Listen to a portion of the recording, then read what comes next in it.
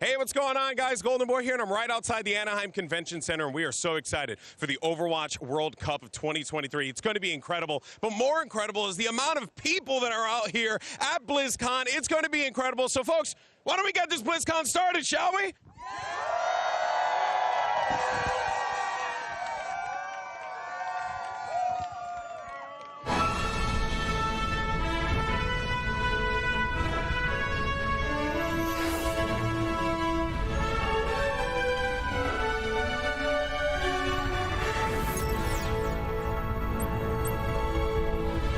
Hello and welcome to the 5th rendition of the Overwatch World Cup. Teams from around the world embarked on their journey to BlizzCon earlier this year, and after many months of qualifying matches, the top 16 teams went to Anaheim to play in the group stage, which just concluded this past week.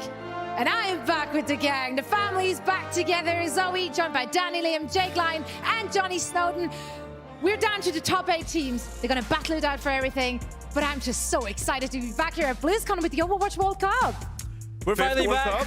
5th World Cup. This is where it all started for me, guys. Yeah. It's a special place in my heart for and Overwatch. Also, we kind of missed you, Jake. I missed you guys. You know, group stages without you was kind of rough. We mentioned you at least once per segment. You did. Maybe I missed you the most. I just want to say that. I love you guys. I'm not scared to say it.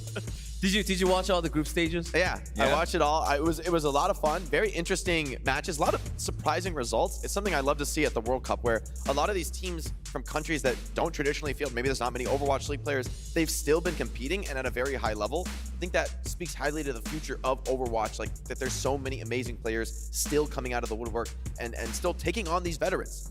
And it's one of the most exciting thing about the Overwatch World Cup, right? To see new faces emerging onto the scene and making a name for themselves. A lot of players we know from, for example, the Overwatch League, they had their humble beginnings in the Overwatch World Cup. So let's see who's going to emerge after this very weekend. You see in the back, it's still a little empty. That's because the doors are not open. So we're just taking that time with our pre-show here to set you up for all the goodies that are coming our way. First, we're going to take a trip down memory lane. Let's take a look at some of the highlights from our group stages. Finn playing piano. He got interrupted though. He was trying so hard to play the piano. All of Team South Korea is like, no, we don't want to hear your piano. No, we're done.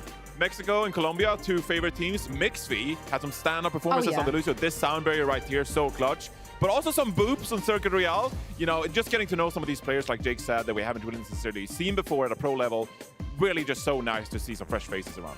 And also Kingdom of Saudi Arabia, they came out swinging. Like people like players like Quartz, they were definitely outstanding in their group stages as well. Yeah, Amazing stuff. We got treated to so many highlight-worthy moments. Only made better, of course, by the fact that I got to watch them with you guys, with the posse. So if anyone at home wants to share all the action with their crew, why don't you host a watch party? Just follow the link you're seeing on your screens right now, and you can get in on it. And not only will you be treated to good times watching the games, you can also earn special drops at the BlizzCon all weekend, Let's along go. with watching the Play Overwatch Twitch channel. And I mean, look at those goodies. Oh, I love Overwatch. We love skins. Which love one? berries. Which of the spray? Rush 'em or Let's Dive? Which one did you pick? I'm gonna go with Let's Dive. I'm more of a dive. I'm more of a dive person. I like Russia. I'm a Let's Dive. Oh, Russia. I'm gonna rush him. Get in there. You're let's right, dive, rush.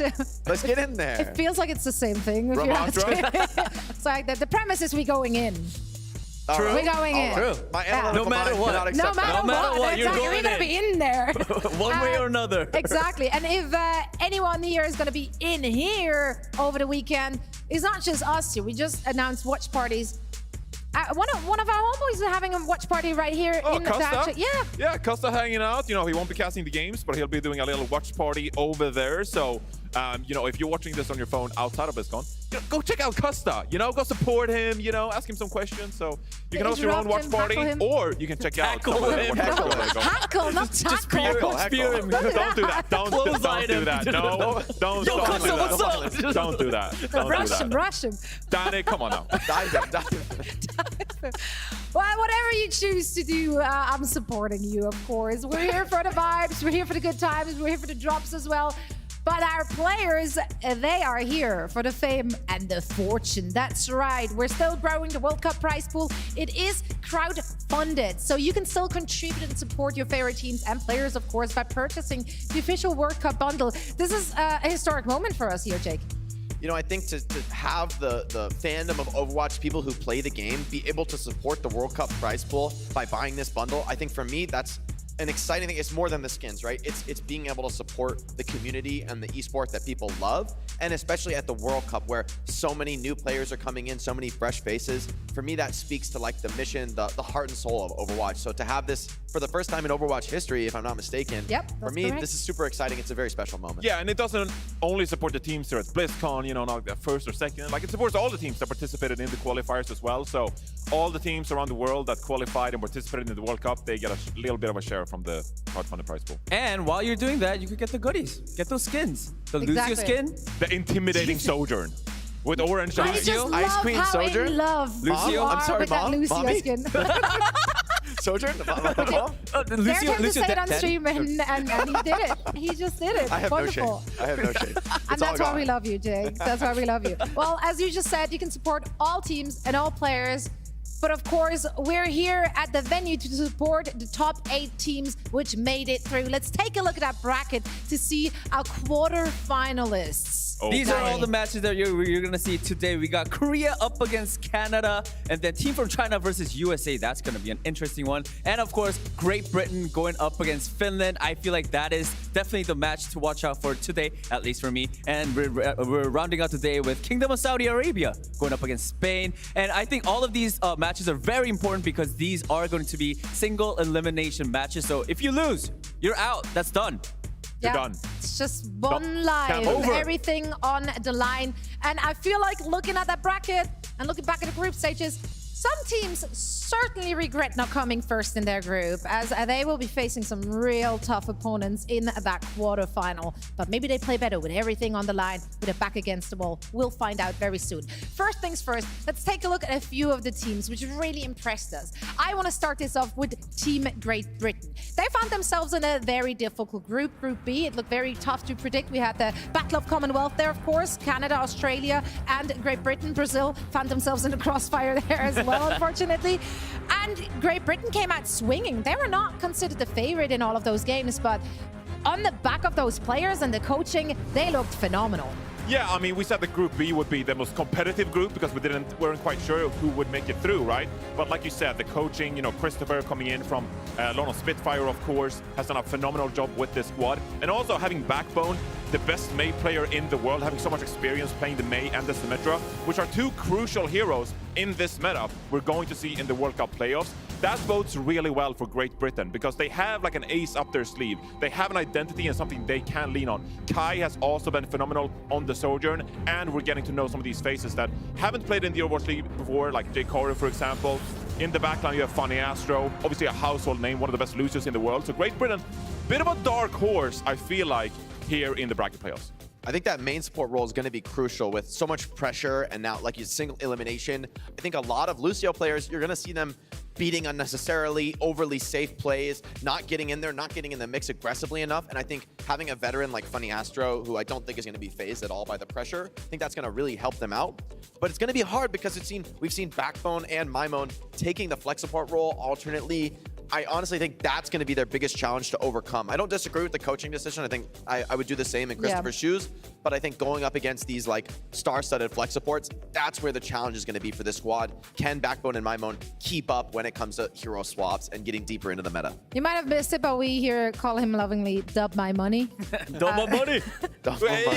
Yeah, we're pushing it a little bit. We might be pushing it. The nickname I don't here. get it, but all right. You don't? Okay. W. We'll tell you later. It reads like Dub My Money. You guys have to explain way too much. Yeah, we maybe Explain reached a little bit. We maybe reached a little bit. Anyway, moving on. Let's take a look at Group A. Finland found themselves in that group.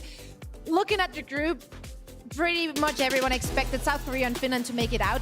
I just don't think that we anticipated how polished Finland is going to look in the process. Quite frankly, they made South Korea sweat, taking a map off of them, and they played it close until the very end. It was super close. Finland almost got the win against South Korea. But listen, yes, like you said, I think everyone sort of expected Finland to move out of the group stage along with Korea. But the fact that they were able to play South Korea that close, that really speaks to how good this team could really be in the Overwatch World Cup. And honestly, if they go out, if they beat Great Britain, I think they have a really good chance of making a deep run in the Overwatch World Cup. They got great players like Vistola, Saga, Masaa had an amazing performance in the group stages. I think Finland is definitely a team that you really can't take up. I mean, take up, not take up. What's the phrase? Underestimate. There you go. If you don't bring your English A is game- hard. If you don't bring your A game, they're going to Dude. be. We can take them out later after the show, you know? Yeah, we can take it out. Yeah, But I feel like Masaa for me Recipe on a is a total destiny. key for them. Like so many of these teams, right, have been decided by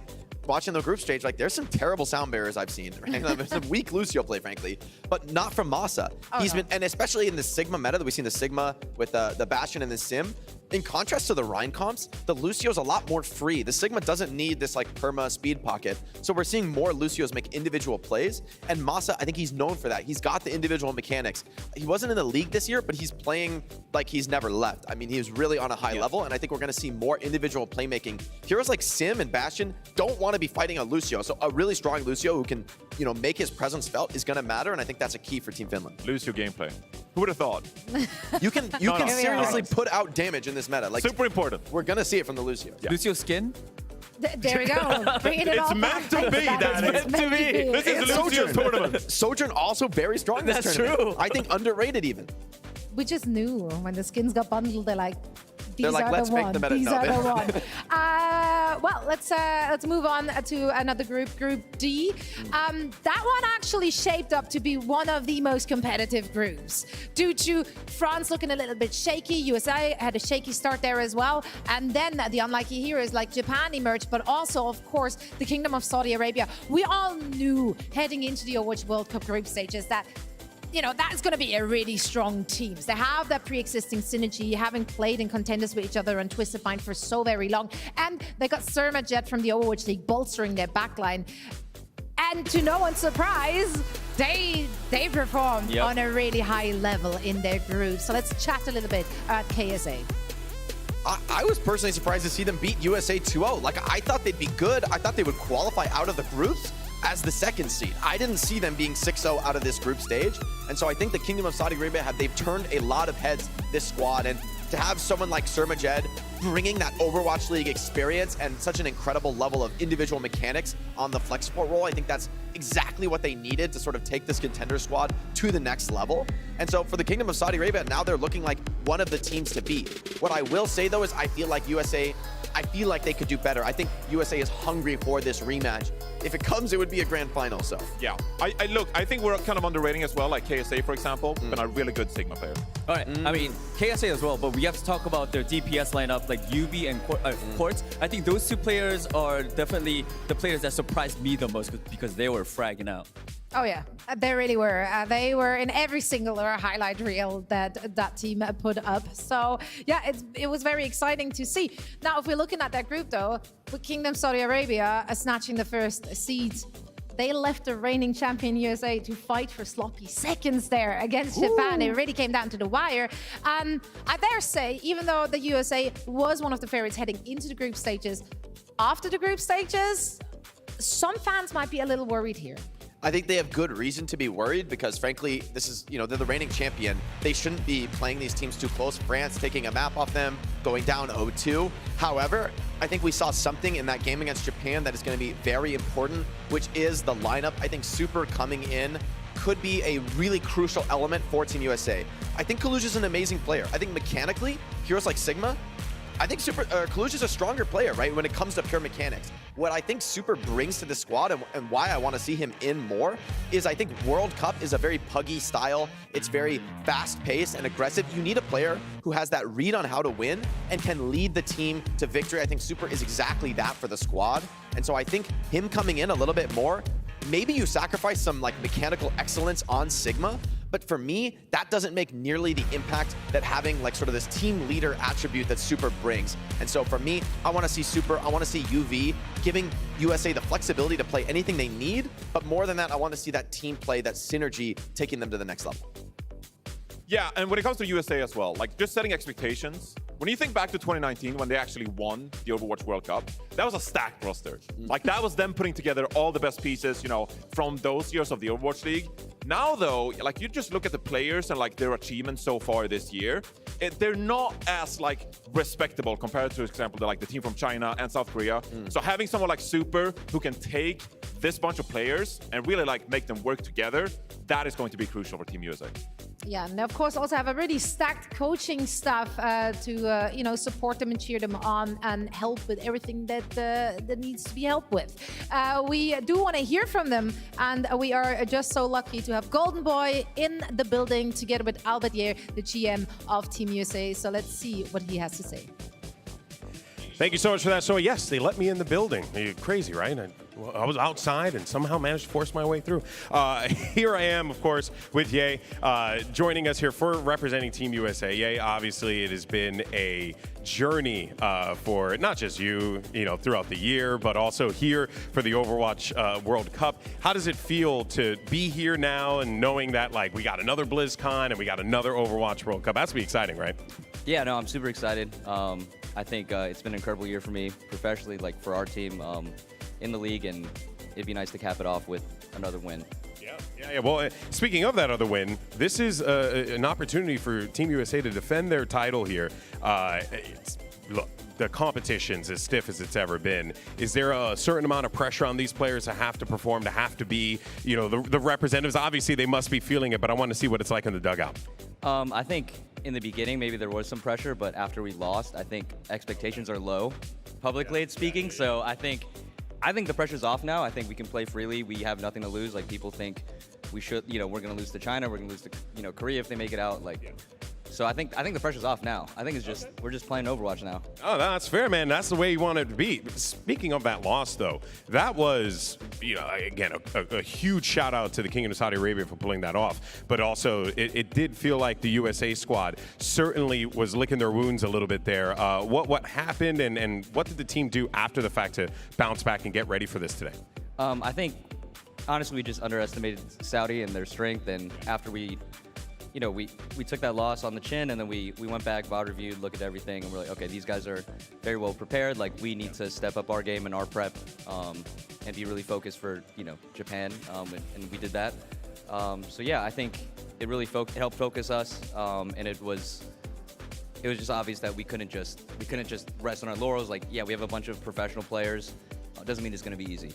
No. Got to put in the work. Yeah, totally fair. And last thing before I let you go, because you were talking about the professional players, it ain't going to be easy, and it ain't going to be easy. Your first match is against a team from China, so really a lot of pressure here because this is a squad that could very well take the whole thing, and I think everyone's very fearful of them. How's the USA squad feeling? I think we're very confident. I think after the lineup changes and our recent scrim results and practice results, I think we're in a position to take it all. And I think for us, for some of it's more personal than others. We haven't beat the squad. At least the league, my league team hasn't beat the squad in 2 years. So a lot of history here. All right, I love that. Interweaving storylines, just the way we like it. Well, Albert, thank you so much for your time, my man. Always a pleasure to chat with you. Zoe, back over to you. Thank you so much, Golden Boy. So great to hear from Albert getting that insight. Love the idea of a tactical loss to take the pressure off in the group stages. Why not? Why not? I'm running with this one. I love that. And we always, of course, indulge in making it personal and making it a grudge match. So you heard it here from Albert. Some people do want that dub very badly on the team. Yep. Definitely a match to be excited for. And we have a lot of those, actually. Let's take a look at the schedule so you know exactly what is coming your way in our quarterfinals today. That's right, we're gonna play all through the quarterfinals. So many great matches ahead. I mean, look, am excited. We haven't talked enough about how stacked this bracket of. Like, we get treated to USA versus team from China in the very first round. Canada, we thought they topped the group. They have to face South Korea. Oh, we're in for a great day of quarterfinal matches. Yeah, that's right. And you might see here is a little gap time-wise as well. And that's because there's plenty of other things happening at BlizzCon that we want to show you by means of announcements and whatnot. So we make space for that. And generally, I mean, we're here at BlizzCon. There is so much to be excited for. 100%. What are we having our eyes on? Well, any rumblers in chat? Rumblers. Any rumblers? Rumblers right here. Anyone rumbling out there? Yeah, there's one game in particular that stands out. We've We're been all hard at addicted. it. We've started our guild. We are Yeah. actually playing while we are on air. Our We kind guild of are, is we kind of up are, yeah. and running, and it's going great. You know me, I'm a classic WoW guy, so I'm looking forward to the opening ceremony, see what's going on there. But Yeah. I'm over there trying to amass Shadowmurn, but I had to take the week off. So sorry Any about Overwatch that. Sorry about players? that, guild. Definitely. Any I love Overwatch that one, players? love that Come on. one. They've got some Overwatch Diablo. announcements. I've been a huge Diablo fan for all my life. I'm super excited for everything that's happening over there. That as well. hall is Oh, Yeah. it's Like, scary. yeah. Oh. It is It's actually so scary. You guys, all of you guys are in for a just treat. when if you you're here walk at in, you're gonna be BlizzCon. like, you're gonna be It's blown away. You're gonna be crazy. blown away. Yeah. Yeah, there's just so much to see and so much to be excited about here at BlizzCon, such as the first match of the day here in the Overwatch World Cup. And that is, of course, Team Canada facing off against South Korea. Canada that did have a tough match, like we knew that. They did clean up their act, though. Although they looked a little shaky at the very beginning of the group stages, they cleaned it up and they started to look really, really good. Yeah, I mean, look, to a lot of us, Canada were the favorites to top their group in Group B, right? Because they have so much talent on this roster. You look at some of the names, and Seeker is the first one that really stands out to me. I played with him in Toronto, so we're both. Okay, That's Johnny. all, that's all you You know him like that. But he can take over games. Like, Yes, Seeker is so yes. good on hitscan, he can take over games. Also, Falls, of course, a really experienced off-tank kind of player. You can see him play Orisa right here. His Sigma has really been on point, and you got two really good flex support players. But the main support player is the one who stood out to you, Jake. I want to see more of Magic Maple. I've seen a ton of Lucios this tournament playing scared. I think that often is what people do when they're in a high pressure scenario on Lucio. It's like, okay, I'm just gonna speed you guys around. Like, you Let guys carry me. loose. No, but you need to let loose, especially in the Sigma and Orisa comps. Yes, you speed your team. Yes, you enable them, and you need to have good sound barriers. But you need to get in there. Booping these heroes like Bastion, Symmetra, getting booped around is not what you want on those heroes. And so the Lucios who can get away with that and still get out with their lives, they're gonna have an especially high impact on the game. I wanna see those greedy sound barriers holding for that delayed beat. That's gonna win you team fights. And I think Magic Maypal, Noxus as well, these are like the unknown players on Team Canada, I think it's fair to say. Both of them looked great to me in the group stages, and I wanna see more of what they can do here in the elimination bracket. Yeah, quite frankly, once Magic Maple got switched in, like, it was a game changer. I truly felt the tides shifting for them as soon as that change happened for Team Canada, and they rolled with it, and now they're out of the group stages and here on the big stage at BlizzCon. Of course, they're going up against Team South Korea. They topped their group, unsurprisingly, and they were having fun with it too, all right. But Danny, was their match against Finland maybe a little bit of a wake-up call? Not a little bit. I think it was a big wake-up call. You know, I'm pretty sure these players, you're looking at the lineup, I think these are some of the best players that we have in the Overwatch Pro scene, right? So them playing in Finland, of course, it was a great job on Finland's side for playing it so close with South Korea. But at the same time, it is a wake-up call, you know? They need to wake up. They were maybe having a little bit too fun, but now moving into the quarterfinals and their first match against Canada, I do feel like they're going to use that wake-up call to like really go in serious. We're looking at players like Lip, and you know, like Hanbin is in there, Fielder and Chio, probably the best support duo that we have. They're not gonna, I don't think they're gonna fool around anymore. You know, this is single elimination matches. I think they're gonna come out swinging and they're gonna just dominate. Can I say it? Can I say it? What? Say it. I don't think South Korea is like the big bad favorites that like we think they are. Well, I after think they're Finland, actually right? pretty evenly matched to like some of the other teams we're seeing around here. If you look at their roster, they haven't played that much when it comes to these Sigma Brawl compositions compared to some of the other, you know, Dive compositions we've seen from them this year. So yes, as much as I'm the first person to be like, I love watching Sparkle, May, Symmetra and all that, Hanbin Sigma, for example, they gotta play together. They gotta get that chemistry going. And I don't think they're the big favorites that we think they are. We could see some upsets here in the playoffs. It's not an individual carry meta, right? Like that's what honestly the teams from South Korea, that's what they would want, is to have every individual player kind of on their own making solo plays. Because on a one-to-one level, that's what makes them such a scary team to go against. These individual players are monsters. But you put them in this rushed, team-focused composition.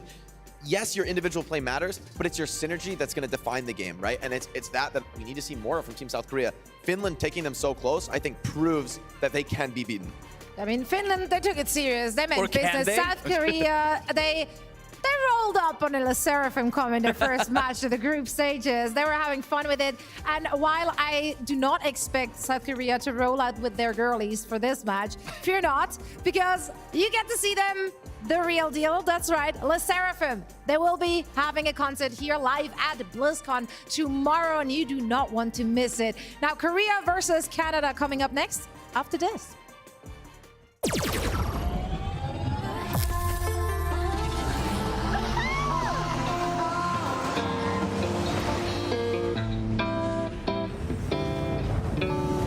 Me and my girlies, we gon' party till it's early. Got me feeling otherworldly tonight.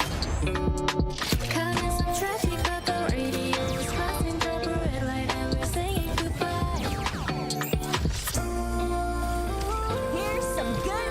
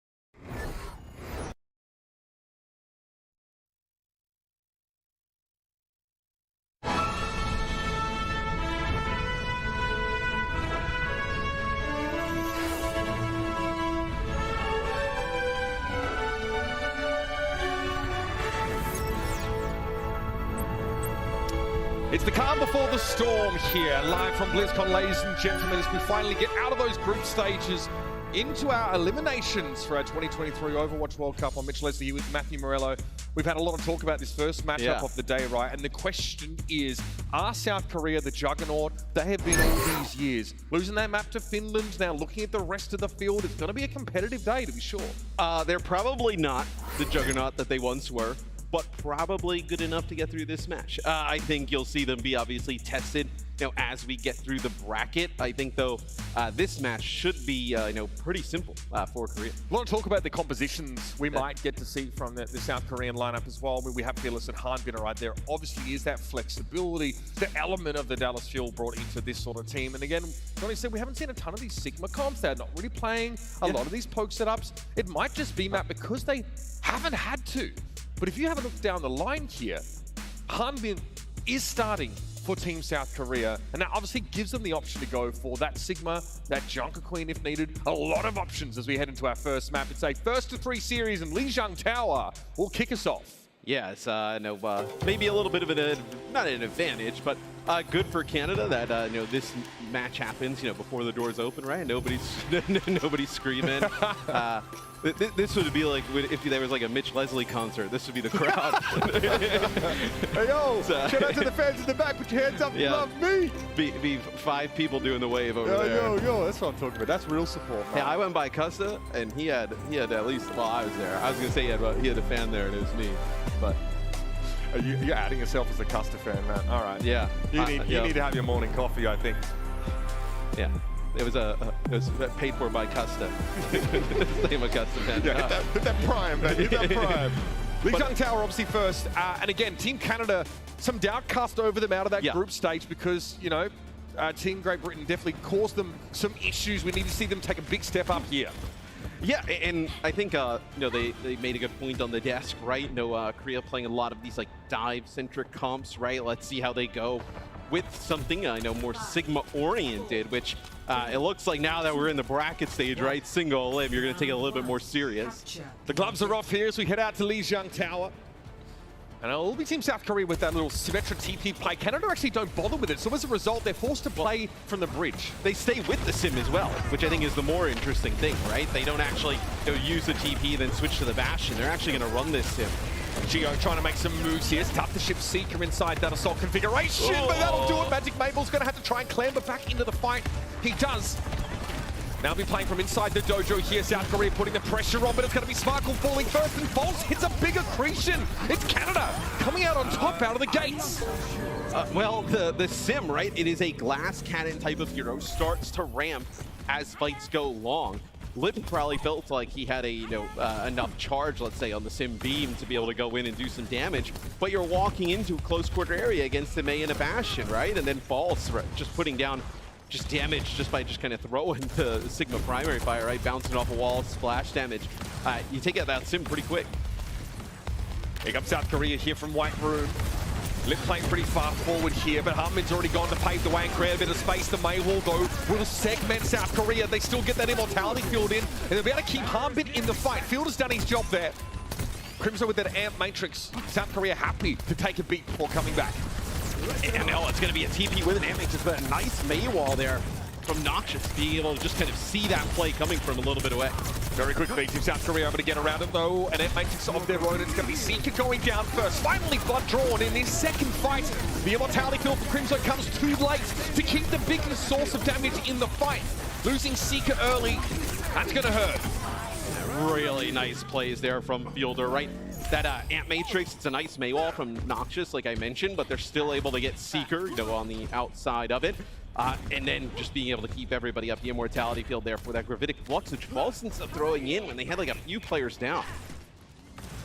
South Korea come back in with some key abilities of their own. The Blizzard is definitely one to keep an eye on. How does Seeker have the space to line up? That ultimate, well, he's going to fire it off first here. South Korea give it a bit of ground here. Start to split. Sparkle going to throw an early Blizzard and actually dives into the fight. It's going to have to be an early ice block, but does the Blizzard catch on? Noxious reciprocates with one of his own, and the sound barrier comes from both sides. Lip now with the only Symmetra on the field, throws out the wall. Seeker a little bit low. The boot to knock Canada out of the way. And here comes South Korea. running them off the map here as they approach the bridge. I mean, that was a sick rabbinic flux there from Hanbin. Connects with like 3 or 4 players. You just saw everybody's health bar just get chunked down there. Then the rest of Team South Korea just runs right through Canada. Canada in a world of hurt now, Mitch. I mean, only this Ant Matrix, Korea is going to take the lead here in a really rough spot. Up against Lucio, Matt, you've got no other choice but to come at the fight from White Room to Bridge. Here's a TP. Fielder going to throw that Ant Matrix up here. Canada mostly avoiding the damage here, but this could be nasty in the next couple of seconds. False is trying to bully his way forward. Seekor's in that assault configuration for a time. It's going to be an Ant Matrix from Canada now. Mayweather to try and keep South Korea under the thumb, and it works. Fielder falls foul off the tactical grenade, and Harmin's in trouble. Here comes Seeker now with the damage amp and falls, but he's still standing, and he's ditching the deeps. I mean, the Bash just does so much damage now, where it feels like a bit of a miss if you're just not gonna play him. Like, it feels like he is one of the staple characters of the meta, right? To not run him. Now, the grenade still does tons of damage. Inside of the Wheels mode, you're able to pump out tons of damage as well. And Korea does take the lead, but Canada in a prime position to at least tie it up. South Korea TP across the gap. Bisect the point with the wall, and Sparkle wants to push up on the left side of it. That Blizzard's available. He throws it in straight away. False couldn't hit it with the kinetic grasp because he goes up for a gravitic flux. Here's the beat from Chio. He went a little bit low here. The rest of South Korea now galvanized to put this pressure down on False. It's just Noxious and Magic 8 Ball, and they will fall soon too. South Korea gonna lock it up with Lucio being the last elimination of that fight. There's no chance to touch. Yeah, it's just a support play from Korea that is so strong. I mean, it's not a surprise, right, with Fielder and Chio, but the beat comes through from Chio at the perfect time or right after Canada uses theirs. He's able to just kind of hold on a little bit longer, then ends up using the beat, keeps everybody alive. You mentioned how sometimes not bringing the Bastion into these fights feels like a little bit of a miss. Still though, that key wall from Lit allows South Korea to push aggressively up behind it and kind of close the gap on the very dangerous Bastion. Let's see if there's any changes coming in here for this point. I actually probably don't expect any because if you were going to play Sim, right? I mean, this is the better point for Symmetric. So far, South Korea looking somewhat fallible with this Sigma-based setup, but the fundamentals are locked in. Again, they'll be quicker to the point. So Canada will be forced to pry in from the outside. I know Korea uses the TP to get out of spawn, not to go up top to the point. There's put a lot of pressure on Hanbin. That's going to be Immortality field out. Great response from Chio, though. He very quickly comes to the rescue of Hanbin, who was caught behind that Mei wall, and the Immortality field getting thrown means that Hanbin gets a say in the fight after all the focus was aimed at him. Now it's a matter of cleanup. Yeah, it's the Sim way better here when you're set up on the point, right? You have all those turrets rolling. Like, how do you even kind of get in if you're Canada?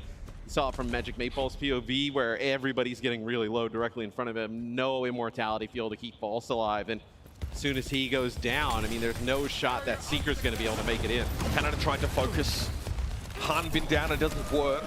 So what's the plan now? Early Immortality field there from Fielder as the Mei wall caught Korea in a bit of an awkward spot. Fielder though might go for an Ant Matrix from the back of the point, but not before Hanbin gets picked off, and False deals with Fielder from behind the Ant Matrix. Much better look for Canada. Yeah. That early Mei wall really throws South Korea off kilter.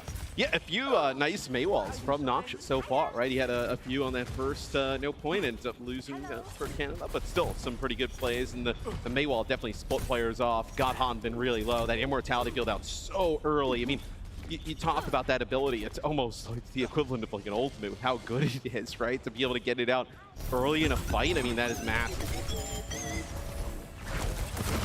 Here it is.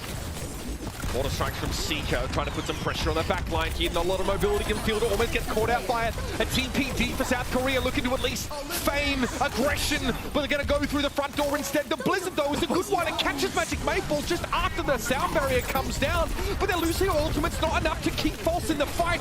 Now Chio's still hunting. Just Magic Maypole and Crimzo left to play with. South Korea get their pick of targets as they're all frozen stiff. Yeah, it was so bizarre. Like, Canada ends up using their beat, but then, like, they walk into the Blizzard, like, walk back into the Blizzard. Maybe it's just trying to protect False a little bit. Maybe you see if you get a boop, knock some players away, but he's still going to take, fatal damage there. Hanbin now wants to play close here. Look at the line of scrimmage set so far forward. Crimzo studious Slink keeps Magic Mayball in the fight after Gravitic Flux came through, but that is an early immortality field now gone. Accretion doesn't connect. An opportunity to punish. Hanbin goes begging and Lit comes through. Very charged up, very lethal, and absolutely looking to punish. I mean, that Maywall from Sparkle was sick, right? Knows that the Immortality field is out. It knows that the Baptiste is obviously the largest source of healing. There is that Maywall right in the mix. And no, Canada is able to get that Maywall out with everybody alive, but still it's just so much damage to try and heal up through. And then the Lip and the rest of the crew come on in. Early Flux, just Hanbin. He'll be unbothered by this one. Not even the Immortality field has to be used there. Seeker, though, has to shelter onto it, and it ends up being a trade for the Mayan Bastion. False, though, deals with Chio. Now South Korea rely on Fielder, but who better to put your hopes in? Symmetrical thrown up to cut the map and allows Hanbin to have position. It's going to be a 2 versus 2. Canada have no choice but to go for this, but they're in a compromising spot. Magic Mayball is so low, and there's no way South Korea are going to offer themselves up to a boost, so here comes a sound barrier. But Fielder just vaults over the accretion. False now low, and here come the reinforcements. Sparkle first on the scene, and False cannot hang on. Seeker slides across the point. Suzu already got used there by Crimzo, and now it's a recall for Noxious just to try and keep the stall alive. 44% is all Canada can manage, and South Korea take a commanding lead. They take map number 1 with relative ease there. Canada made some nice plays, but man, I mean, the support line of this team with Chio and Fielder is just so strong. Feels like they rarely have ever make a mistake. There were a couple of instances where Canada were able to take the initiative, set up a good Maywall Noxious. Yeah. Really impressed us, I think. And you can see when there's an early immortality field teased out of South Korea at the start of those fights. It normally bodes well for Canada as they try and put the pressure on, but that early flux from Hanbin, fighting off the point, the Maywall from Sparkle, that's a fight you can't afford to lose when you're behind. And also, I mean, the flux is so big, right? It forces out like a lot of the healing cooldowns and whatnot. False, he uses that flux at the end, it only connects with Hanbin. Like, they don't even need to use Immortality Field, right? After he's got a shield up, he's got Kinetic Grasp, like, there's no resources like low value. Yeah, extremely low value, so have to get better value out of some of those ultimates if you're Canada. But it's the kind of map and matchup compositionally that's going to test those fundamentals. Let's have a look back here, Matt. This is a big flux. Behind the sim wall, you sort of suggested Bastion might be the better play here, but Lip makes the sim work. Yeah, and the sim wall is actually quite effective against like the Amp Matrix and whatnot, right? Instead of the Maywall, gives you the Maywall to be able to kind of keep splitting players off from the point. As you see here, I mean, once this sim starts to get charged up, right? Doesn't even care about the Kinetic Grasp, right? Just does the damage right on through. Nothing you can do to mitigate that here, of course, Chio. This was a pivotal fight mid-round. Another sim wall gives South Korea a really safe staging ground to flank Canada and push into them. From that point on, Canada are behind, and it's Hanbin starting an early fight here. Look at this Maywall from Sparkle. This is after the fact, I think. Nothing they could really do about it. Yeah, I mean, you see just everybody on Canada health bar at like 50% and lower, and they have nothing left. No Immortality Field, no Regenerative Burst. Lucio healing's not enough there. I mean, eventually you're going to crumble, especially off of the ramping damage that comes with the sim. So Canada map pick coming in here. We'll see what they decide to do on Hybrid. I don't think we'll see Circuit. I think it'll probably be a different map. Probably wouldn't want to go there, especially with how good Hanbin is on the Sigma. So it'll be Blizzard World here for map number 2. And this may provoke a substitution from Team South Korea. There might be a map that they want to actually use Fearless in here. See a couple of players just stepping down from the stage. So we'll have to see what the setup is going to be. We'll be back, everybody. That's map 1 in our first quarterfinal between Canada and Team South Korea here at the 2023 Overwatch World Cup, live from BlizzCon.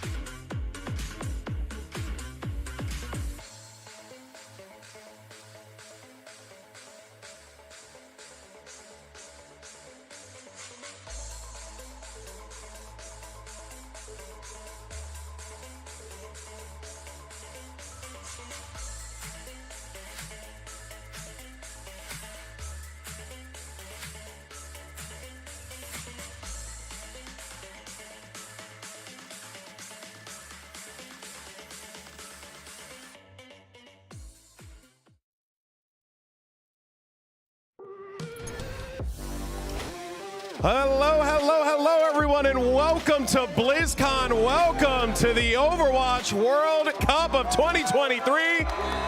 I'm Golden Boy, your host, and oh boy, we got people rolling in now. The doors opened up for BlizzCon, and it's going to be a great time all throughout these next few days. But I want to actually talk to some of our fans over here. We have one. Oh, actually, you come over here. Join me. Well, what's your name? What's your name? Where are you from? Kiev. I'm from Dallas. All right, Kiev from Dallas. Okay, obviously. Now, what are you most excited for this year's BlizzCon? Overwatch World Cup. Oh, Overwatch World Cup. Well, you know what? I like that. You're here to support any player in particular? Sparkle. Okay, okay. So I think a lot of people like Sparkle as well. What is about Sparkle that's, well, you know, it makes him your favorite player? I love Sparkle's Genji. I'm a Genji player. Okay. And he's a really fun player to watch. He's always really excited and has a fun attitude. Awesome. Well, I think we all love that as well. Thank you so much for your time. I really appreciate it, guys. Thank you so much. Now, folks, we're going to send it back over to the casters. Get us into this next game. Mitch and Matt, over to you. Thank you very much, Golden Boy. Wouldn't it be a treat to get to see a little bit more of that Sparkle Genji? There are some instances where it's possible. Maybe like a Genji on like a Circuit Royal. He should just do it for the fans. Exactly. It's World Cup. It's a Do it for the celebration. fans. Do you know what I mean? That's worth celebrating. I guess if you're a Team Canada fan, you're probably not really in the mood to throw up those hands just yet. A little bit of a tough round for them on Lijiang Tower, but they make a decent start. And it looks like their win conditions, their understanding of how to win the fight with these Sigma compositions is pretty solid. They just get caught off guard on a couple of occasions by these early gravitic flux from Hanville. We've got some subs here. Cal in for Magic Mate Ball.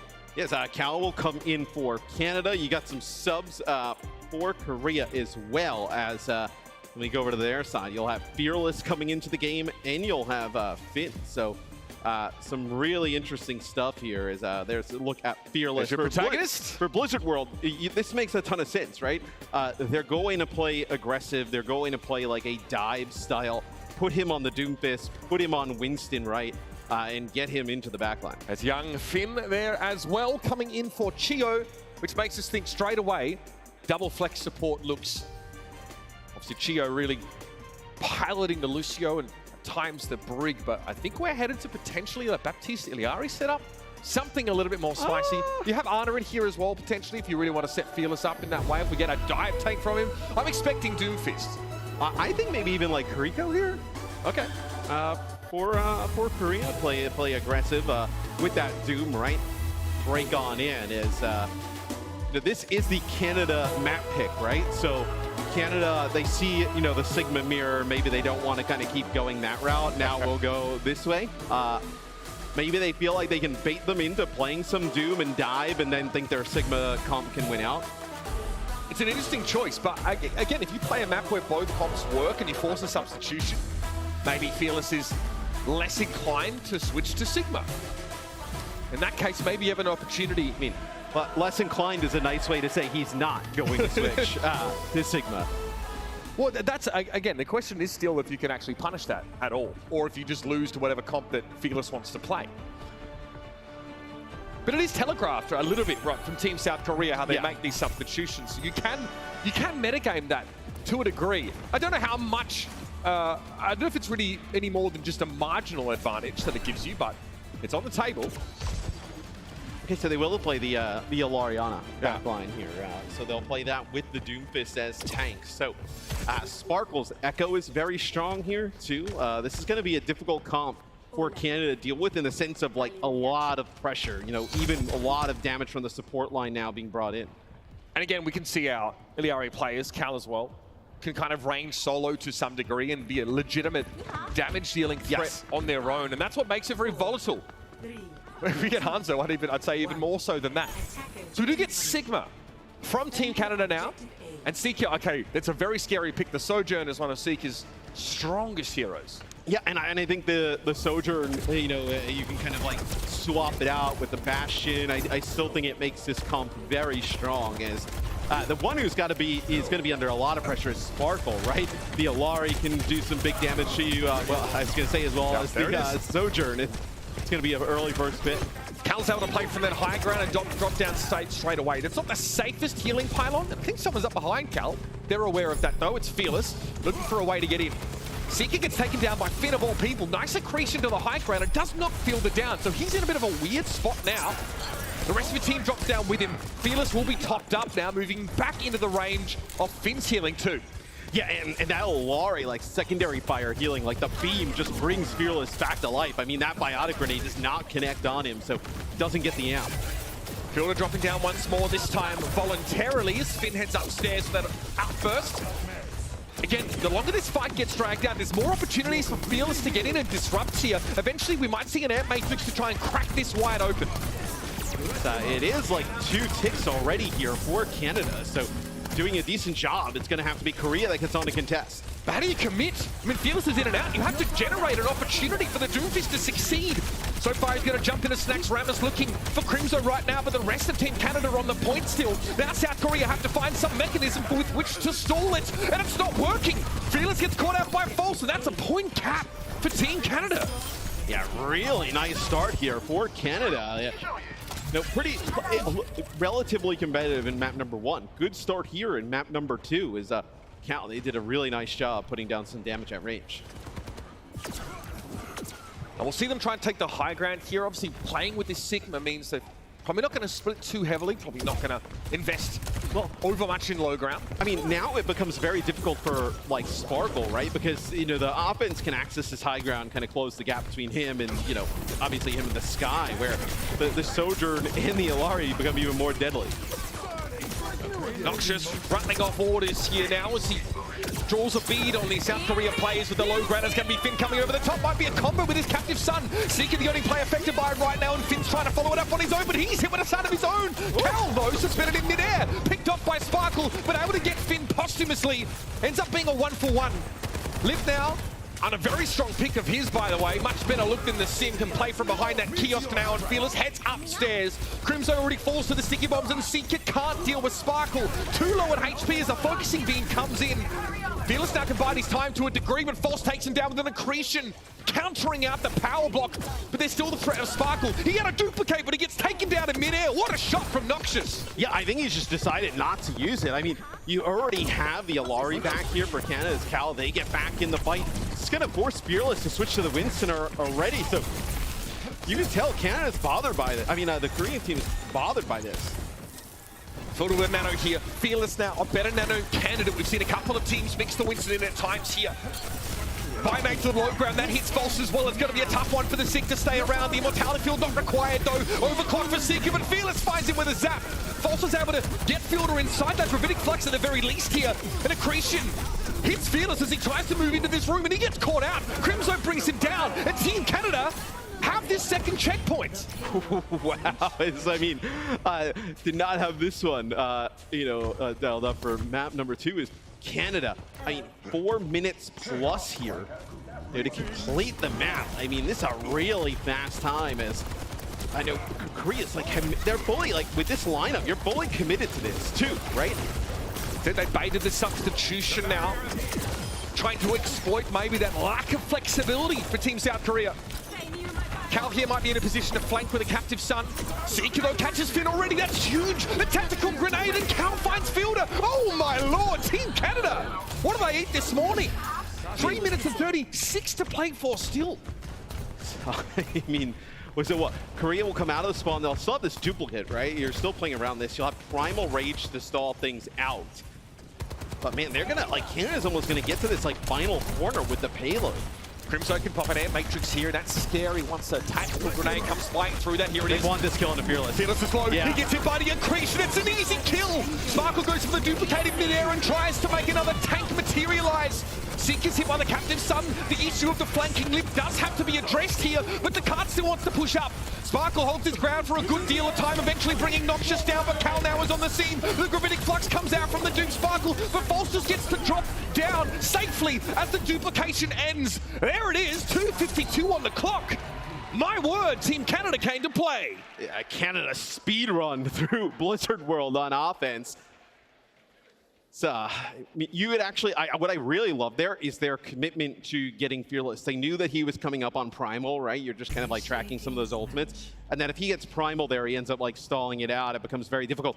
They get him really low and then drop an Amp Matrix and just fully like all in on him. and they end up killing him. He's like 98%. And then he actually switches over to the Doom to get back, like, because it's desperation. So they don't even end up getting a use of the Primal.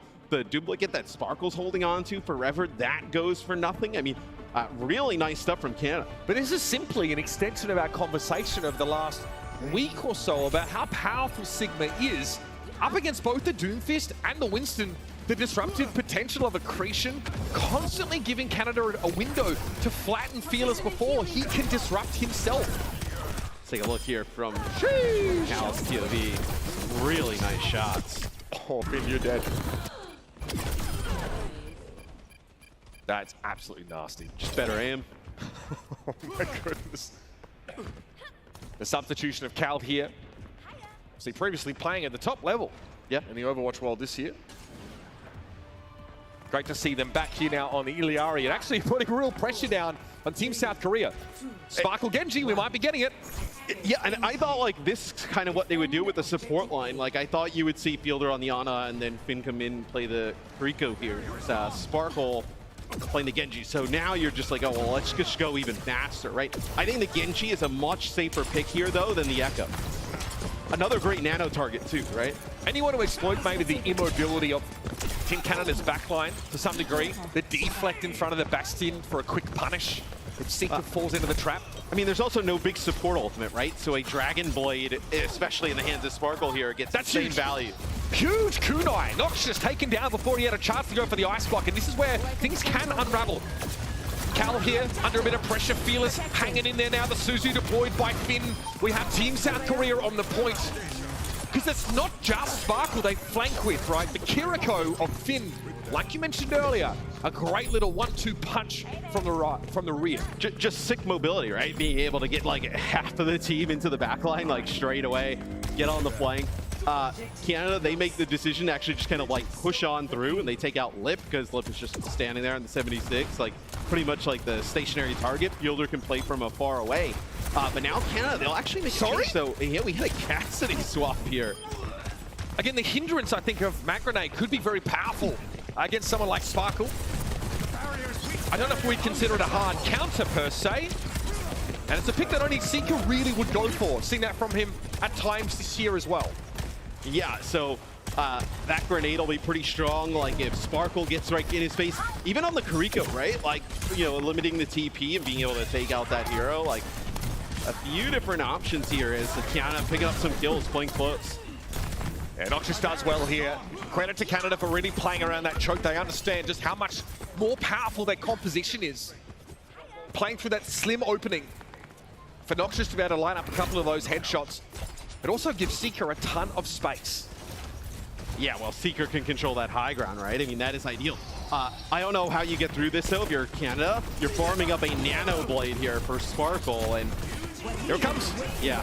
Sparkle with the Nano Blade now, looking for the front line by the looks of things. Captive Sudden maybe just to get Cal out of arm's reach. Oh my goodness! Sparkle thought about the deflect. He's going to be hit with the debuff, and Cal eventually gets kill credit for that. South Korea by no means, they're by no means winning here. They're still going to push in. Cal, though, in a vulnerable spot. The punch is good, and Seeker can't roll away. Still, for Canada, right, you hold on to some ultimates, you hold on to the blocks, you got a Deadeye to combo with it. It's like a rank play combo. But Korea did have to use the Nano and the Blade to get through that. It wasn't exactly super clean. Canada put up a pretty strong fight there. Noxious here with a Blizzard in hand. It's going to be a Kitsune rush to start a fight. And who's the tip of the spear but Fearless? Does hit the rocket punch, but no follow-up. Great wall here, though, to block the tack visor entirely. Lip is utterly stymied. Cal in the corner hit with a Bionade, and Fearless was able to get in there and follow up. So that's no Iliari. Seeker really wants to buy a bit of time, I think, with this Deadeye. No kill. Fearless going to pull on out here, and Sparkle avoids the Mag Grenade for now. They're going to go in once more. They see Crimzo, who couldn't get out of the Meteor Strike, and Seeker's eyebrows at risk of disappearing into his hairline there. Ed had no idea what happened. And South Korea will clean Canada up again. I don't know if the Cassie's the pick. I mean, maybe go to the Sojourn here. Yeah, Bastion will be the swap where, yeah, it does not seem like you're getting much value out of the grenade. I think the Tracer's quite interesting too, right? Put some pressure onto Lip and Fielder. You know, make it difficult for them. Not allow, you know, Lip to just sit in the back line and just get free damage done. Speculative accretion there for False. Would love to just make it harder for Fearless to be in and out like he is. He will take note, I think, of the flanking Cal. I mean, they're in a spot as well, Korea, to set an even better time, right? That is not out of the realm of possibility. Here he goes. Nanobu's being given over to Fearless, and that means he can stick it. False here.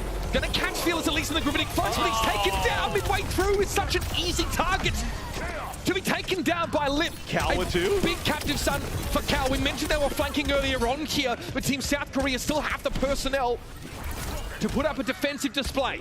Man, Cal, they've had a fantastic map thus far. Like, picking up 2 kills there, just nobody else alive able to make a play. And obviously no like sound barrier transcendence here available for Canada. So like this blade, there's really nothing you can do against it. Really like immortality field to be attacked by is just to get everybody weak, back them up. No May here. There is of course that Sigma protection from the barrier and kinetic grasp. So Lip just pops it maybe to force a couple of cooldowns. The immortality field is down. That is the most important story out of that fight. Here's the rush. Here's the blade. Here it comes. It's Sparkle in. Already Seeker removed by Fearless's punch, and he'll satisfy himself. Getting False out of the fight. Now where's the touch come from? Maybe Cal can get there. Noxious attempted it. And after all that, Team Canada still have a slightly bigger time bank to play with. What, 7 seconds, right? In terms of a difference here, yes, 7 seconds. I mean, it is a bigger time bank, but really, I mean, it's not a huge difference as Korea, they clutch up, they bring this one back. Canada, they probably felt like they had all the momentum in the world, like we got this, and then now all of a sudden they find themselves pretty much in an even game going into OT. How optimal do you think the Soldier 76 and Genji DPS duo is here with this Doomfist comp? Like, I mean, what are you trying to say? Going up, or at least going up against the Sigma setup. Like, is that going to be the answer here? I actually think the Genji is like a really good pick. This would actually be quite interesting, bringing in this is just fully committing to like a dive style, right? Bringing in Reaper, just getting into the back line, right? I like the consistent damage of the 76. It's a fairly easy ultimate to get some value out of, like whether it's cooldowns or space or whatnot. Reaper's ultimate feels like hey, very powerful. Probably gonna die here. Okay. Yeah, so I like this Get your affairs in order. Yep. Guys, I'm going in to get hit by an accretion and die. He wasn't playing it. I wouldn't hate it though. So pedestrian. Wouldn't hate it. In the current year? Yeah.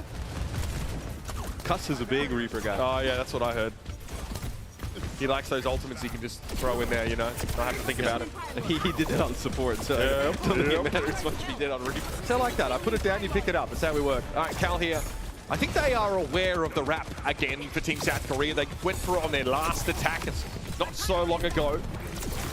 Sparkle will be a threat, and Nuisance for Fielder goes low. And Seeker gets the extra damage. That was likely just the explosion radius of the tactical grenade, but it kills the kill, and now South Korea are down to just 5th. And I like how Canada, and they did this the last time, it's just they didn't do it enough times in a row. They're able to identify like who is the target off on their own and really capitalize on that. Right there, it was a nice Maywall from Noxious. Gets right behind Fielder. Fielder not able to back up. They take him out. Like in the previous defense, right, they were able to get Lip early on. So I think Canada doing a nice job adjusting to, okay, who is the target that's alone? Who can, they don't have a speed boost, right? So they have to use that Maywall to really kind of trap them and be able to do that and take those players out. 46 seconds left to play for Team South Korea. This time maybe not opting to go for as artful a flank. Playing more as a unit as they approach. That's the healing pylon down. They might have the high ground here, and here comes Fearless. Crim's already gone. And Seeker follows not long after. Even the Amp Matrix deployed there to try and get them out of trouble. They get torn to shreds by the anime protagonist. Yes, that is a nano boost that goes on to Fearless just to give him a little bit of extra survivability. That will be the point taken for Korea. And now, I mean, I think Canada's in a really rough spot, right? No Amp Matrix here, no other ultimates to work with. Captive Sun. You're going to get Blade here for Korea, and you're going to have the Visor. You could even like have Fearless play hyper aggressive and Meteor Strike out. Like a lot of options here. Damage control is the name of the game here now for Team Canada. They must limit South Korea as they approach through this phase of the map where the Kitsune rush to start the fight for Cal. They're looking for a solo flank. They come up with very little, but may want to go there again. It's going to be a captive son up close. Who is caught by it? Lip now in the flux. He'll get taken down as he touches the ground. It's a one-for-one trade. It's going to be Cal standing up yet again. One more would be brilliant, but maybe it's not even needed. Sparkle goes in, the dash gets the job done. Fearless looking very low on the point. Cal will have that extra kill. And Canada puts that push to bed. So Canada keeps themselves alive, right? So they do give up the point, so they're going to have to at least get a point cap and then probably one fight after. I think a lot of this is going to come down to this first fight, right? If Canada can win this first fight, they give themselves a great opportunity, right? They may even give themselves a second fight. Now with how close the spawn will be to the cart, they just need to have a good start. These are the kind of games where Lip's impact can actually be a little bit more subtle and hard to track. He's not playing a Sombra where you have this large team fight ending ultimate, this really powerful solo flanking ability. He's often out there just trying to add consistent damage on a bit of an off angle. Yeah, this is what I'm interested. Are you going to play the Echo or the Genji here on defense? So it'll be the Echo, where I actually kind of understand. Like I feel like the Genji is a little bit more all in, like where on defense it's a bit harder to kind of get value, where like the Echo you can be a little bit more choosy, right? Like you can kind of like sit in the background, put down some damage, stickies, then decide to collapse, right? The Genji you would only really get value going in, where I think at this moment 2:07 on the clock, there's no reason to risk it, so to speak. Well, right? It also means, is it really just the Genji that goes in? Well, like, does the Kiriko have to follow? And the thing is, if you die here, let's say if you're Sparkle, right? You can switch to the Genji for where the payload is at the end, right? So I kind of like the Echo start here. The mate here is a big pick. Can cut off one of those sides of the point, prevent flanking or catch someone out. That's the attempt on Fearless. He just gets away. It was close. But Fielder, though, he was the one that kept Fearless around. He had to play out of a safe zone and therefore gets caught by Seeker. You've lost your Ana. Sparkle now needs to come to the rescue. Cal is first on the menu now, 4 versus 4. Yeah, but you can't lose Fielder like that. I mean, he is just out in the open. That is an easy shot for Seeker. But Seeker's not in a great spot to do much right now. He's trying to charge the railgun, but there's no targets. And that gives Sparkle some time. 3 kills for Sparkle in the fight. And because Canada, they slow things down for about 10 seconds there. They lose the advantage for that first pick. Well, they lose Cal, who, they've been a huge source of like damage. Feels like every clutch that Canada's need, they've come up with. You do get 1 tick, but I think losing that first fight is just absolutely brutal, especially after you get Fielder first. Like, you draw first blood and then still end up losing. Sparkle can stay hidden as well. Stay out of Seeker's sight lines, and then strike when he sees it's safe to do so. For example, when Seeker's just chilling inside that Snacks Ramus building and not peeking out, or playing aggressively. Finn here from medium to long range. Kitsune Rush here would be a game changer if they can get it. They are wrapping around slowly, starting to encircle Team Canada. Right, they're going to collapse on them. They have no problem with, like, forcing them into this close area. That duplicate of the Sojourn here. Sparkle could have finished the job there with a focusing beam, but it would have been too risky. Still, Lip finds the kill on False. That's your Sigma now gone. It's traded for Sparkle, but he still have the Doomfist to work with. Noxious goes for a Blizzard. Finn trying to climb the walls to get out of there, and it's no good. Finn with the Nano, it's not enough to keep him alive. And that might have been the answer here for Team Canada. They finally come up with the goods. And that might be brutal for South Korea. They end up using the Kitsune Rush, Nano, Duplicate, and Visor during that. Just because they probably feel like that's their opportunity to win it. They end up blowing it. Now, Cal will come back with the Captive Sun. This could be cleansed, right? So it's not big, the hugest deal, but Seeker with the overclock, you're in a situation where Canada can clutch up. In that last fight, it was Noxious. He did his job. Now it's time for Seeker to step up, already trying to assume a bit of an off angle, but Crimson gets plucked out straight away. It's going to be a Captive Sun. Again, speculative. Cal hoping for something. Going to be going over the wall there with the outburst, but Fearless gets picked off. That's a trade. These spawns are going to be so close for Canada, though. A long walk back for South Korea. Conversely, Matt, that's the scary prospect. Accretion whizzes past Sparkle in midair now. Falls going to be downed briefly by a Vianate, but cleansed off straight away. Asleep, all the CC for the Sigma, but he picks himself back up and gets on with the job. Now we've got ourselves a game. As Canada ties it up 1-1 here to start the day. And with the, Korea used too many ultimates to try and just clutch up and hold that first point. And then where the payload is, like the spawns are so close for Canada.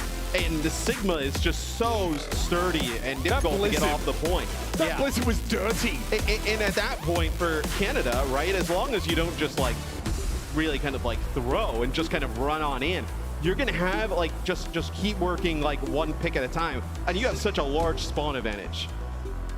Absolutely massive there from Team Canada in the final seconds. They did their job on defense. They held Team South Korea to limited progress. Let's throw it all the way back to this first attack here. Seeker getting a lot of value, but South Korea getting washed away here on this first push. Yeah, I mean, Canada looked awesome on their offense. Really, I think, Canada is totally okay with playing like the Sigma versus the dive. I think that was clearly demonstrated.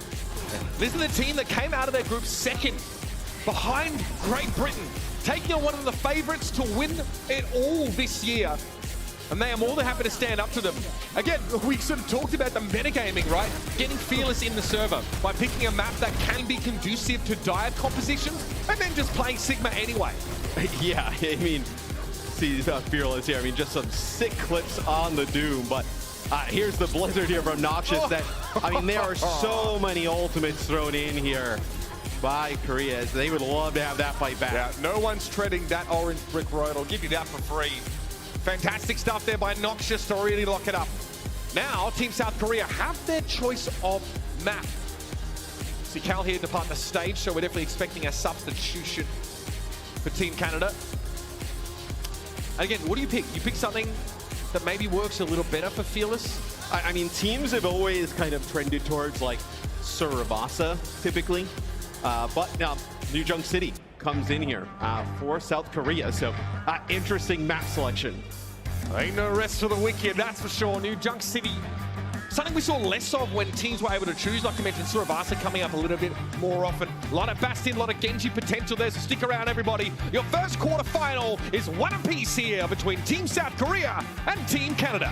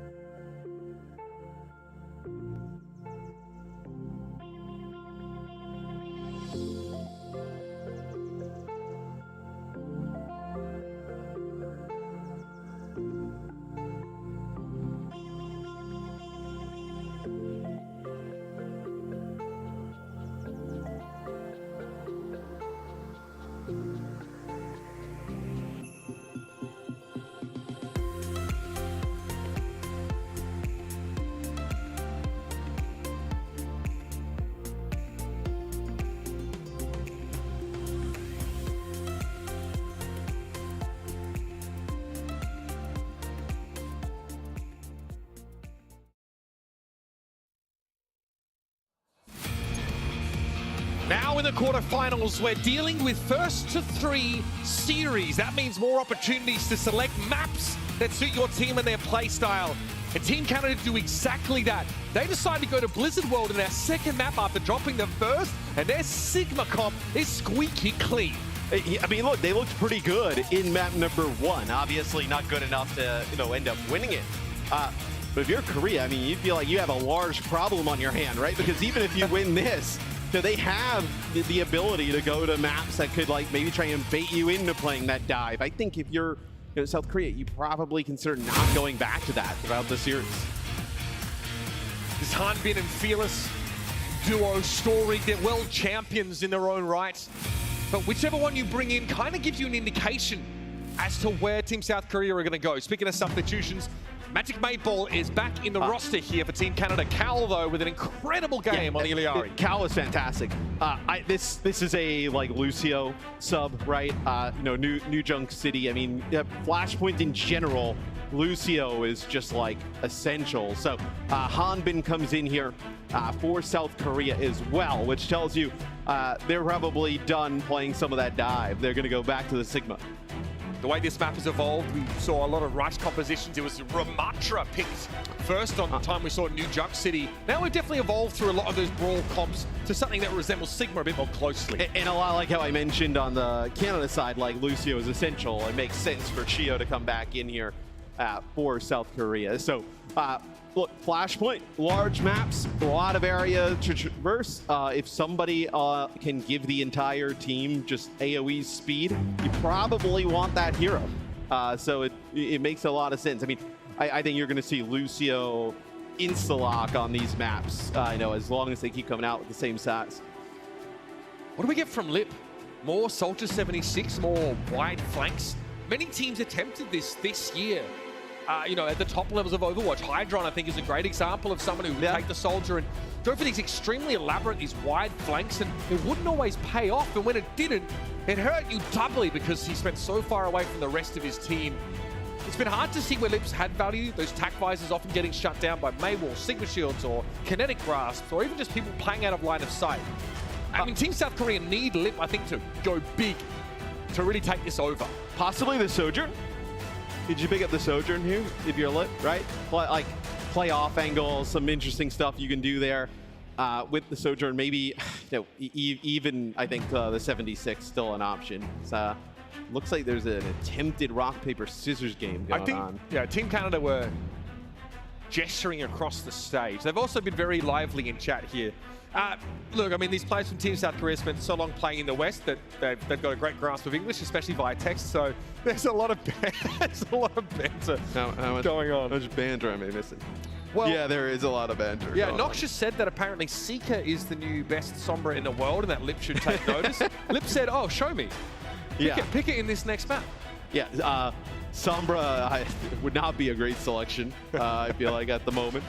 I mean, look, if Lip is not playing Sombra, you know that the hero is not in the best spot. Lip would love, and South Korea would love to have him on that hero with how good he is. This is probably a good chance to circle back, I guess, to talk about some of the stakes here, because Team South Korea, they're our original This is single limb as well. Yes, single limb. We're dealing with our original world champions, and Team Canada, who've been in the top 4 before, but they came out of the groups looking underrated. And this now begs the question, if this is how good Team Canada are, then how good are Team Great Britain on the other side of this bracket? Are they capable of shaking things up in their favor too? I mean, both sides of the bracket are interesting in their own right. You have the USA versus team from China match coming up nuts. later. That'll be a crazy one as we are getting ready to jump into New Junk City for map number 3. KSA has been awesome, right? Has not dropped a map. They have looked tremendous. I mean, a ton of experience, with playing together on that team. Sirmajed is a great player. So, this is really, you think about Overwatch World Cups in the past, and it's always felt like there's a clear favorite or two. This feels very open. The most competitive Overwatch World Cup we've witnessed, especially if this first match has been anything to go by, folks. So strap yourselves in. It's time for New Junk City. Well, you think back to, the first Overwatch World Cup, and even the second, it felt like South Korea was just so far ahead of everybody, and then obviously China started to play really well, USA, and now you start to see KSA, Canada, Finland is gone, Popping their head back up. Finland have been in the top 4 before as well. So you're starting to see that there isn't a huge gap anymore, right? That I think also Overwatch 2 has obviously changed the way that Overwatch is played in general, right? And I think a little bit more opportunity for individual skill to kind of shine through, and I think some more individual playmaking, and I think that's definitely brought some new players into the scene all over the world that have really closed the gap. I'd also suggest, we've seen quite a bunch of players that have been on collegiate rosters, that have risen up from the path to pro, and also we have had for the last 6 years, a global competition where teams have been able to be exposed to different regional styles and get experience playing as one another. We're looking at False here. Obviously, a number of these players from this Team Canada roster have played at that level. Seeker, Crimzo, of course, is a fixture of the league for many, many years. So that talent development pipeline especially in the West, has started to churn out some world-class players. Let's see if Team Canada have what it takes here. This is a South Korea map pick, and Hanbin might be hovering that Sigma here. Yeah, and that's why he's in, right? I mean, you can play the Queen, you can play Diva potentially with Hanbin in the game, but really it is for this Sigma play. All right, straight to the middle of the map, of course. The sim will be maintained for both sides. Yeah, I was going to say sim for both sides, which is a little bit of a change up as Korea did run the sim early on, but it was Canada running the bash. Pulse almost getting caught by that first May Ward. Can see the game plan unfolding before your very eyes. Very similar to what we saw on Lijiang Tower. Battered and bruised our Team Canada right now. And I tell you what, that Immortality Field did a lot of heavy lifting, but it couldn't lift no more. Team South Korea run rush shot over Canada here. Yes, they make quick work of Canada to take control of the first point. So the sim look is a little bit interesting, right? It's about getting those cooldowns, keeping the sim up, letting the sim start to ramp, and then once you get like a slight advantage in that regard, then use your speed and put the sim in position to start just beaming players down. Here's why the Lucio is so important. Team Canada want to get back to the scene of a crime as quickly as possible. The creature there from False maybe attempting to catch Hanbin. Sparkle able to wrap around. Another good May ball here from South Korea. This one might be an open and shut book at this rate. Kill conditions absolutely secured immediately for Korea. Yeah, and the reason you run Lucio, and the reason that everybody does, like, you pretty much get an extra fight on the point with the speed. Like, if you didn't have the Lucio, you're looking at like 2, maybe 3 attempts. Like, with the Lucio, you get a good third fight, potentially even a fourth. So the way, though, Canada is being pushed back, they may not get a great last fight. I like the sim wall, the TP here for Lip. They're going to go try and wrap around. It's going to be Sparkle getting caught out first. Gravitic Flux, 2 players caught on that one, and Noxious is in deep trouble. Is there an ice block available? This Blizzard might be too late. Hanbin just about able to get out of it, but the sound barrier for Chio was all they needed. Yes, Canada can flip the point back here, but they're going to be at a play at a disadvantage as South Korea comes thundering back to their territory. Yeah, and it's their tank, right, who would have ended up having this Gravitic Flux. So Noxious is trying to live here on the point inside a block. It's going to be the sound barrier. Why not commit that here? Team Canada need to buy time, but Magic Mayfall isn't bringing his allies back into the fight. He's here on the point, so it's going to be a player disadvantage for quite some time for Canada. They're never going to have everybody in the fight. Sparkle there is able to go for the ice block as Seeker was looking to bring him down. And okay, 45% for Canada, but really you have to wonder, maybe better off just standing and fighting outside? Yeah, a little bit closer actually than I thought. You know, there towards the end in that last fight, right, where Canada almost get to go. I like this switch for Canada though. Going away from the sim, don't mirror this. Try and punish it instead, right? Playing the Sojourn. The Sojourn, you can like pick this sim off at range, right? With these rails, pretty easy, and Seeker has fantastic aim to do so. False looking to wrap here. All of Canada with him right now. That barrier's already gone, so here's the rotation of cooldowns. Hanbin doesn't look to exploit that with an accretion. False is trying to give his team a staging ground here, but it's not a great sightline. Look at where Korea are playing. Seeker has to try and wrap around on this right-hand side. And a little bit of pressure being put down, but South Korea get the point to start with. Now, eventually, Canada has got to go up a gear. Yeah, and I think you're maybe looking for when you get a flux, but Lucio's traded out on both sides. Crimso so clean there. Not only security kill on Chio, but make sure Noxious stays in the fight where the pressure's now happening in the front line. And Crimso, he might not have an angle to play from there. The main wall means he can only heal through a keyhole. And that's not what Baptiste is looking for. No, and that's Ant Matrix and Flux there used by Canada. So you don't have that for these next fights. Is Korea, they'll have their Gravitic Flux, so look for them to try and get some, really get that Immortality Field out, put down some damage, and then use Hanbin's ult pretty aggressively. South Korea don't opt to push off the point here. They're a little bit safer to play on it because there are so many little flanking angles that the rest of these DPS can take. Hanbin here, okay, just trying to make sure he can see if there's a flanking Seeker. There's a contingent of Canadian players trying to wrap around to Hanbin. Now goes for the Flux. He catches 2. That's pretty decent. Ice block going to be forced early as well as the Immortality Field, but they've already lost Chio, and things are falling apart for South Korea. Great boot. Sparkle now is out of the fight for the next couple of seconds, and that leaves Hanbin all alone. And Canada leap upon it. Yes, Canada, I mean, they clutch up. That is actually a pretty nice flux there from Hanbin. Noxious with a good ice block, right? Prevents all of that. They're able to keep False alive, though. That's the big difference here for Canada. I'm curious, do they decide to, no, they're not going to push up. They're going to play a little bit further back towards the point, so give Korea some space, which could be, I mean, Korea, if you want to, right, you can sound barrier and engage They just need off of that. Yeah. Just one fight. I think South Korea don't have as effective flanking DPS as Team Canada, so they might just have to bully their way onto the point. Hanbin has got a lot of work to do to mitigate this oncoming damage. That's the main wall, though. That's a big one from Sparkle. That's going to let them at least get a seat at the table, but now, which piece of fancy cutlery do you pick up first? Sparkle here, Ice Block able to avoid some of the damage from Seeker, who will be forced away from the point, even inside that overclock here. Eventually, Sparkle will fall. Look at that May wall.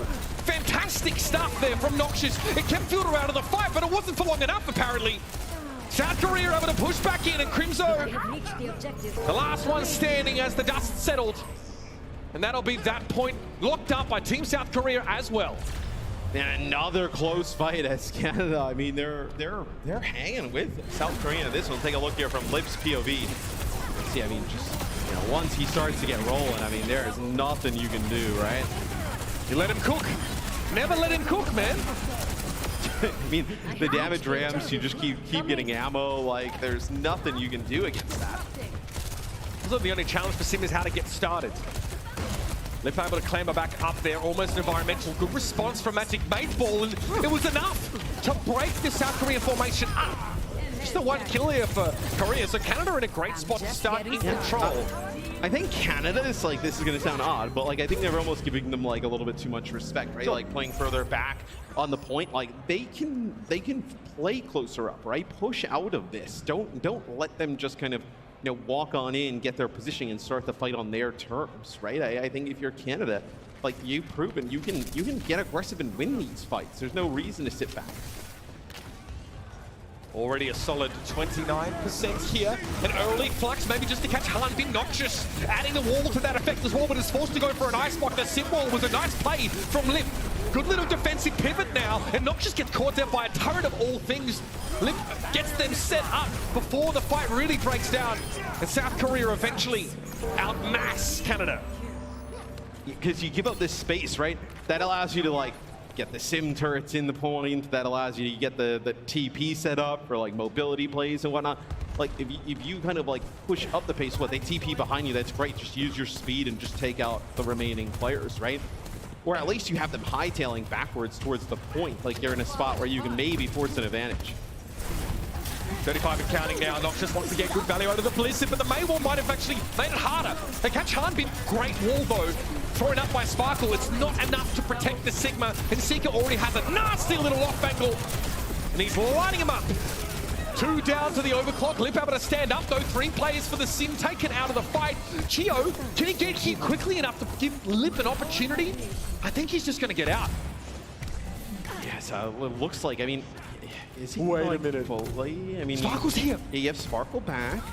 You can find this. It's just false. Where's his healers? Crimzo is on the wrong side of the wall. Nice Immortality Field. That's huge. King's False alive. Now can you exploit this window? Speaking of which, Ant Matrix thrown up as a sound barrier here for South Korea. Lip is nowhere near the action right now. We got picked off in that engagement. False back, trying to hang in there. All the durability in the world doesn't keep him standing. Despite Magic Mage Ball's best efforts, he turns around trying to find Sparkle, but it's going to be an ice block here for the Magic Mage Ball. See Sparkle still low, tantalizingly just out of reach. Now the turret's getting set up in that corridor for Lip, denying that route over egress for Canada. And South Korea get a chance to breathe, and as a result, they'll take the fight. Yeah, look, I mean, they push up, they get this kill on a Seeker. So now we're at 90% here for Korea. It's going to be False going over to the Wrecking Ball just to try and get a touch. Hanbin here, waiting for the Wrecking Ball to come, but Team South Korea get it done here on New Junk City. Yes, they put themselves one map away from taking this series. That is a Canada map pick. Canada probably has to go back to the drawing board. Probably the pick there is interesting, right? It's a South Korea map pick. Surabasa, you can play like, some other different kind of like compositions, maybe like maybe want to play dive a little bit more in Surabasa with how some of the points are, right? But here on New Junk City, you can play way slower. So they did. Those first couple of points for Team South Korea, despite dealing with that ever-lingering threat of Seeker flanking, setting up with those overclocks. Team South Korea able to win these fights early. The Sparkle May walls were really impactful. Every time there was some pressure being put down, on Hanbin especially, Sparkle's able to protect him, protect the rest of the team. Let's have a look back at some of these moments here on New Junk City, Matt. Yeah, as we kick things off with both teams playing those Sigma-based comps with the Symmetra in play, which I feel like played way more into what South Korea wanted to do. Lip here as well, that was a nice fight for him, but you see most of the fight really won by that air matrix setup as Hanbin pushes Team Canada back into that corridor. Lip here almost able to win out. He finds 3 kills in that fight, has to back away for a time. And then we see a cheeky play in which Team South Korea try and catch Pulse out. There's an immortality field, it's a big turnaround. Now, if you're here with us live at BlizzCon, you might be aware that something very big is just on the horizon. Yeah. That's right, our opening ceremony is just moments away. So we're gonna take a quick break, we're gonna head to that. This match will continue off air. We'll come back, of course, with more Overwatch World Cup right after our opening ceremony, so strap yourselves in. It's gonna be quite the extravaganza. Oh yeah.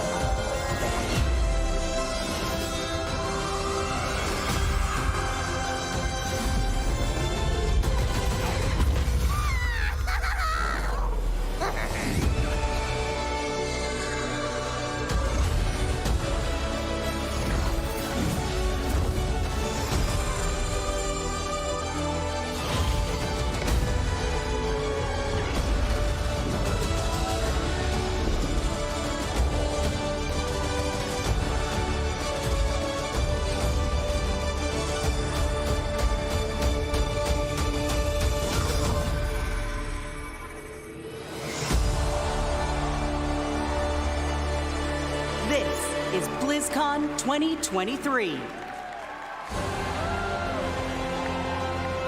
Please welcome the president of Blizzard Entertainment, Mike Ibarra.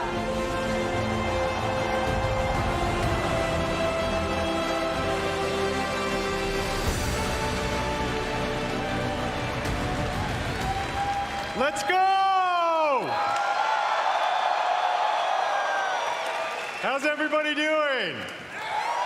Oh man, you know, this is the best gaming community in the world, hands down. Hands down. Thank you, wow. Hello, BlizzCon. You know, it is so good to be back in person finally. All of us. I love you too. All of us at Blizzard have missed this so much. It's 4 years. It's been 4 years. You know what I say to that? That's too damn long. Where's our heroes of Overwatch at? Adventurers of Sanctuary? Defenders of Azeroth? And gamers everywhere, welcome!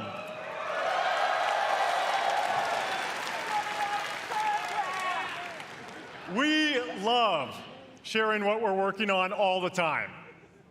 But to share it in person with all of you and to hear your stories, it cannot be matched. Meeting you all face to face inspires us, and we put this energy and enthusiasm back into everything we do. Thank you all for being here.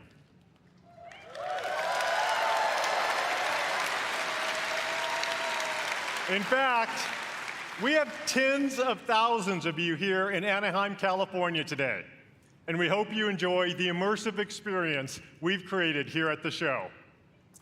We also have millions of people watching right now on stream. BlizzCon, please help me welcome everyone watching from around the world.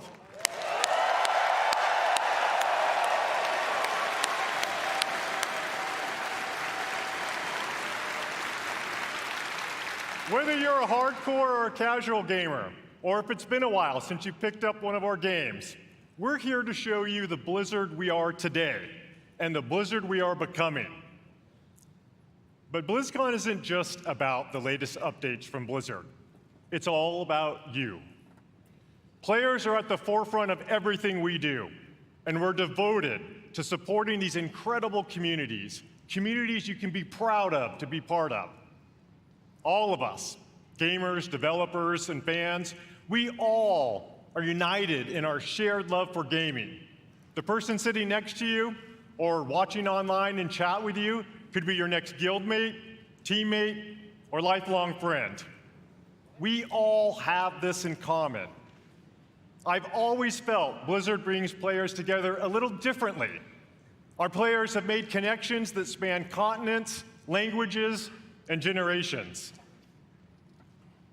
We all have that one story, that incredible play of the game, that clutch card draw, or that raid encounter that your guild barely survived. I know, I've been there too. I know many of us have friends we've met in one of our games. A friend who began just as someone we hung out with in game, but who was there for us to celebrate our real life wins or to support us during a difficult time. That's certainly been true for me. Thanks to my experience playing Blizzard games over the last 25 years, I've met most of my best friends from all over. And I'm so grateful that some of them are here today. Gus, Pika, Nick, Scoodles, and of course Billy and Kaylee, who put up with my raid wipes all too often. I always know that no matter what is going on in real life, they will be there. No matter what game we're playing, these friends are a constant I can always rely on. And I know many of you share that feeling. BlizzCon truly is about all of us, as players, as equals, as friends. As we bring these amazing experiences to more places, build technology that allows more gamers to experience our worlds, and create characters and stories more players can relate to, the Blizzard community grows. And more importantly, our friendships grow.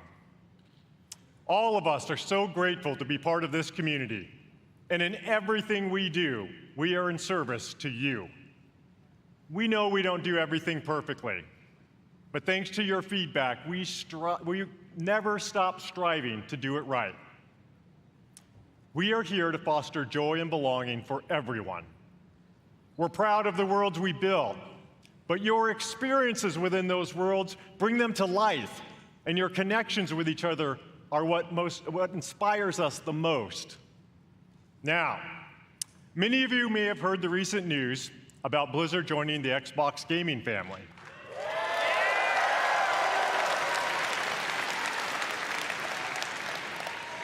Both Blizzard and Xbox believe that gaming is a unifier, that we should all be able to play anywhere and any way we want to play.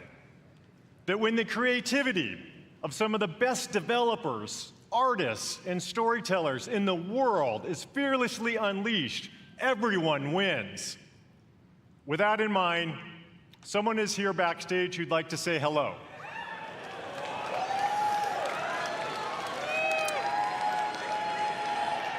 Over the years, he and I played a bunch of games together.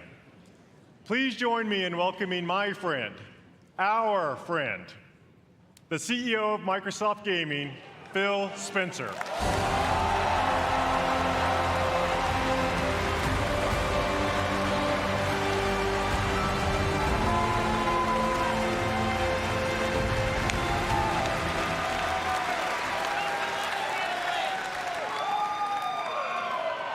Thank you, Mike. And hello, everybody, BlizzCon. This is my first BlizzCon ever. And it's great to feel the energy in the room. You are the reason we make games. Your love for these games truly is inspiring. I recently have spent so much time playing Diablo IV with my friends. Season 2 is awesome. And I can tell you that I can't wait for you to see what the team has planned for that game. It's going to be awesome. Blizzard occupies a special place in the gaming industry, for me as well. Throughout Blizzard's history, they've pioneered and refined so much across the gaming industry, and many of you here today have been a part of that journey. Think of Diablo. It propelled the action RPG genre forward. StarCraft spawned the foundation of what esports would eventually become. And with StarCraft 2, it was a major catalyst for the evolution of games as live entertainment. World of Warcraft changed not only how people developed and supported games, but really it introduced a much wider audience to the concept of online communities. and Overwatch. Not only reimagine gameplay, but also the representation possible in class-based shooters. Blizzard's influence is everywhere, and because of its enduring legacy and phenomenal revolutionary development, with a care and a craft that is incredibly rare in this industry. Our commitment at Xbox is to bring more great games to more players in more places. And now that Blizzard is part of Xbox, we will nurture the essence of what has made Blizzard unique.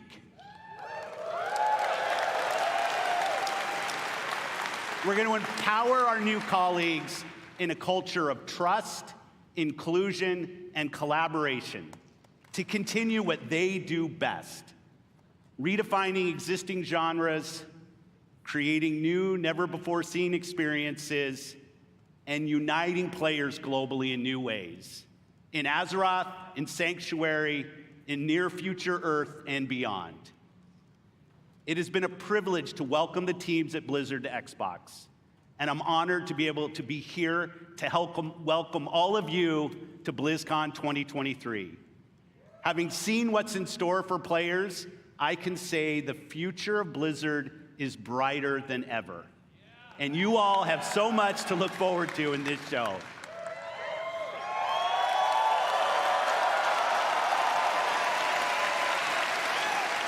So I'll get out of here, let you see the show.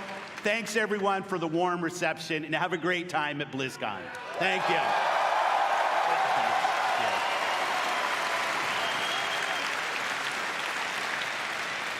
How about that? You know, part of what makes this such an exciting time for Blizzard is that we've never been more empowered, free, and dedicated to holding true to what makes Blizzard unique than we are today. We are accountable for creating this next chapter of Blizzard with all of you. We take this responsibility very seriously as we learn, grow, and get better every day. This is the start of a new era. So much more is possible, and you'll see some of that over the next couple days. Coming up, you'll hear from some new friends and some old friends who are returning to the BlizzCon stage to show more about the games and the worlds we all love. Before I go, I want to take a moment to thank our Blizzard team. You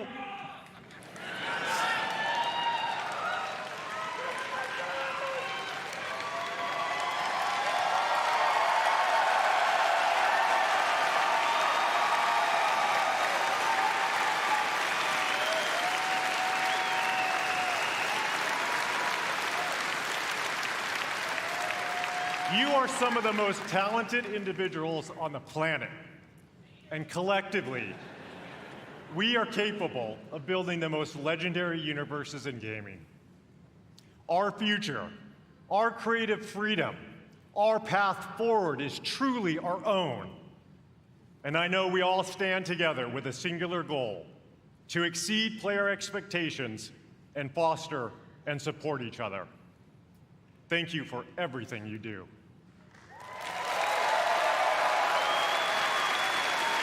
BlizzCon, many of the Blizzard team are here today in Anaheim, working hard to ensure you enjoy your time here. We all love talking to players, so please don't be shy. Come up and chat with us. Finally, on behalf of everyone at Blizzard, we want to say thank you, thank you, thank you, from the bottom of my heart to our players, past, present, and future. Thank you for your passion and your honesty. And most importantly, thank you for being part of our communities. This is what BlizzCon is all about.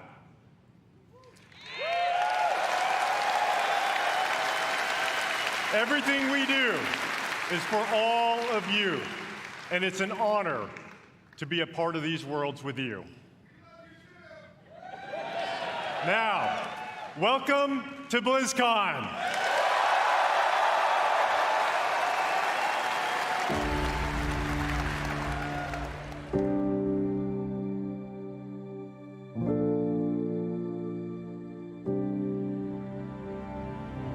wanted to see if there was more out there. Well, see for yourself.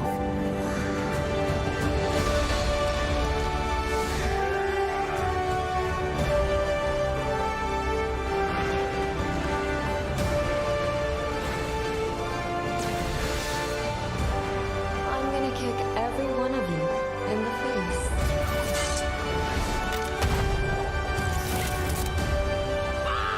You selfish! I'll see you at the finish line. Did you really think this would be a fair fight? Oh my god. That was disgusting. Yo, nerf this!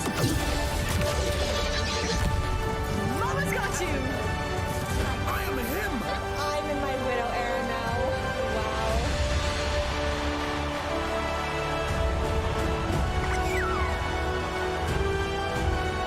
And you out there, the fans, it's been a joy to share this experience with all of you. Thank you so much. Come on. It's time I showed you something.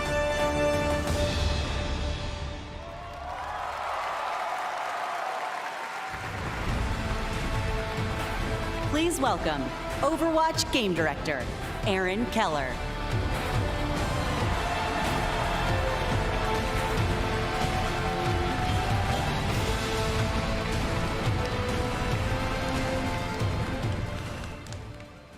Hello, BlizzCon! Ever since we first revealed Overwatch in 2014, you have grown this universe into something truly unique and beautiful. Every single day, we see millions of players jumping into matches, forging new friendships, and showing off their skills. We launched Overwatch 2 last October, and it has been such an incredible year. Since then, you've been crushed by Diva's mech over 26 million times, had more than 79 million lives saved by Baptiste, and played 65 years worth of prop hunt. I love prop hunt. The development of Overwatch is first and foremost focused on you, our players. We want our game to represent this global community, from the release of our Samoa map, to our celebration of Pride, to our first tie-in Peruvian heroes, Lifeweaver and Alari. We also want Overwatch to recognize those focused on achievement and prowess, and released our new progression system and the first set of hero mastery courses this year. And for those that just want something a little different, we've run April Fools and released a dating sim, an actual dating sim, Loverwatch. Listening to your feedback is important to us, and it's driven the team to look at changes to some of the core systems of the game. We've been hard at work on an overhaul of our competitive system, and we'll get into that a bit today and a bunch more over the course of BlizzCon. And there is so much more to come. We'd like to give you all a glimpse at as much as we're able to show you coming next year. And boy, do we have some fun things to talk about. So let's get into it. To share our first big announcement, I am honored to introduce the art director of Overwatch, Dion Rogers.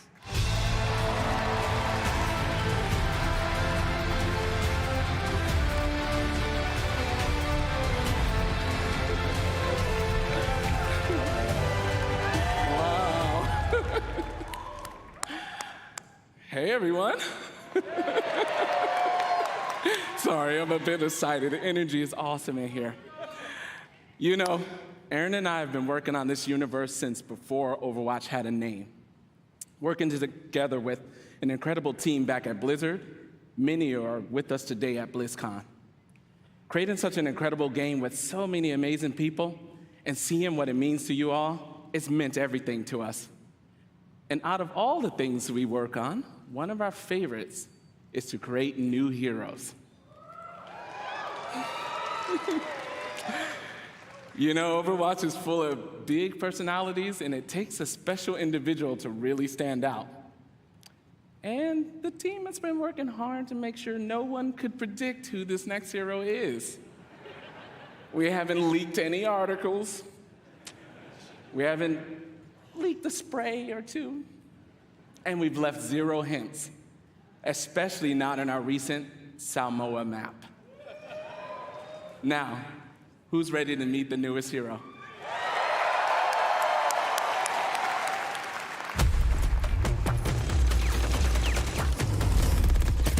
Sorry to keep you all waiting. But now that I'm here, let's have some fun. Yep, that's my name, all right. And this right here is Gunny. And she can light up the whole dance floor. And this one's Cha-Cha. He's a sensitive little fella, a real hothead. And when I fire them both, it's double trouble. Actual gameplay footage.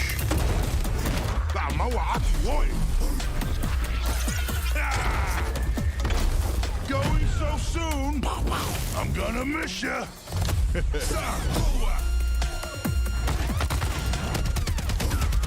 Don't tell me that's it. Both hearts pumping. I got your back. For now.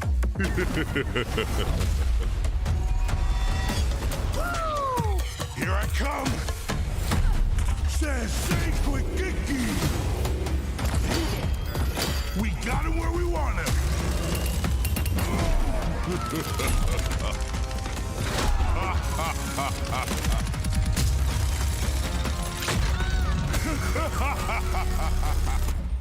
Unbelievable.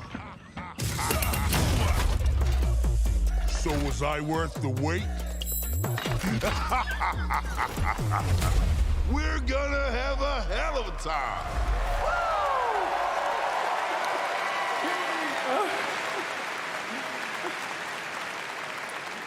That's awesome. I love that trailer. We had a lot of fun working on it. It's amazing to finally announce Mauga. He was first introduced, you guys know, 4 years ago in a short story, and he's been the subject of a lot of fun theories. Ever since that first introduction, fans have been asking when he may become a playable hero. We're excited. We finally have our first Samoan hero.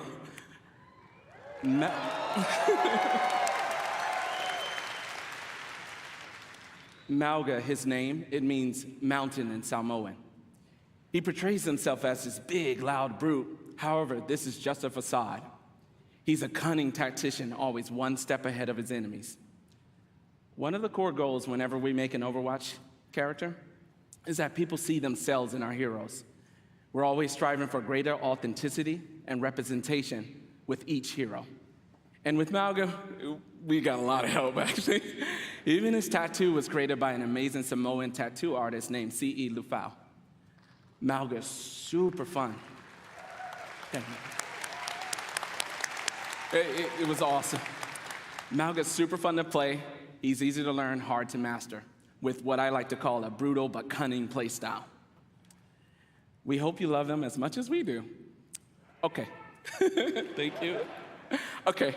Join us later today for a Mauga Deep Dive panel taking place here at the BlizzCon Arena and online for people at home.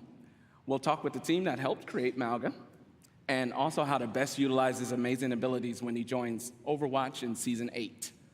Finally, we know Mauga's gonna be pretty awesome when he joins competitive play. But before then, some of the best players in the world are competing in this weekend's Overwatch World Cup. Let's check it out. Legacy. A legacy is forever. All year long, teams around the world have battled, chasing glory, hoping to etch their homeland in the history books. That is insane! He's still fragging like a madman! And it's a 5-man rampage! Oh, what? What? Oh,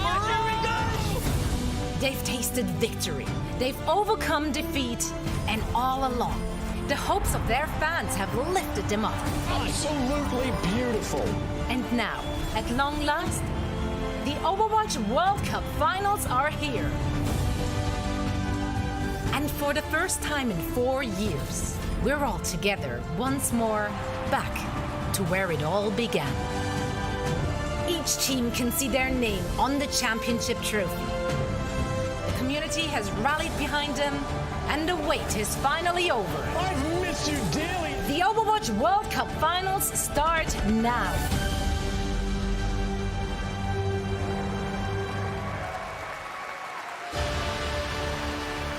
Please welcome Overwatch esports host, Zoe Gschwind.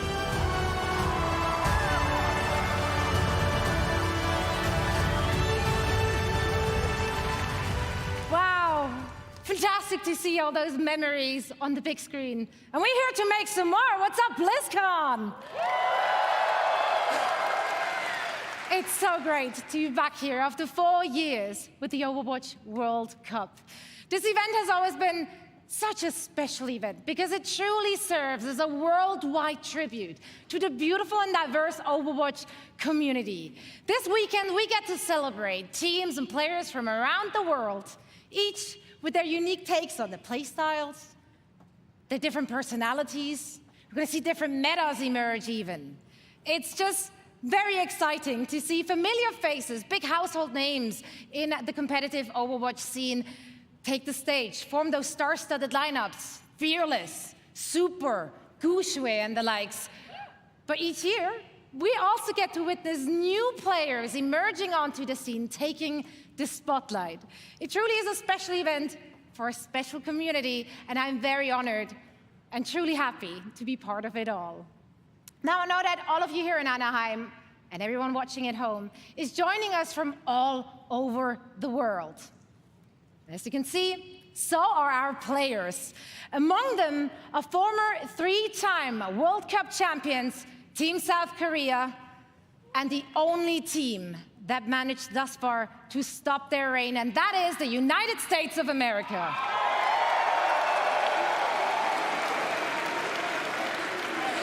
That's right. I tell you, it's not going to be easy. It's not going to be easy. If you watch the group stages and if you watch the first game today, tough competition ahead for Team USA.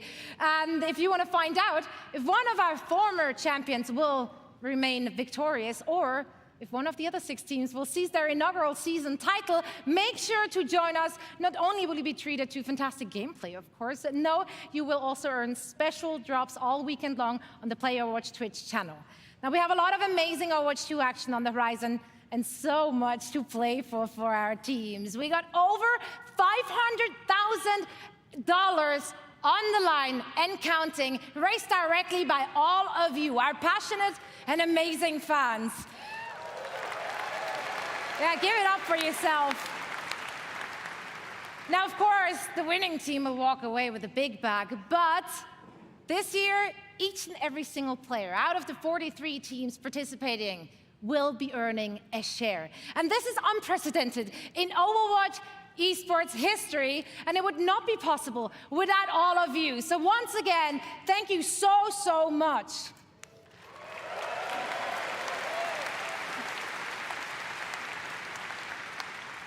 So, tomorrow night, we will be crowning the 2023 Overwatch World Cup champions. And you can catch all the matches and all the action live in Hall B, as well as, of course, on stream. I'm going to be there. I'm looking forward to seeing some of you as well. And now, please welcome back Aaron with a few more things to share on the game side. Thank you, Zoe. Mauga is awesome. And the World Cup matches all weekend will be so much fun. But Overwatch has another thing happening here at BlizzCon. Earlier this week, we launched a new limited time game mode and special skins as part of an exciting collaboration with LE SSERAFIM, one of the biggest K-pop groups in the world. Everyone can jump in game right now to take part, as well as check out their brand new music video for Perfect Night. And in honor of this collaboration, LE SSERAFIM will take the stage and perform in the arena tomorrow after the community night ends around 6 p.m. Pacific. Working on partnerships like this, or what we did with One Punch Man earlier this year, are incredibly fun. Yes. They provide us, both the dev team and you, the players, a chance to experience some of our favorite universes and artists through the unique style of Overwatch. And next year, we have even more of these for you all to geek out about. Sadly, we can't reveal what those are all just yet, but maybe there are some other things coming in 2024 that we could give you a hint about. The Overwatch team has never had such clarity of vision when it comes to the future. From direct feedback, we hear what you love and want us to focus on. So, who wants to see a few of the things we're working on for next year?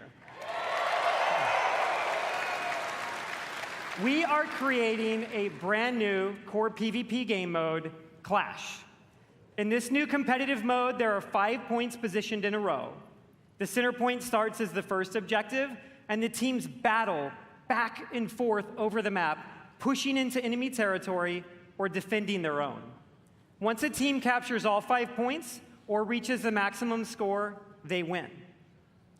Our initial Clash map is a tribute to a location we showed at Overwatch's first BlizzCon.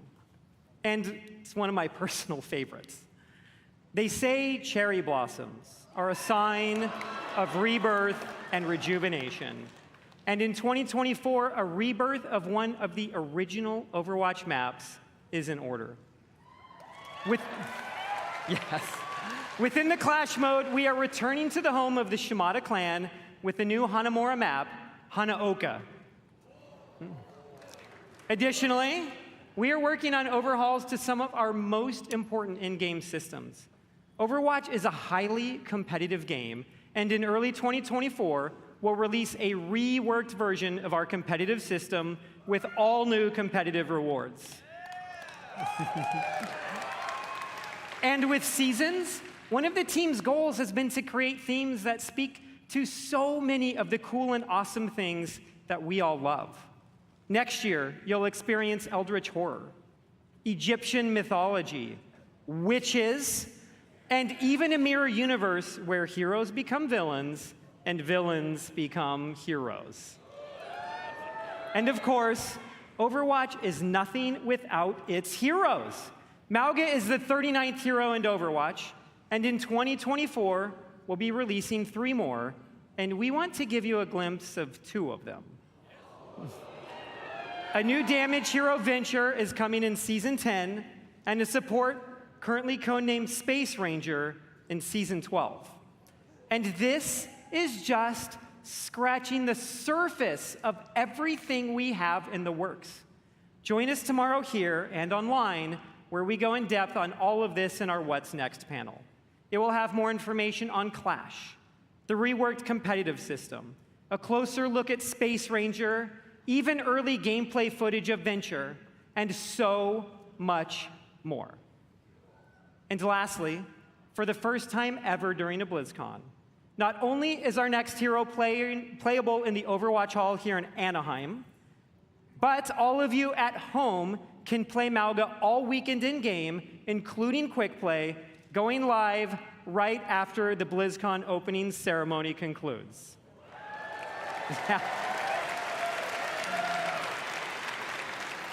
We know you'll love him just as much as we do. Thank you all. We'll see you in game.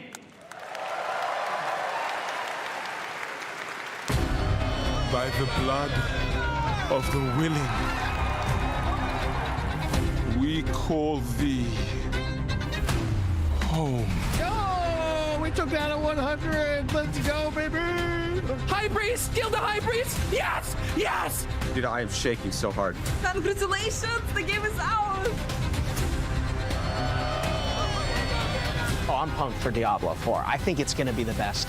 What if you guys play it right now? Hell yeah, really? Yeah. I will cry. That would be amazing. This is awesome. Oh my god. Oh my god, that's so pretty. Go! Run! We really are doubling down on this idea that you can look the way you want, you can play the way you want, you can really make your own fantasy in this game. She looks like me.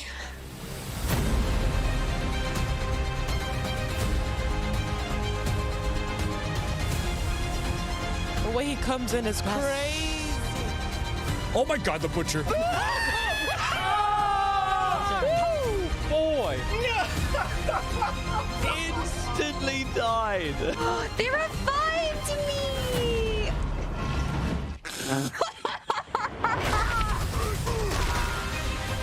I'm gonna find some demons and I'm gonna shove my green foot right up there. Yeah, let's go! Level 100! There are literally like goosebumps. Go down a bit more, go down a bit more, go down a bit more. You got her! Yes! Let's go!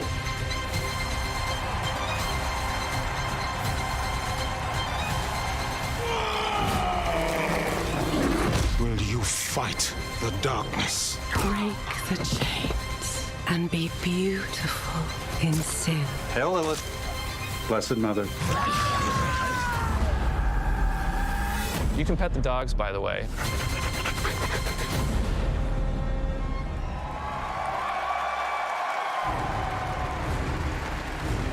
Please welcome the General Manager of Diablo, Rod Ferguson.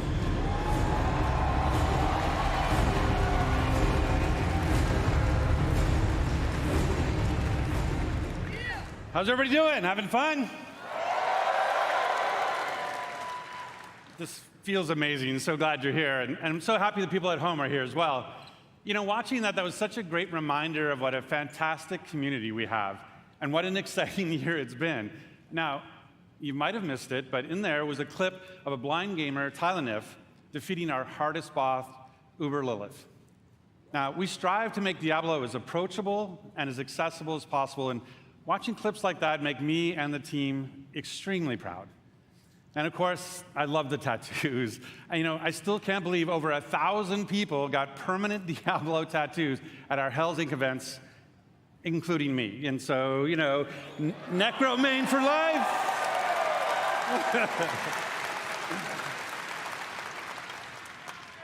So, you know, we talk a lot about the last BlizzCon 4 years ago, and back then, you know, the Diablo community was hungry for even more experiences in that dark, gothic place caught between the high heavens and the burning hells, a little place we call Sanctuary. And in that time, I've been very fortunate to work with some of the best developers in the industry, people who love Diablo as much as the rest of us. And it was their passion and dedication to this universe that released a great new Diablo game every year for the last 3 years. Diablo II Resurrected brought the return of the classic that helped define the genre. Remastered. I love Diablo II. So it was remastered for a new generation now for PC and console. And Diablo Immortal brought Sanctuary to mobile for the first time, bringing millions of new players into our universe. In fact, you might not know this, but 60% of Diablo Immortal players have never played a Diablo game before. So we really welcome them to our universe. And then, of course, there's Diablo IV. Now, it was that kind of excitement that made it the biggest launch in Blizzard's history. And it means so much to the team to see how you've embraced it. You know, we've played over 1.5 billion hours together so far, and it's your love for the game that drives us. Thanks to you, we've made a lot of changes over the last 5 months. In fact, our patch notes for Season of Blood, our second season, were over 14,000 words long, because that is how much our community has influenced and will continue to influence the evolution of Sanctuary. And if you haven't yet made that leap into the darkest Diablo story ever told, now is the perfect time to pick your class, build your character, join Phil Spencer, and see what the hell it's all about. And with that, I'd like to introduce Diablo IV's 2 production directors. They help lead the teams who are building everything we do today and everything moving forward. Please welcome Tiffany Watt and Chris Wilson.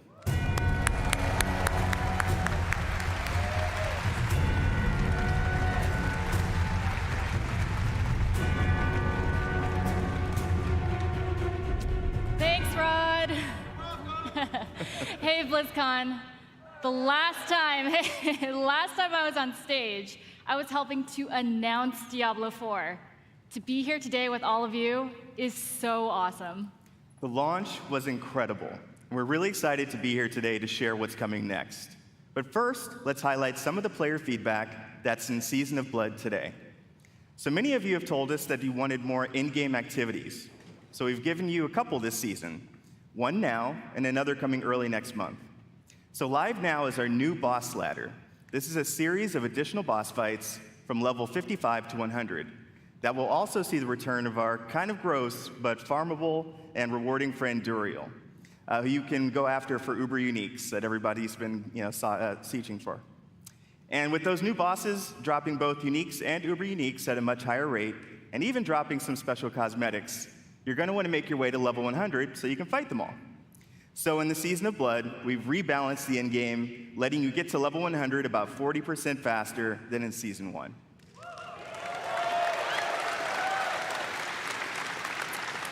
I know I've been taking advantage of that experience boost, and I have 2 characters in Season 2 already. Of course, all that leveling is about getting that amazing loot. So we've also changed how item power works. We've raised the power cap, and it's now more closely tied to the level of monster you defeat to get it. The more challenging the fight, the better the loot. There's still lots of work to be done with reworking itemization. In fact, it's one of our highest priorities. But this, along with upgrades to some of our unique items, is a great first step. So please keep that feedback coming. Now let's talk about quality of life. Here's a few improvements that came directly from you. All of your renown rewards now carry over season to season and from the Eternal Realm. Additional character slots. We added 2 this season, so you can create even more characters and try different builds. A targeting dummy has been added to Kiovashad so you can test those builds before you run into the butcher. Searching and filtering your stash is now possible, and your stash is now available in every town in Sanctuary. World bosses appear almost twice as often, so you can die almost twice as often. And we've also freed up some inventory space by making gems a crafting material to make even more room for those Uber Uniques. Those are just a few of the new additions already in the game, but we're not done with Season of Blood yet. In fact, starting next week, we'll introduce 5 unique class-specific rings that will let you relive some of the fun from Season of the Malignant. That's right, Necromancers. Once again, corpses will automatically do your bidding just by being in your presence. Then on December 5th, we'll also be adding an enchanting preview to the Occultist. So this will allow you to see which affixes are possible before you spend your hard-earned gold. It's just another way to give you even more control over making just the right build for the challenge at hand. Also on December 5th, as promised, we'll have another exciting new in-game activity, a 6-week event called Abattoir of Zir. It's a highly replayable pinnacle experience designed for players who have reached level 100, slain Uber Duriel, and mastered all of the other challenges that Season of Blood has to offer. Those who survive will attain a paragon glyph constructed of the Vampire Lord's very own blood. But beware, Abattoir of Zir starts difficult and only gets harder.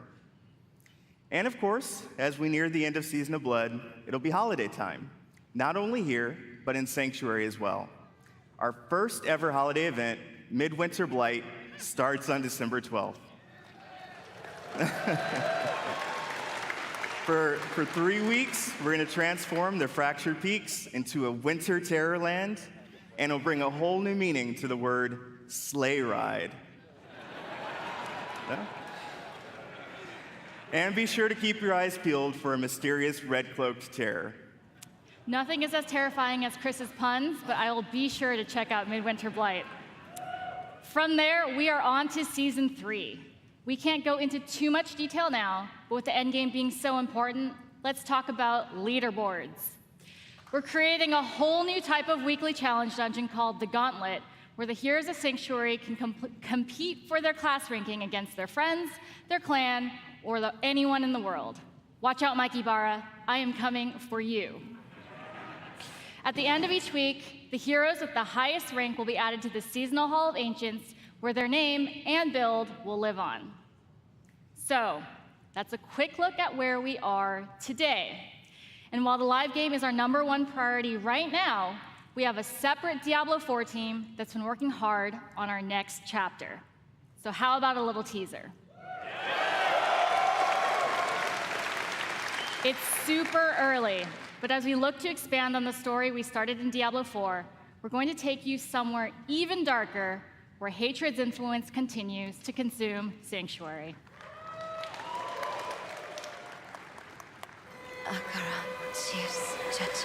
We have each played a part in what has happened here.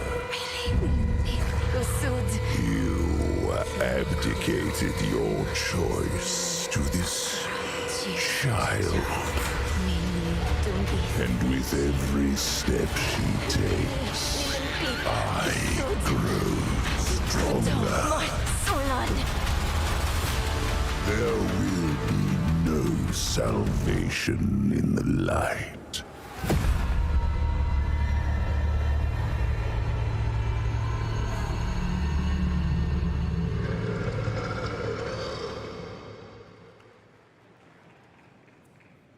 Vessel of Hatred is Diablo IV's first expansion.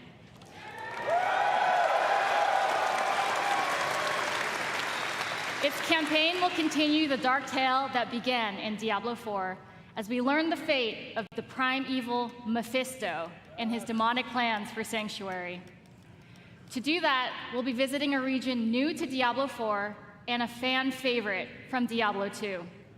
The lush jungles known to outsiders as Torajan, but known by the locals as Nahantu. With this new story set in a mysterious new region comes new ways to play, new evils to vanquish, and, of course, a completely new class never seen before in the Diablo universe.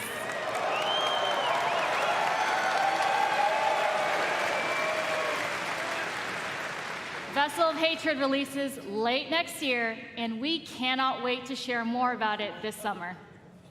Now, before we leave, we want you to know that it's your passion that drives us. Your feedback will continue to help us evolve and improve the Diablo IV experience for years to come. We couldn't be more excited about our future, and we hope that you are too. Our team has put in a lot of hard work, and we love seeing your love for this game. So please join us tomorrow. We have a special Diablo IV campfire panel where we'll be sharing more details about the expansion, deeper dive on some of the upcoming game changes, and we'll also have a special Q&A session to close it out. So enjoy the rest of the show. Thank you, and we'll see you in Sanctuary.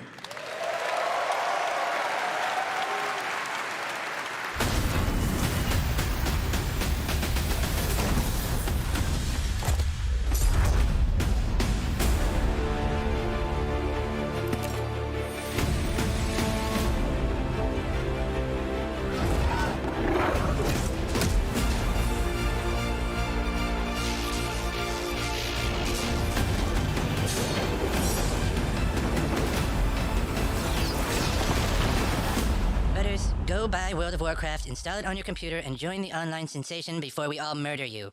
All right then.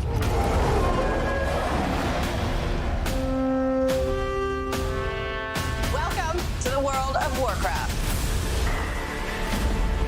I'm William Shatner, and I'm a shaman. I'm Mr. T, and this is my Night Elf Mohawk. T, there's no such thing as a Night Elf Mohawk. Shut up, fool! This role-playing game where heroes like Leroy Jenkins do battle. Leroy That would be the world of Warcraft. You're a player in the NFL, but what you're most proud of is that you've rated 3rd nationally in dungeon progression. Timing was perfect. That was fire.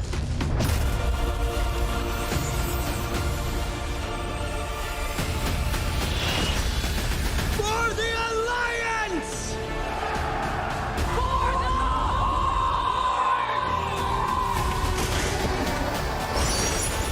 For Azeroth! Ready to work.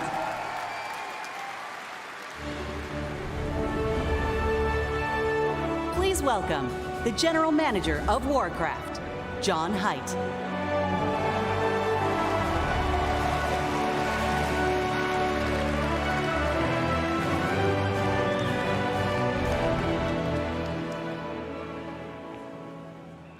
And thank you. And we are ready to work. Anybody here for Warcraft today? Yeah! Big shout out to the Warcraft teams. They are so happy to be here today. We have so much cool stuff to show you. So give it up for my Warcraft teams.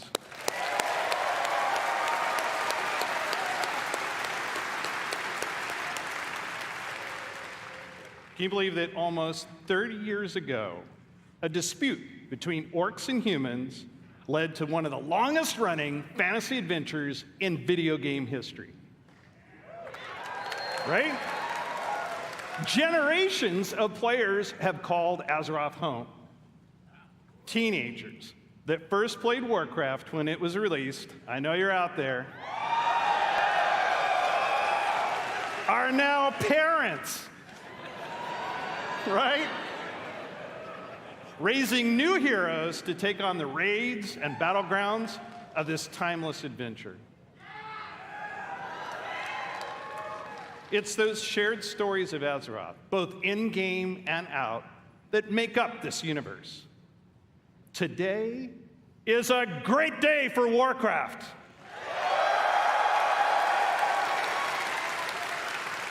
This is the beginning of a bold new chapter that will take us through the next 3 decades and beyond. Oh yeah. With a variety of games to entertain you, we welcome everyone to find your community.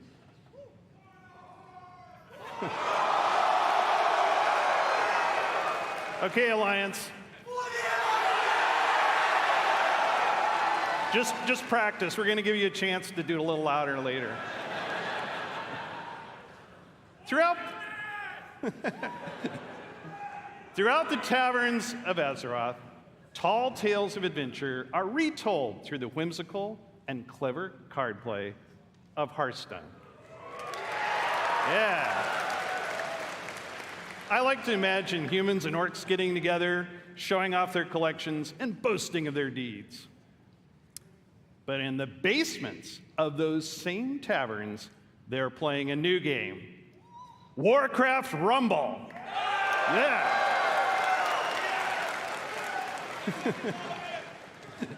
Me too. Which puts the battlefields and dungeons of Azeroth in the palm of your hand. And finally, World of Warcraft.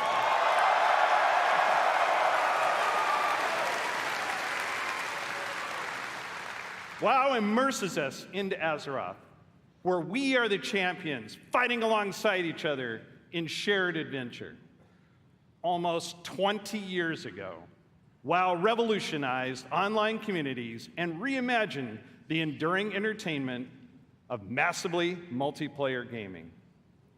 The very first BlizzCon introduced our first expansion, so it's only fitting that we're here today to lay the foundation for WoW's future. Yeah. Azeroth is a home we can always escape to, a home that is always waiting for us. Together, we build this universe. Our teams craft the worlds and the adventures, but it is all of you who bring it to life. You are the heartbeat of the brand new adventures that are about to unfold. From all of us on the Warcraft teams here at Blizzard Entertainment, thank you.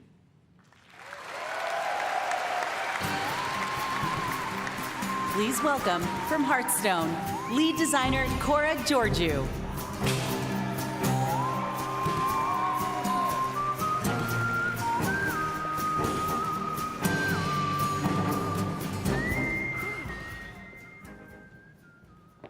Hello, BlizzCon. Well, I have a pretty good view from up here. It's really nice to see you all. We are thrilled to soon be celebrating Hearthstone's 10th anniversary. I know, I'm getting old. It's a decade of telling tales around Azeroth with all of you. Whether you aspire to climb the ladder to legend, enjoy brawling with friends in the battlegrounds, or maybe you've just listened to the 10-hour version of the Saviors of Uldum theme song. Thank you all for being a part of our bustling tavern. We invite players both old and new to join us for our 10th anniversary next March. But we have so much to enjoy before then, so let's talk about what's happening right now in Hearthstone and in Battlegrounds. We're setting the stage for a standoff in Hearthstone's upcoming expansion, Showdown in the Badlands, which takes place in Azeroth's Wild West.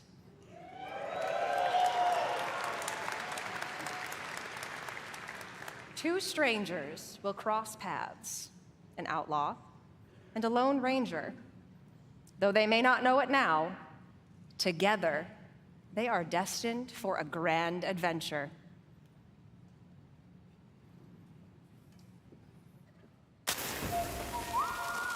In the beginning, I was all alone, trying my best to do some good out there. But it didn't take long to realize that, with the right friends, everything would change. Step aside. Ha! You don't know who you're messing with. They knew the townsfolk were up to something sinister. Let's move! Right behind you! And it was like a powder keg, waiting to explode.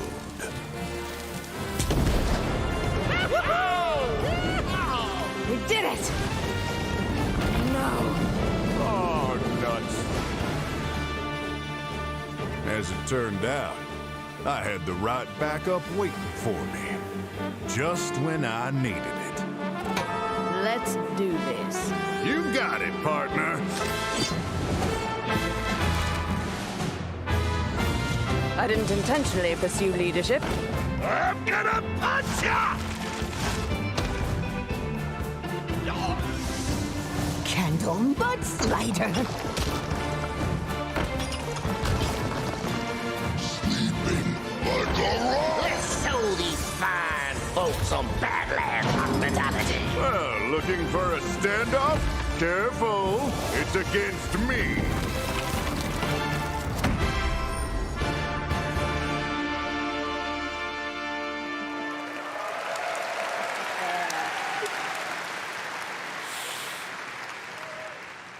That's right. Our beloved Reno Jackson and Elise Starseeker are getting an origin tale. They'll work together to save the Badlands from the Bloodrock Town's nefarious mining operation. Singleton decks are returning. With cards like Reno Lone Ranger, Hearthstone's first ever neutral hero card. We'll talk more about him at the What's Next panel later today, where we'll also be revealing a motherlode of exciting new cards. You can get your hands on them and more when Showdown in the Badlands releases on November 14th.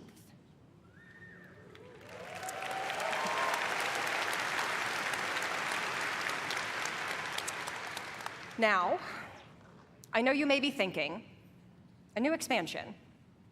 That's a lot of new cards, on top of 5 sets that are already in the standard rotation. And if you're a new player or you're coming back after a break, that can be a little overwhelming. So we have been hard at work to make it easier than ever to join us.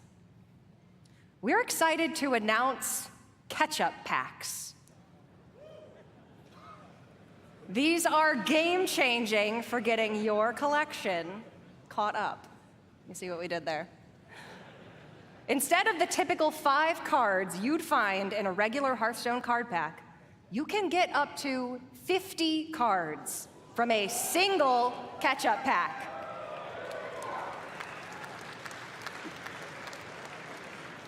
The cards you receive will all be from within the last 2 years, ready to play and constructed. All of our players are going to get catch-up packs to open once you log in, and for all of you here at BlizzCon in person, or those of you at home who purchased either BlizzCon collection, we're also gifting you a few more packs.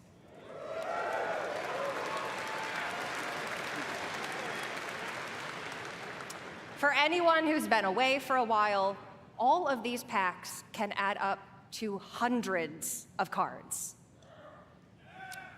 We'll also be adding quite a few of them into pre-purchase bundles for Showdown in the Badlands. We hope to see all of you getting some amazing cards and filling in or beginning your Hearthstone collection on November 14th.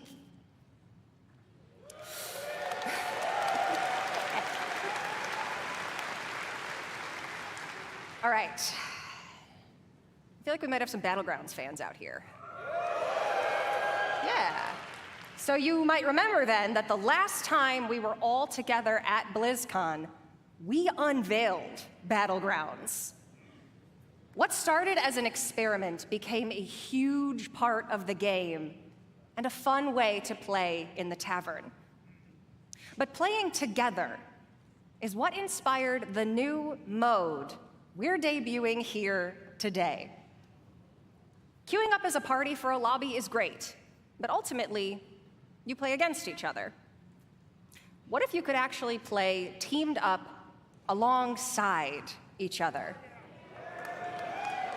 Sounds fun, doesn't it? We're pleased to announce a truly cooperative way to play: Battlegrounds Duos.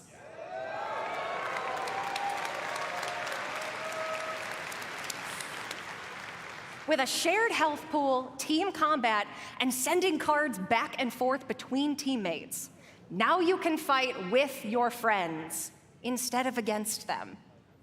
We were inspired by the Battleground community's creativity, finding ways to team up and help each other achieve top 4. So now we're setting an official table for you and your partner to take the crown together. For those of you here in person, grab a friend or make a new one, because you can try Battlegrounds Duos here at BlizzCon right now at the Hearthstone demo area.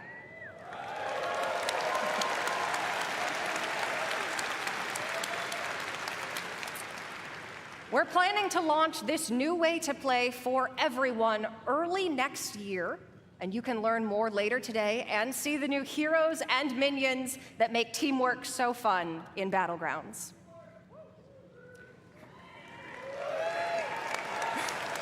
It makes the dream work. We love teamwork. If you're tuning in at home, please make sure to join us at the What's Next panel. And if you're here with us at BlizzCon, you can also join me and other members of the Hearthstone team in the tavern. For you worthy opponents out there, come duel a dev and challenge the Hearthstone team. Or, if you want to catch up after 4 years away, pull up a chair by the hearth. We'll see you in the tavern.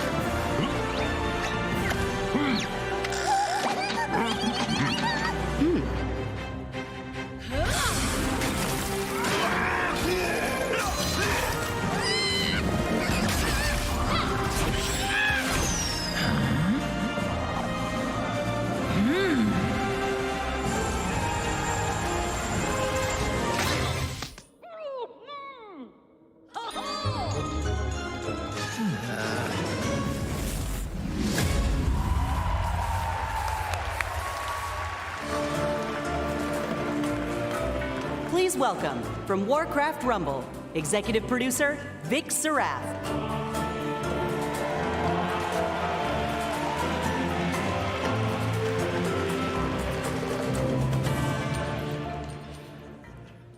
You gotta love Anixia. She didn't even use a deep breath there. Hello, BlizzCon. Last year, the team and I announced we were working on a brand new Warcraft game. A way to bring Warcraft with you wherever you are and wherever you go.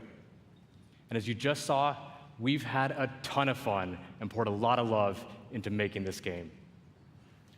Warcraft Rumble is an action strategy game with a deep PvE campaign, a dynamic PvP mode, and so much more. It's a game filled with familiar faces. You'll mix and match miniature versions of characters from the Warcraft universe to make your very own army as you take on opponents all over Azeroth. So, if you've ever wanted to see Jaina command an army of Murlocs, or Grom lead a horde of angry chickens, apparently, this is your opportunity. By combining leaders, troops, and spells from 5 families, Alliance, Horde, Beasts, Undead, and my personal favorite, Blackrock, you'll battle your way through maps inspired by some very familiar locations. You'll fight to control resources, capture towers, and eventually defeat the boss or player at the other end. Speaking of bosses, each one has their own unique mechanics, so you'll have to adapt your strategies to the threats you'll face as you battle through the campaign and beyond. Our goal was to give you everything you love about Warcraft, reimagined with a big dose of what our team calls joyful chaos. When we set out to make this game, we wanted to offer a variety of challenges no matter how you choose to play it, whether it's for 5 minutes at a time or hours on end. And that was something we especially focused on during the beta, to make sure you have something fun to do every time you open up the game.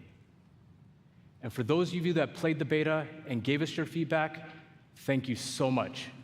It's because of your support and the hard work of our team that we feel we got something really, really special on our hands.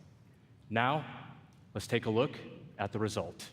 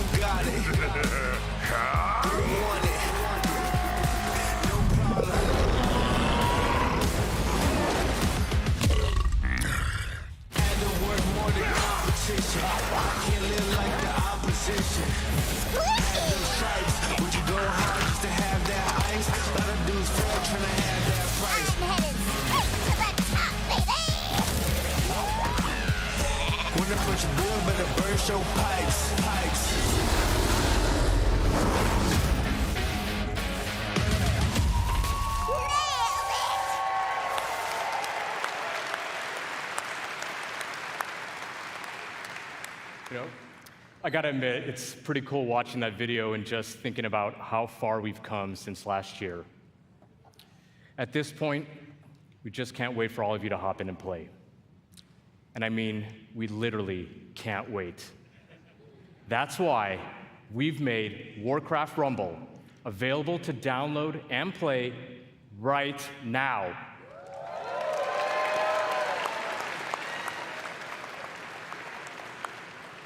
This is such a huge moment for us, and we're so all excited to have you join us. And for those of you in the audience with me today, let's bring down the Wi-Fi together. You know I'm kidding, right? Please don't bring down the Wi-Fi. I'm in a lot of trouble once I get off of here.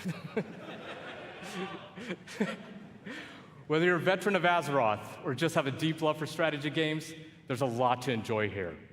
We've got a huge campaign with over 70 bosses. And for those of you looking for an especially unique challenge, we even have a heroic campaign with an extra layer of difficulty that we cooked up ourselves.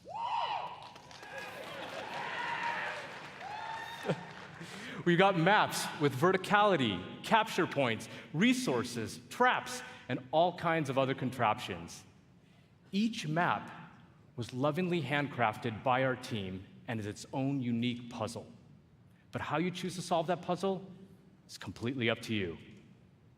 And when you're in the mood for a solo dungeon, we've got you covered there as well.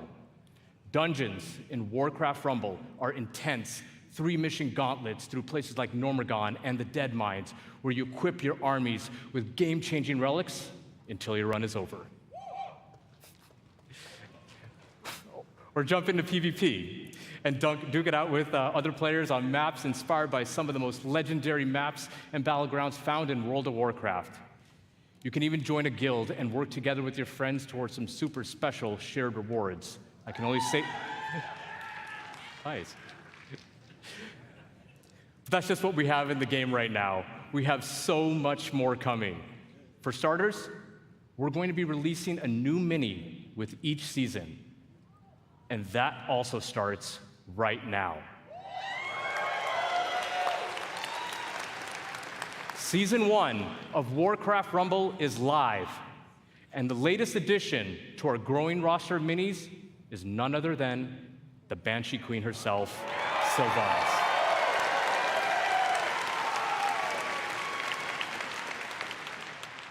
We're also working on even more ways for you to play with or against your friends. And that includes the biggest challenge in all of Rumble, raids. Make sure to join our Warcraft Rumblings panel later today to hear all about raids and what else we have in store for the future of this game. Now, BlizzCon, before I go, I just wanted to let you know, the team and I, many of whom are here in Anaheim with us right now, we love playing strategy games. And we set out to make a game that harkens back to our RTS roots, where Warcraft began almost 30 years ago. It is really made out of a genuine love for Warcraft by people with deep roots in the universe. No matter how you like to play, there's something for everyone to love in Warcraft Rumble. Thank you so much, BlizzCon. Enjoy the chaos, and we'll see you in game.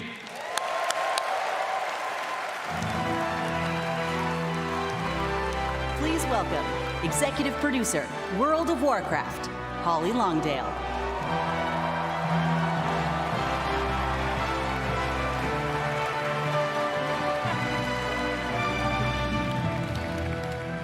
Wow.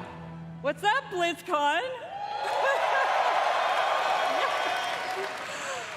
Oh, I'm so excited to see you all here. This is fantastic. Well, can you believe we've been playing World of Warcraft for almost 20 years? You know, 2004 was a while ago, right? You know, some of us, we waited in those lines for those midnight releases and got our discs. Yeah! And we raced home to install those WoW discs one by one. Across nearly 2 decades, players all over the world have taken part in the stories of Jaina, Sylvanas, Arthas, and Thrall, and of course, so many others. And together, we've jumped through the portal into Outland. We sailed off into Northrend, and we watched Sargeras stab the world with that sword. During that time, gaming has changed, and you have changed, and so have we, particularly in the past year. The entire team across both Modern and Classic have embraced their communities. We are truly listening to your voices and taking action.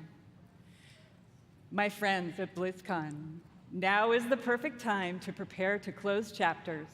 open new ones, and double down on why we all fell in love with World of Warcraft in the first place.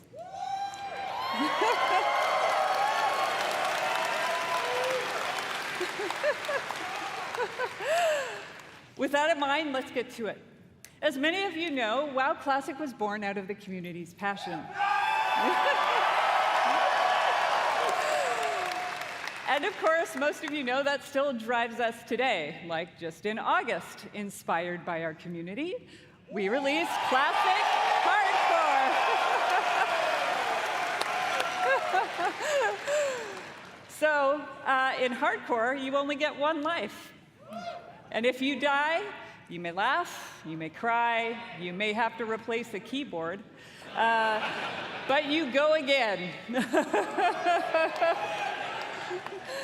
We've loved watching you take on the challenge or die trying.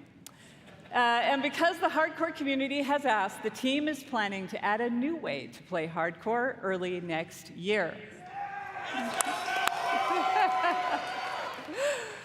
And last month in Wrath Classic, we released the Fall of the Lich King patch.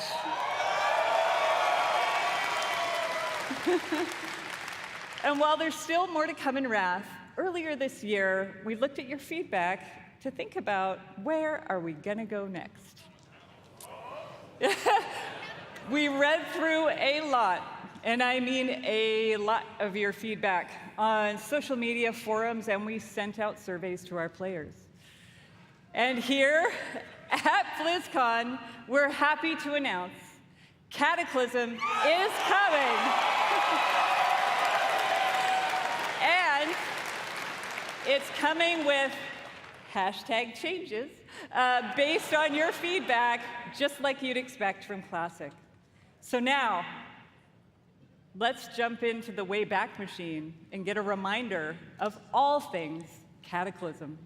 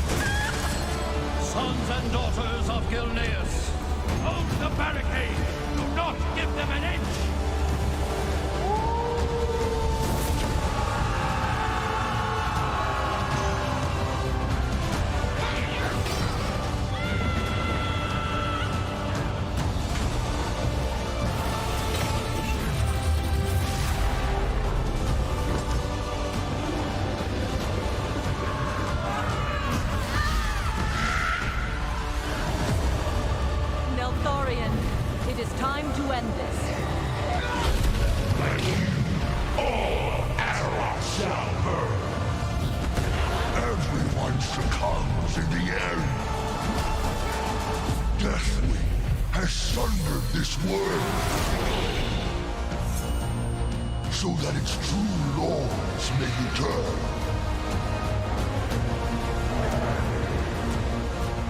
You dare trespass into my domain? Die!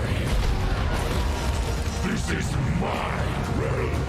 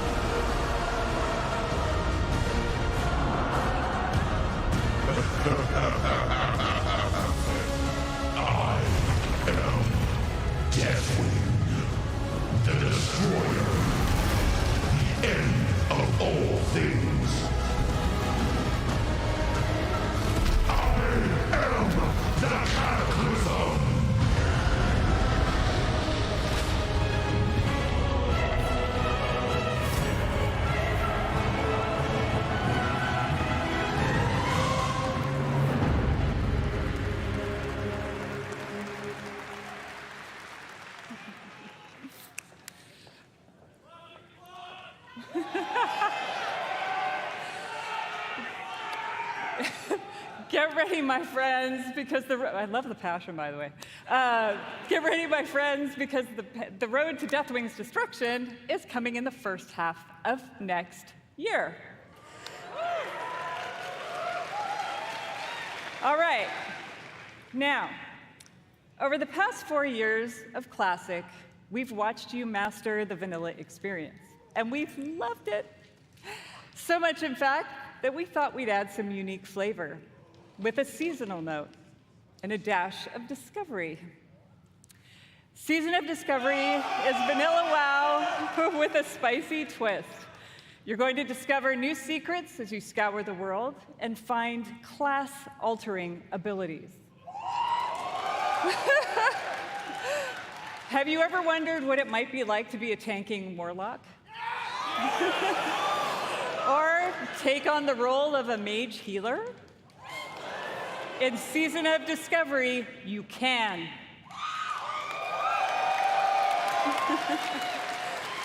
The season is going to launch with an initial level cap of 25. And when you hit that max level, you'll be met with the brand new level 25 endgame. You'll discover a brand new 10-player Black Fathom Deeps raid with new and reimagined bosses, mechanics, and of course, rewards. Then, after a couple of months, we'll raise the level cap a bit. You'll find even more endgame content, and so it will go. If you're here at BlizzCon, you can play the Black Fathom Deeps raid in the Warcraft Hall.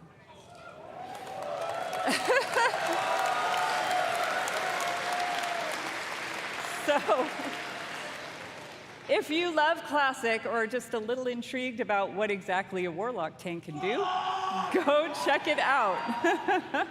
For all of you watching online, don't worry. You won't have to wait long to play.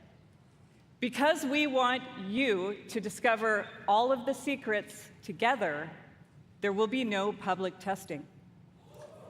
WoW Classic Season of Discovery launches in a few short weeks on November 30th.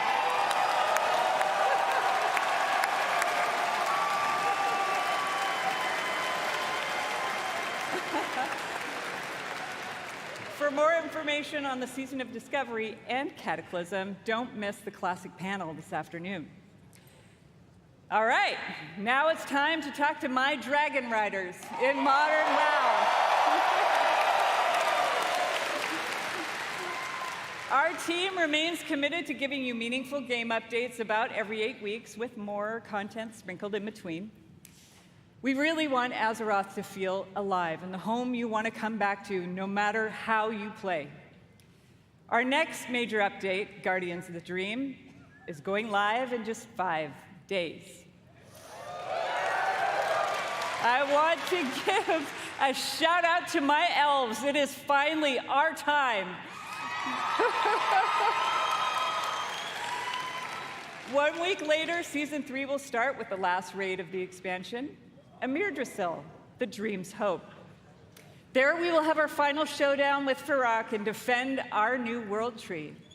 But fear not, that's not the end of our time in the Dragon Isles. There's a lot more to come in Dragonflight that will serve as both the epilogue of this story and the bridge to our next one. Like I said earlier, we are evolving. We are changing our approach to this big, beautiful game and how we look ahead to new chapters. BlizzCon, it's time for a new adventure, one that has grown from the very seeds of what captured our hearts when we first set foot in Azeroth. For veteran players, the last 20 years have led us to this. And for those who have yet to join us, now is the time. And who better to talk about the first step in this journey?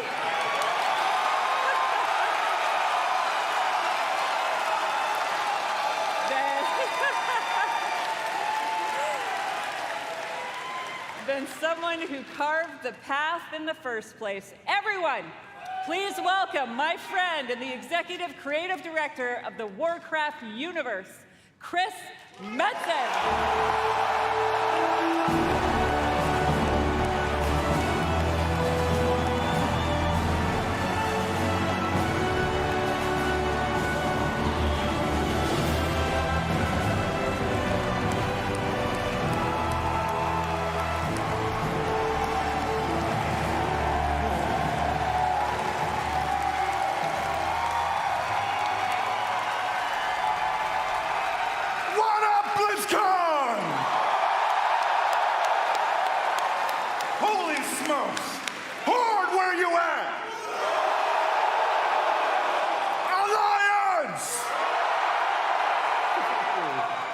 BlizzCon as one! Holy smokes, thank you, thank you. It is, thank you guys. It has been a long, strange trip to get back to this spot, I tell you that. It has been interesting this past year, being back under the hood of World of Warcraft.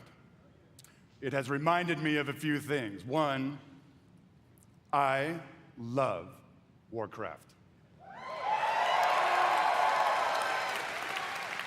Number two, you know what?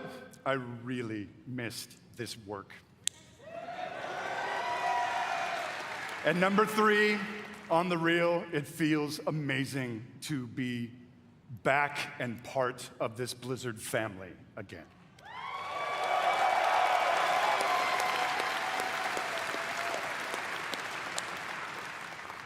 As Holly said a bit ago, next year is the 20th anniversary of World of Warcraft. I can't even believe it. Whatever. How many of y'all have been playing from the beginning?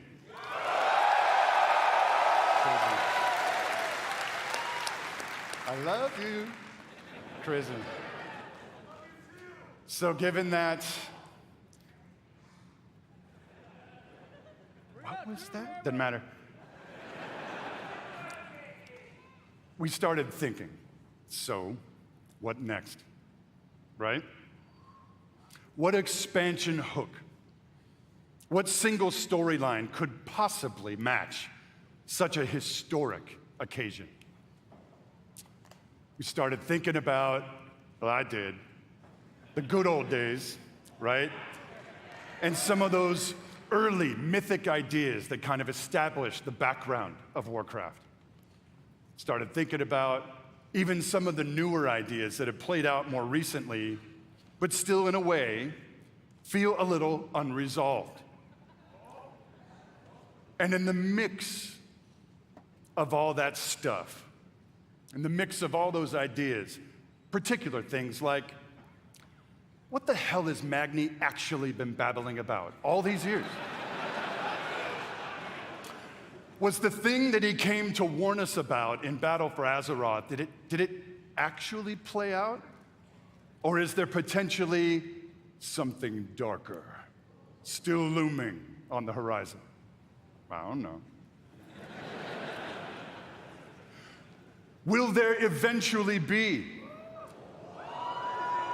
an apocalyptic confrontation between the forces of the light and the void?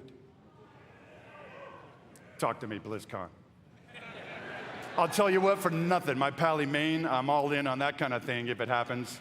It's gonna happen. And really the big question for all the marbles, what have the Titans actually been doing since the dawn of civilization?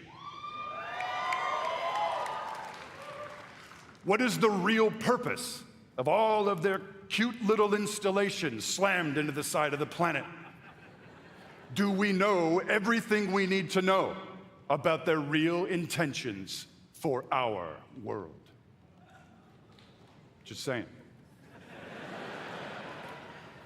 BlizzCon, all of these hooks, and 100 more, 68, carry the 2, a bunch more, all cooking in the pot, started to reveal a storyline, something epic. How epic? Real epic. A storyline that in almost every way feels like the culmination of the first 20 years of our storytelling. A storyline provided we do our jobs, we do the thing that will vector us into the next 20 years of adventure.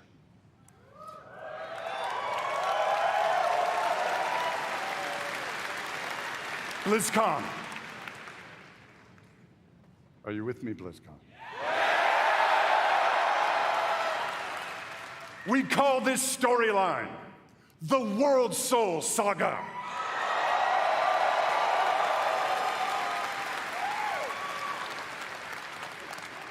The World Soul Saga is so epic, as we covered.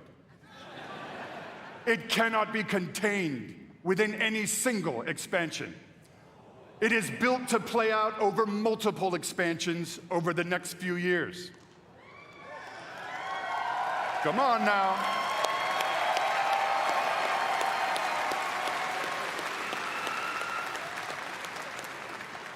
Having said that, we are working on multiple ways to deliver this adventure to you a little faster than you're used to. We're not going to get into it at this BlizzCon, forgive me. But keep your ears peeled. I assure you, we are moving with purpose. And the last thing we really want is for y'all to have your grandkids controlling your mouse and your keyboard trying to wrap this thing up. So, it's coming. Also, given the scale of this monster, we have decided to change it up today. Here we go. Dun, dun, dun, dun, dun. Instead of just debuting your next expansion all on its lonesome, we have decided to give you a glimpse at your next 3 expansion sets.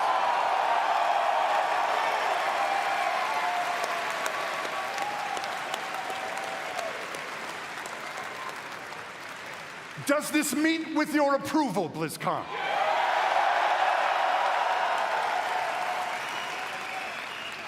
My friends, I'm going to warn you, there may be mild spoilers ahead. Actually, I'm just kidding. They ain't mild. Buckle up. Are you ready, BlizzCon?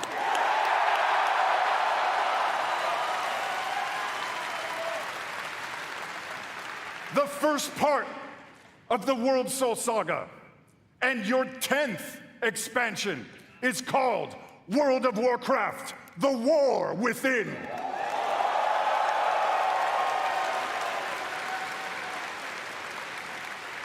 In this chapter, you will be descending into the heart of Azeroth itself, exploring new subterranean kingdoms and engaging with ancient cultures like the Earthen and the terrifying Nerubians of Arsh-Kahet.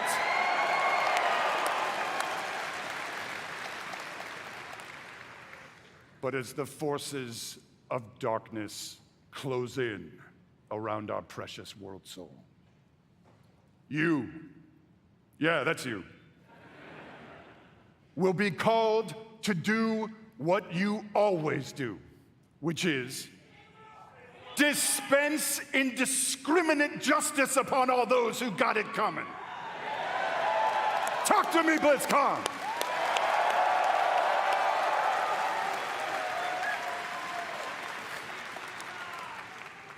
The second part of the World Soul Saga is called World of Warcraft: Midnight.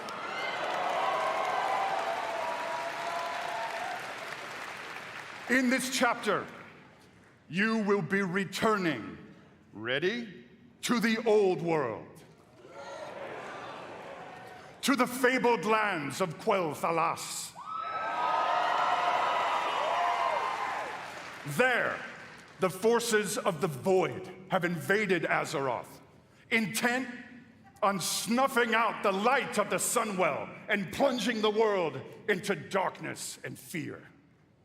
You will not only help reunify the scattered elven tribes of Azeroth, but you will make your stand with the forces of the light and banish the shadow forever.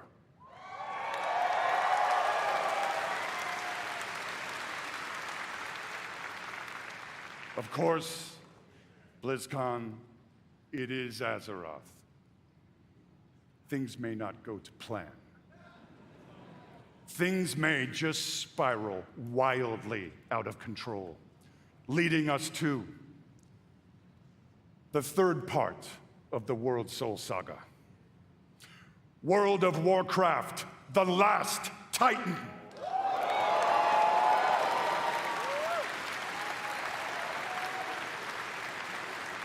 In this chapter, you will again be returning to the old world, this time to the wintry lands of Northrend.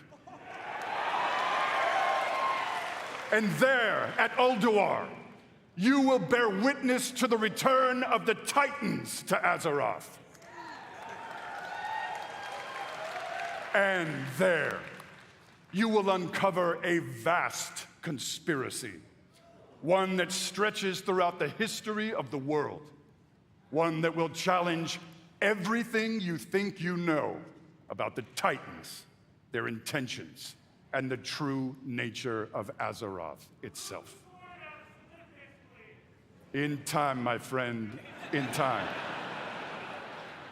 And it's called Silithus. There you go.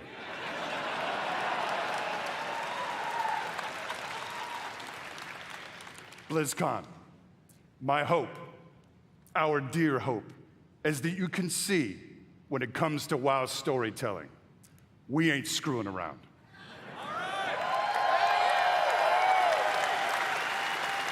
We are playing for all the marbles.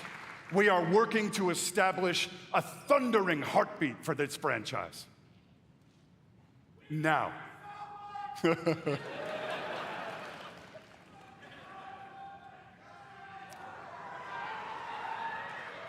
Now, BlizzCon. Hearken to me. Always wanted to say that. Thank you. Whether you are a current player, and I'm gonna bet that most of you are,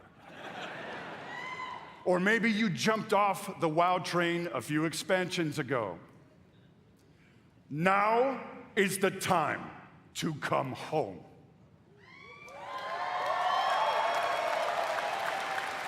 Now is the time to pull on your boots, pick up your broadsword or your favorite glowy staff, and get in this fight. Friends, Azeroth needs her defenders now more than ever. Now, in a few moments, we are going to give you a deeper look at the war within. But before we do that, I want to leave you with a little something to chew on. I want to remind you all that sometimes very epic things can begin with small, heartfelt moments. What you're about to see is one of those moments. And with that, BlizzCon, proud defenders of Azeroth, let the World Soul Saga begin.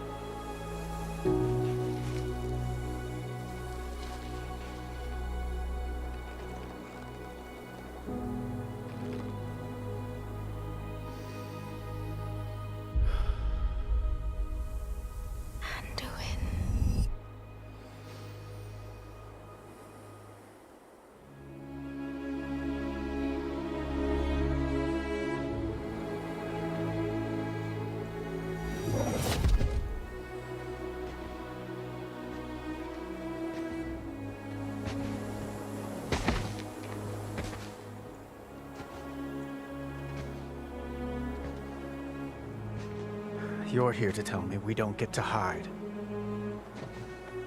Is that it? You needed time. We stayed away. But time by itself heals nothing.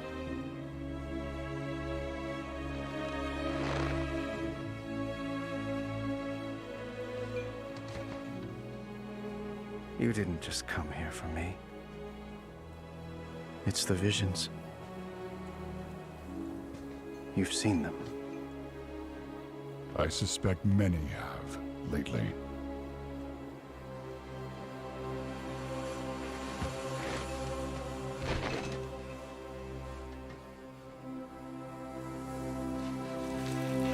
Something, someone, is calling out from the heart of the world. Like a voice from a dream.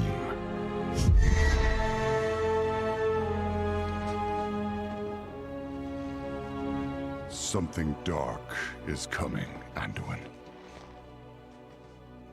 The world needs your light again. My son.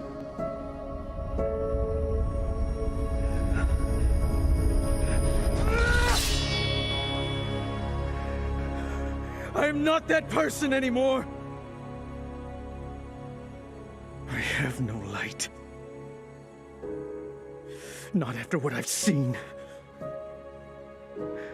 Not after what I've done.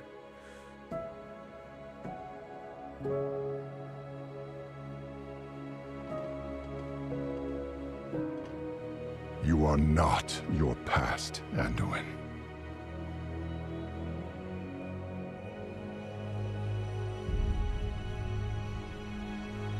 I trust you.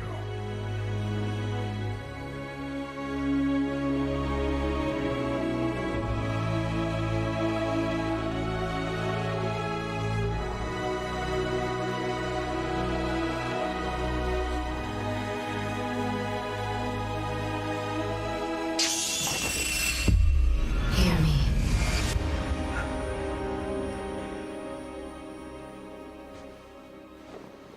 They're getting worse.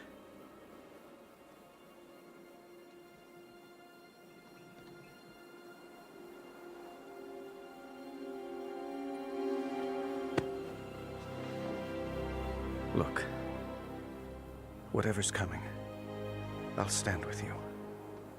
Of course I will. But we were drawn here by the voice. Who is it, Thrall? Who's calling out to us? I'm not sure yet.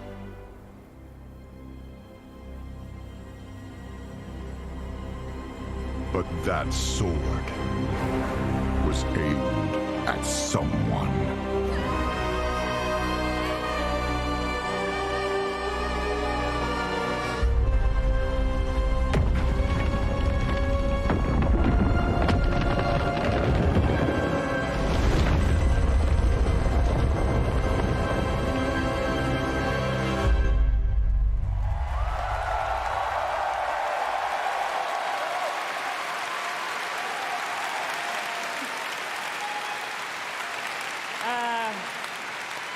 I guess we're not ignoring that sword anymore.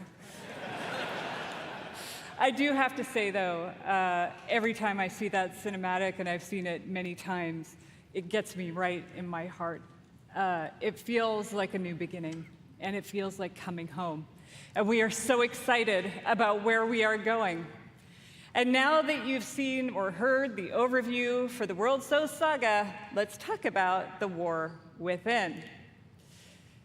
As we all gather and explore beneath the surface, we'll find an ancient Nerubian civilization. They will be led by someone we were first introduced to in Legion, Xal'atath, a harbinger of the Void. The Void brings destruction and darkness that threatens all light in our world. The last time we saw Xal'atath, she promised we would meet again, and it turns out she was right. And while Anduin, Thrall, and others share the same visions emanating from the heart of the world, some are seeing something quite different.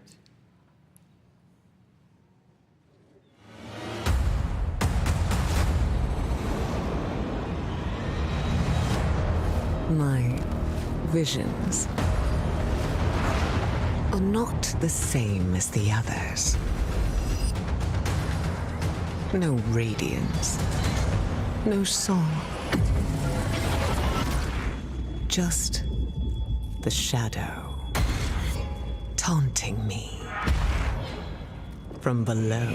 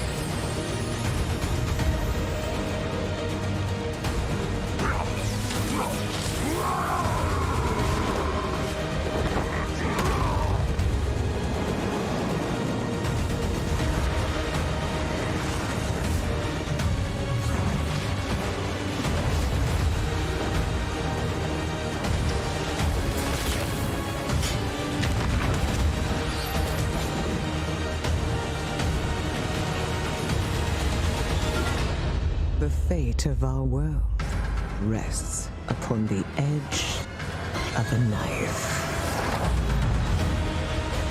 And our battle lies deep within.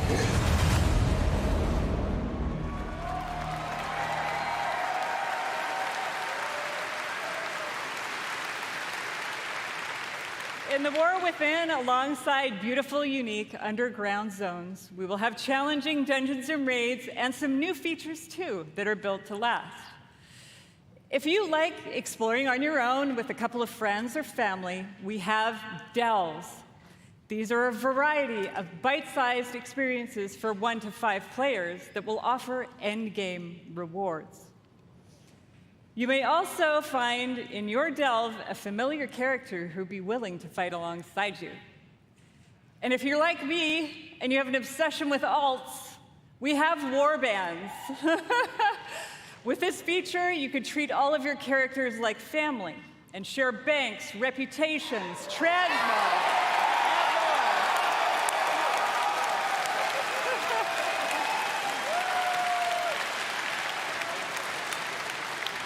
We're also introducing a new layer of customization for your class specs with hero talents. You might want to take your character down the path of a Dark Ranger, let's say, or a Farseer, and more.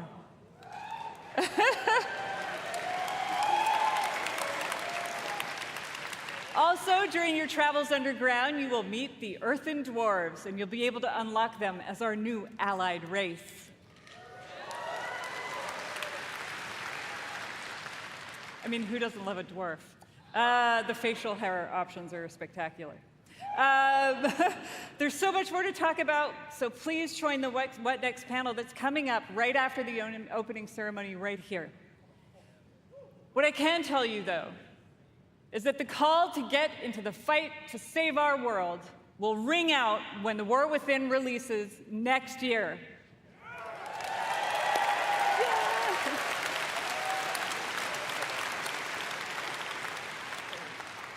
And lastly, I sincerely want to say, we are so excited to begin this new journey with you. And from our hearts to yours, thank you for bringing our world to life.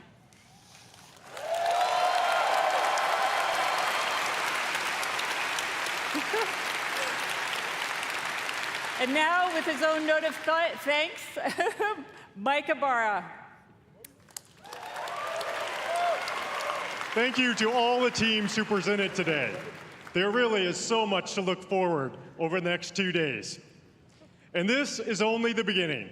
I can't wait to walk the halls of all of Anaheim with all of you. It is truly a joy to be here with the Blizzard team and our players. BlizzCon, be great to each other and enjoy the show.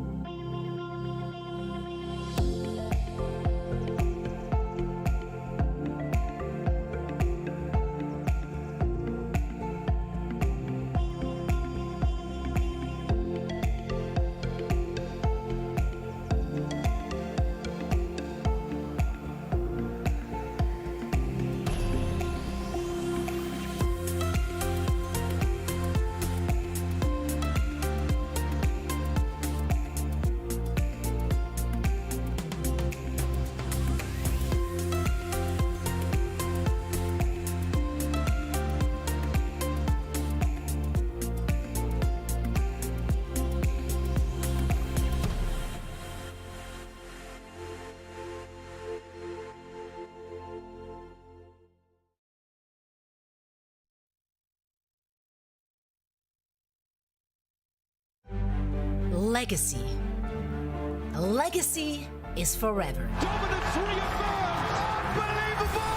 All year long, teams around the world have battled, chasing glory, hoping to etch their homeland in the history books. That is insane! He's still fracking like a madman! And it's a 5-man rampage! Oh, what?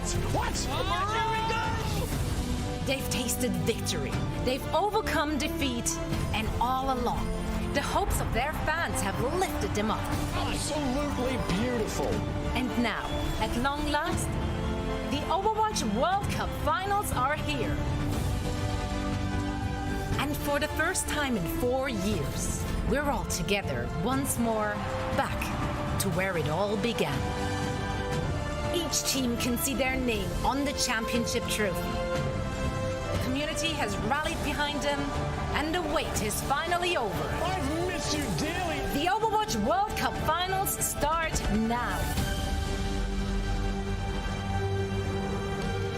Welcome back, one and all. So we're here joined by Danny, by Jake, and by Johnny. We're here to break it all down. We're in the quarterfinals. 1 match down, 3 more to go. Let's discuss what we got to see. As of course, we took a quick breather there to witness and marvel at the opening ceremony. So let's roll it back. Look at the highlights of that first match of the day where Canada had to face off against South Korea. And in the very first match, we got to see Korea, of course the favorites to win this entire tournament, go up against Canada, who struggled in the group stage, ended up second in Group B. It was really a tale of 2 different kind of compositions here. I feel like Korea came out really strong, playing the Sigma composition with the Lucio, with the Symmetra, pushing the pace throughout the entire series. And Canada just didn't really have a way to deal with it. We saw early on in the series that Canada actually put up a pretty valiant effort, obviously in our lead tower, and they had a really impressive push here on Blizzard World to tie up the series 1-1. But from there on out, Jake, it was pretty one-sided. Honestly, in the rush mirror, Korea was the stronger team, but when Canada was able to create this compositional mismatch playing the double flex support, I think Cal had an incredible game on Blizzard World, was really putting in a ton of impact and showed how difficult it is to dive into this Sigma comp. There's so much pressure coming out, especially from those backline supports, still poking, still doing so much damage. Looks like the stronger comp. However, though, when the rush comes out, I think we saw a great development in the meta with both Mei and Sim being utilized, cutting the Bastion for Team Korea. Looked like a great play. I think we will see more teams follow suit when you're in that Sig mirror. Honestly, the Bastion is soft countered by Sig, so Mei and Sim really worked incredibly well together with very impactful team fighting ultimates. And then had to go with our push map, of course, that we didn't broadcast live. It was South Korea once more coming out on the Lucio and the Symmetra and really pushing the pace. Lip here getting the first pick in the very first fight. That made sure that Korea were really aggressive to start off this map and got a lot of push because of it. Now, as this map kind of progressed on to push, Canada just really didn't have a way to deal with the aggression. Obviously sticking, as you can see, the Baptiste and the Iliari backline. It is slower, and so Korea really found a way to navigate around Korea. Now Canada, this one fight, they used all 5 ultimates, investing heavily. As you can see, Korea just pushing it, and finally, Korea capping up the map with 3 minutes and 30 seconds left. Canada just couldn't stop the very fast aggression from South Korea. With South Korea moving on, it is time to take a look at our brackets. Now, unfortunately, this is the end of Canada's run in the Overwatch World Cup 2023. So once again, of course, a huge shout out to that team, to the org, to everyone who made this possible. They've had some fantastic moments thus far in the group stages, in the qualifiers, and now here as well on stage. Yeah, I think for me, even today, Cal had a fantastic performance on that Iliari, and of course, people like Seeker and False as well. I think all of Team Canada had an outstanding performance throughout the Overwatch World Cup. For me, this was Team Korea pulling out all the stops, right? Especially that adaptation in the final map. Really impressive, the pace they're able to bring. Every team has to be putting some respect back in Korea's name. Maybe it was a close match against Finland. I don't think Korea's going to be giving up many close matches unless teams are really bringing it. No, they're bringing the A game here, and so do the next 2 teams. I know they're both rolling up to win it all. It is, of course, Team USA going up against a team from China. So let's take a look at both of those teams, starting with the lineup for our US squad. Let's go! Well, yeah, they may have been looking a little shaky in the group stages, but they made changes, and now they're here to win it all. I want to see Super come in. I think the World Cup, these teams, yes, they are professional players, but they're still coming together with relatively little practice. Having someone who can lead the team, inspire them, communicate with confidence, Super's going to have so much impact in this series. Yeah, and the first obstacle in their way to the trophy is, of course, the team from China, two-time runner-up. They're here to take the gold home this time around. And look, they're one of the top 2 favorites, obviously a really stacked team. They have plenty of synergy. They've been playing together the entire year. So this squad, they know each other really well. Now, again, it's going to be a tale of 2 different compositions. USA leaning heavily on that Sigma composition with Super heading the spear as a tank player. The team from China, what can they do with Guxue in that tank role? They've primarily been playing the Winston and the Doomfist. And as we go into this match, I expect the team from China to really get into the face of USA. How will they deal with that? Well, we're about to find out, and we don't want to lose any time, so let's dive straight into our predictions. I'm a little scared about this one because I'm so sorry, home team. I went with the team from China. I'm not gonna get. That's my corner. That's my corner. That's my corner. I got lots of fans here. I'm good because they're really close to the stage, so I'm safer for now. I had to give it to the team from China. Yes, they only ran with the Doomfist composition. Yeah, we might see that again. But they are so good. Those players are so good. They are definitely, I think, one of the best dive teams that we've seen. But we just saw how challenging it was for Korea with the dive composition against the Sigma composition. I'm going USA! Of course. USA! USA! Let's go! I couldn't have said it better myself, Danny. I got my start in professional Overwatch as a part of Team USA, and so I'm happy to pred them here. I think with these roster changes, with Super coming in, I think they really could go all the way. I think this is the right ingredient to bring the squad to the top level. And I feel like it's going to be really hard for the team from China to make this Doomfist work against the incredible mechanical skill. Sugar Free can come out on the Echo. Ultraviolet can go back to the Iliari to deal with the enemy Echo. I think that's going to put them in great position. The pressure, though, is going to be on Super to survive these dives and still put out a ton of damage for his team. You're looking at me, Zoe, like I'm gonna team up with you there. I don't know. My hope dies last, I guess. Is it happening? I'm sorry, Zoe. As much as I think the team from China is the better team with better players, just don't think this is the meta for them. I do think that USA with Super really pulling the team together, that is going to be the difference in this match, and I got USA winning it. That's fair. That's fair. I personally believe in the Primal Fist. Let's see if we can make it work on the stage. It is time to meet the team, so let's send it down to Golden Boy. Let's welcome to the stage your first squad, Team USA!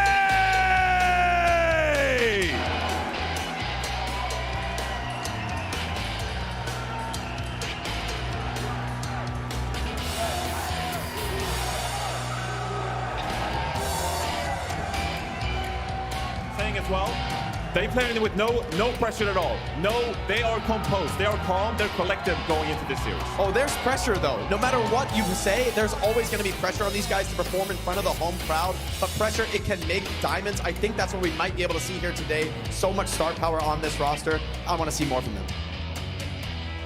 And their opponents, the team from China! And I gotta be real with you, it sounds like the team from China is the favorites in the building. The fans roaring on this team. Obviously had an incredible performance in the Overwatch League tournament earlier this year, and now taking their synergy to the Overwatch World Cup. One of the top 2 favorites to win the entire thing, but first, they have to deal with USA. It's time to settle the score and send it over to your casters. Make some noise for Uber and Mr. X. Who would have thought we'd end up on this side of the bracket with a matchup between USA and the team from China so early, Matt? That is absolutely bonkers. Yeah, I mean, when you were looking at the bracket early on, you didn't really expect this because you expected USA to finish #1 in their group. Roll on through. KSA had other ideas, right? I mean, they came through and, you know, they didn't lose a map in their group, and they put USA in this position. But this may be a pretty good matchup for them in terms of like what, you know, the team from China wants to run comp-wise and what USA has excelled at. USA had another game before getting out of groups. We had a lot of doubt cast on them, but Super got brought in the tank role, and they absolutely sent Japan packing to get their spot here at BlizzCon. First map in this series is going to be Lijiang Tower with the desk split with their predictions. It's so funny to hear like this hometown advantage in the United States. Sorry, have you heard the crowd? Yeah. The turnout for the team from China is absolutely ridiculous here. So it's anyone's game in that regard. An important match considering who sits on the other side of this bracket. South Korea waiting for the victor of this series. It all starts on Lijiang Tower. And I think having players like Super in the lineup are a huge addition, right? It's a player who has won before. He knows how to win. Yeah, you know, they usually say, at least in like boxing per se, when somebody becomes a champion, they become 20, 30% better, right? You know, once you know you can get over that hump, you become better, and I think you can kind of give that confidence to the rest of the team. Buckle up, nerds. We got a game to play, BlizzCon. Make some noise. I mean, this is going to be what we expected comp-wise, right? Gushue on the Doomfist, Super on the Sigma. That is going to be the battle that ends up probably deciding this series. There's such a contrast in compositions, Matt. All the way down to the DPS. Tracer for Sugar Free here. And already Lenny's decided to head over the gap, putting some pressure on Monk. Gets into about face and draws a biotic grenade out of him here. So Monk has to wait for healing here. Lexa can't expend a heal pack on the Ana right now. And that's the first kill. It's Lexa down. Sugar Free's able to find the break. And I like this little adjustment here from Team USA. You know, playing the Tracer in the mix, right? Tracer is phenomenal, obviously, at putting pressure on the backline. Great against the Echo, which Leave is like so good on that hero, where he's going to switch off of it straight away. Genji for Leave, another legendary pick in his hands. But the USA able to settle into this to a degree. Gushue yet to really find a way in these fights in time before at least the USA go to work on their backline. Now the team from China going to start this off first. A lot of pressure on Sugar Free. He recalls already. Here comes Wheels moment. Leave is there with the deflected Hydron very quickly. Has to stop. He's slipped by Monk and that's Sugar Free out of the picture. It's a trade though. Lex is down and Leave has to dash away here. Air Matrix for USA. They've got control now. They have the advantage, but that's done. That was nasty. Gushue comes in and nowhere. It gets behind that Air Matrix. Yeah, he gets the benefits of the nano boost, and he pushed on in. You still have Ultraviolet here. Now I mean, look, this is still winnable for USA. I mean, you have Super in the mix and Sugar Free. 3 versus 2 now. USA getting their ducks in a row here. Sugar Free has to head across. They've left Super alone. That's my streamer. Some really nice plays there from Gushue on Doomfist. That has been something we have expected as we have watched him play this hero as a tank. Is kind of take a look across the board here, right? Tac Visor, Dragon Blade available for the team from China. USA does have that sick Wombo combo though, right? The Flux plus the artillery. The team from China, the kind of roster that's going to walk into that though. Let's see. Here comes the barrage. It's going to be instantly a rally and it's going to be a Dragon Blade from Leave. He's looking for the back line already, but here comes the strikes. Suka brings Leave down. It's a trade. Gushue backing up here behind that power block. His Hydron is spinning bullets across the point. Gushue now has his cooldown refreshed. It's a mutual knockdown. He takes a licking. A ton of damage as Gushue tries to reposition. But the USA can play from behind that middle barrier. They need to get Super peeled up here. Hydron again in towards the Assault configuration, but the attack fighter from Shy has been quiet. Sugar Free tries to get away, but Shy tracks him across the map. It was a trade again. Monk's out of the picture now, but Shy found his second of the fight, and Ultraviolet's in a compromising position. Now Super and RuPaul back to back. Can the Sigma find purchase? The answer is no. Now the team from China get the lead. And it's just so impressive because you feel like USA, like this composition is something that, you know, it is the stronger version of this, right? But the team from China is so good at executing these dives. Gushue able to get in and out with like slivers of HP. This could be an advantage for USA though. Ant Matrix here with the Bastion damage, right? Force them around a corner, get Sugar Free in position to get a pick. Nano for Gushue surely here.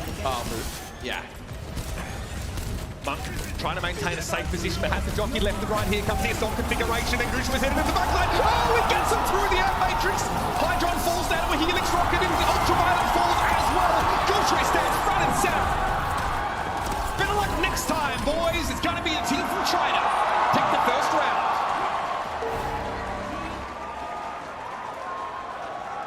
Some really impressive movement there on the Doom.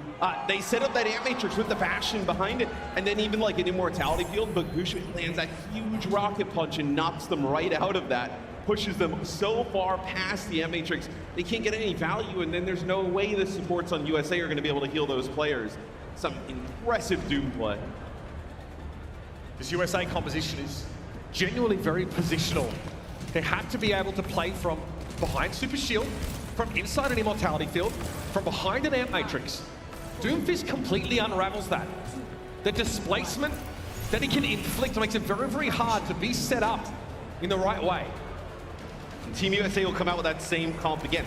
I like this from Lijiang and the team from China, where they're not going to play this Echo at the start. The Echo is like, you're going to get picked by either the Bastion or the Tracer.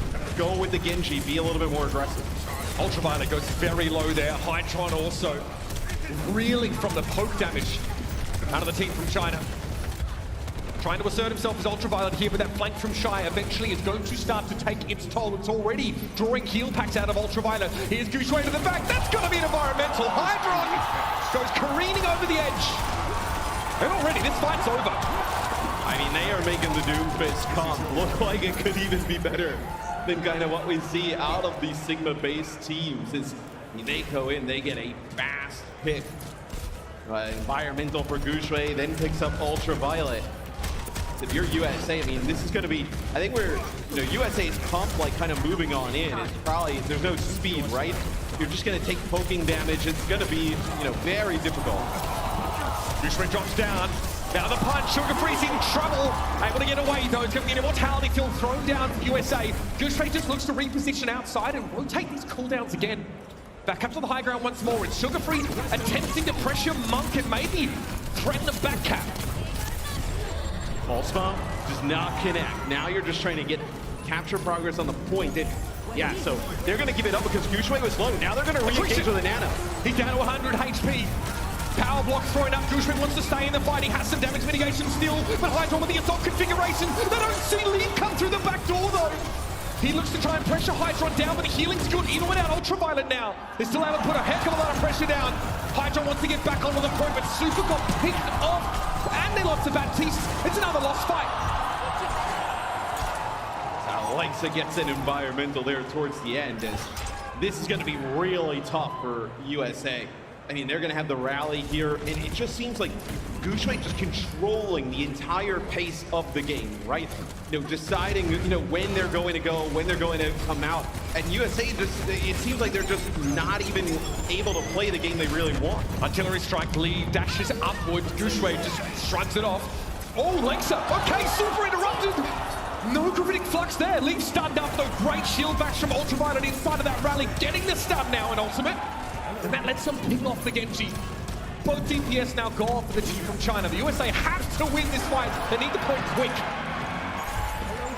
And I think it's all about capitalizing. Like, you can't allow, Gushue to just seismic slam, rocket punch, in and out, in and out. You gotta land those accretions. You gotta be able to get that stun down and then take him out. There's no Immortality Field on the other side, right? So you have no sleep. You only have stun in Ultraviolet's ult. Right. So, again, you can shield bash, of course, into that Doomfist, but it's tough. Ant Matrix thrown up here. All of the team from China have to group up and back away.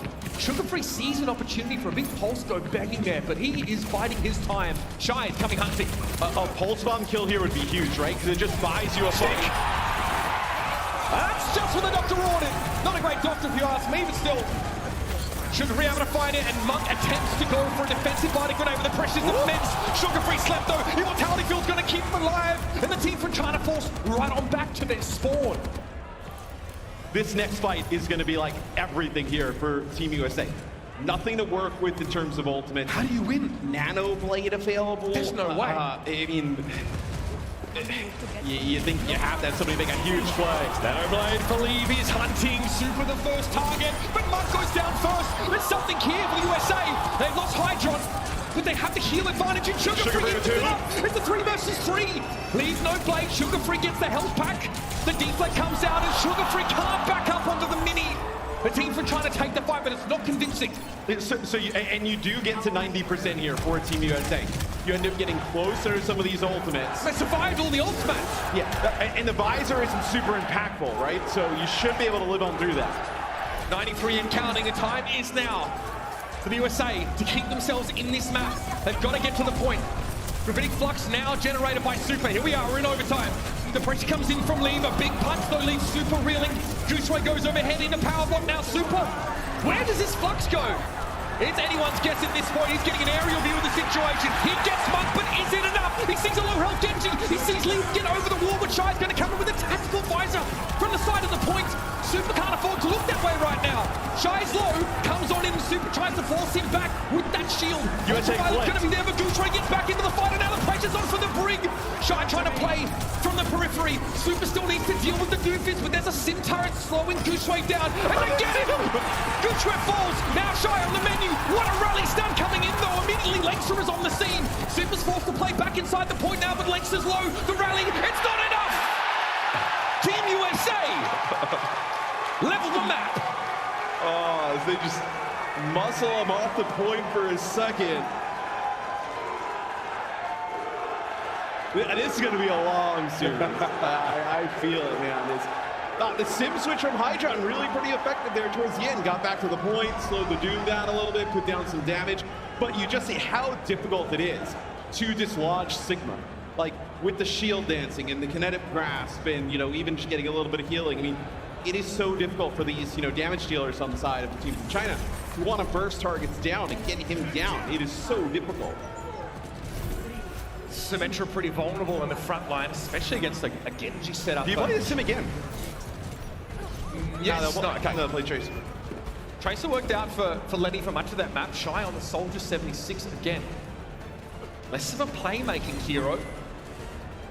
Okay, we have Leave waiting in the wings here. They're going to wrap around behind them. It's Lengsa and Leave going to try and create a pincer here. Ultraviolet gets the message, but he's going to run inside the Immortality field with the rest of the USA. Oh, they get Monk, though. That's like the biggest source of healing here. Can't ask for much more than that. It's just Lengsa for heals, and he's not in position to keep Gushue up. The gambit from the team from China backfires somewhat. It's Leave that salvages it with 3 kills on his own. He gets a health back too. And he's still fighting. Shai is hit by an accretion though. Lee wants to go in and pressure Super down. Connect grasp, keeps him alive a little bit longer, but Shai brings him down. That is Lee with 3 kills to keep the team from China in it. Everybody was dead, and Shai and Lee were like, we don't care. Like, we're just gonna win the fight anyway, man. Lee somehow able to get the re and then escape, do some gymnastics to go get that health pack. And that is one that is brutal for Team USA, that's a fight they should have won. We're already at a 10 here, and it's map 1. Sugar Free getting close to that pulse bomb here again. Monk is on the menu.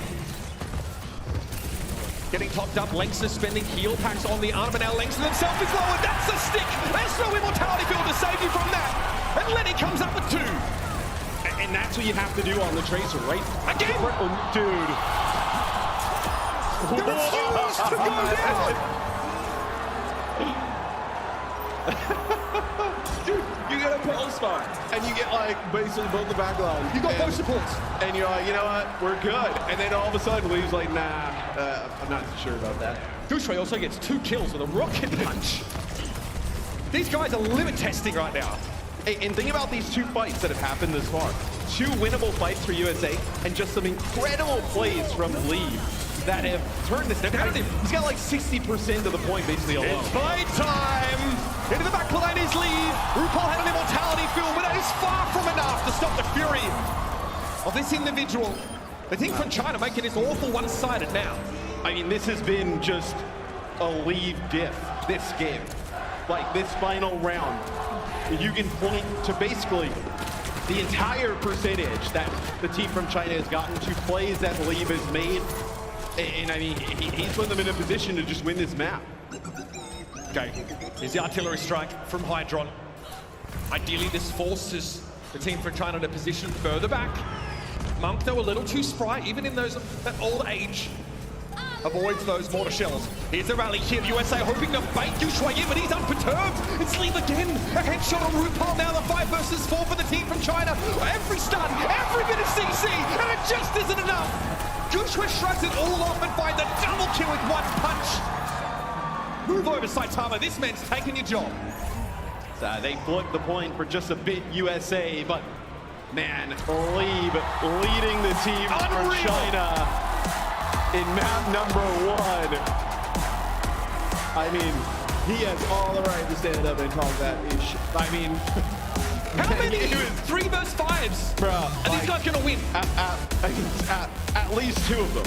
I mean, that last round is so demoralizing from USA because you get an advantage, Lieb just wipes off the board. You get another advantage, the next fight, Lieb wipes off the board, comes back, Nanoblade, map over. 2 of the biggest playmakers Overwatch has ever seen side by side on the team from China. Lieb and Gushue refuse to bow, refuse to give up. Have some unbelievable turnarounds in these fights. Let's take a look back here. Starting with Gardens, Matt. We had Shy, of course, on the Soldier 76 for much of the map. And again, the USA still pushing this Sigma setup with Super in the helm. Yeah, and I think the biggest thing was like, so they come out with like a Tracer, right? Like we don't see Tracer a ton. It's really like a Mei. And the Echo can take advantage of not seeing the Tracer on the other side, seeing the Mei. So I like the adjustment from USA to play Tracer here. The bad part in the end is that forces Lieb over to play Genji, and he is tremendous. Doesn't matter where Lieb is going to be, he's going to punish you. Here's a moment after Sugar Free finds 2 kills, both supports, by the way. Dash, dash. How's your father? I don't need the blade. It's over. Gushue, so many of these charged rocket punch kills, man. Monk with a massive Bionade in that fight. The blade almost utterly superfluous. I mean, bro, the way that Lieb is playing, I mean, you sub you and you'd probably have a chance. I mean, get me up there! It's, Midtown will be the Team USA map pick. That map that's coming up next. No break here. We're just gonna go right into it. I mean, I want to keep watching these games. I don't want to sit on a clock. Let's get these games going. Team USA, I mean, that means they have pretty limited time to collect themselves after that round, because what we just witnessed on Lijiang Tower was a couple of passages of play that kind of break the core tenets of Overwatch. Normally, player advantage is paramount. The advantages, I mean, the percentage to win a team fight after finding the first pick, let alone both supports, is astronomically high. And yet, the team from China is still able to subvert that, find victory, not 1, but 2 fights. But look, back to back. I think the way you look at it is, you know, you put yourself in a position, Team USA, to win that first fight. Obviously, Lieb goes bonkers. Second fight, same thing. Like, you are actually like in a position, you know, to win those 2 fights that you kind of, I mean, look, you play the game the right way. They played well enough to potentially even win that map. If somebody on the other team is just going to have an otherworldly performance, like, you know, just not your day. Where I think if you're Team USA, hey, let's not change anything up. We liked, you know, the way we were playing, making the right plays. Let's see if Lieb can do that 2 more maps, right? And like, it's a dangerous thing to challenge because we've seen him do that in the past over series, but that just may be how this series kind of feels and is playing out. The team for China will have Lieb on the Echo here. Another fantastic pick from him. Shy really very much on Soldier 76 duty much of this time. So the playmaking potential rests once more in the hands of Lieb and Gushue as the United States come out of spawn here with that Sigma setup. Tracer Sojourn here for Hydra. And I wonder why the Soldier over like Sojourn, something with a little bit more kill potential, but it feels like he is just this consistent damage to set up Gushue and Lieb for their kills. Monkey are playing from safety. The train car is a good place to be here. Ultraviolet going down to Lieb, who by all accounts appear to have gone in on his own. Oh, the flanking bio. Oh, the humanity of it. Our Team USA just hoping this is over quick.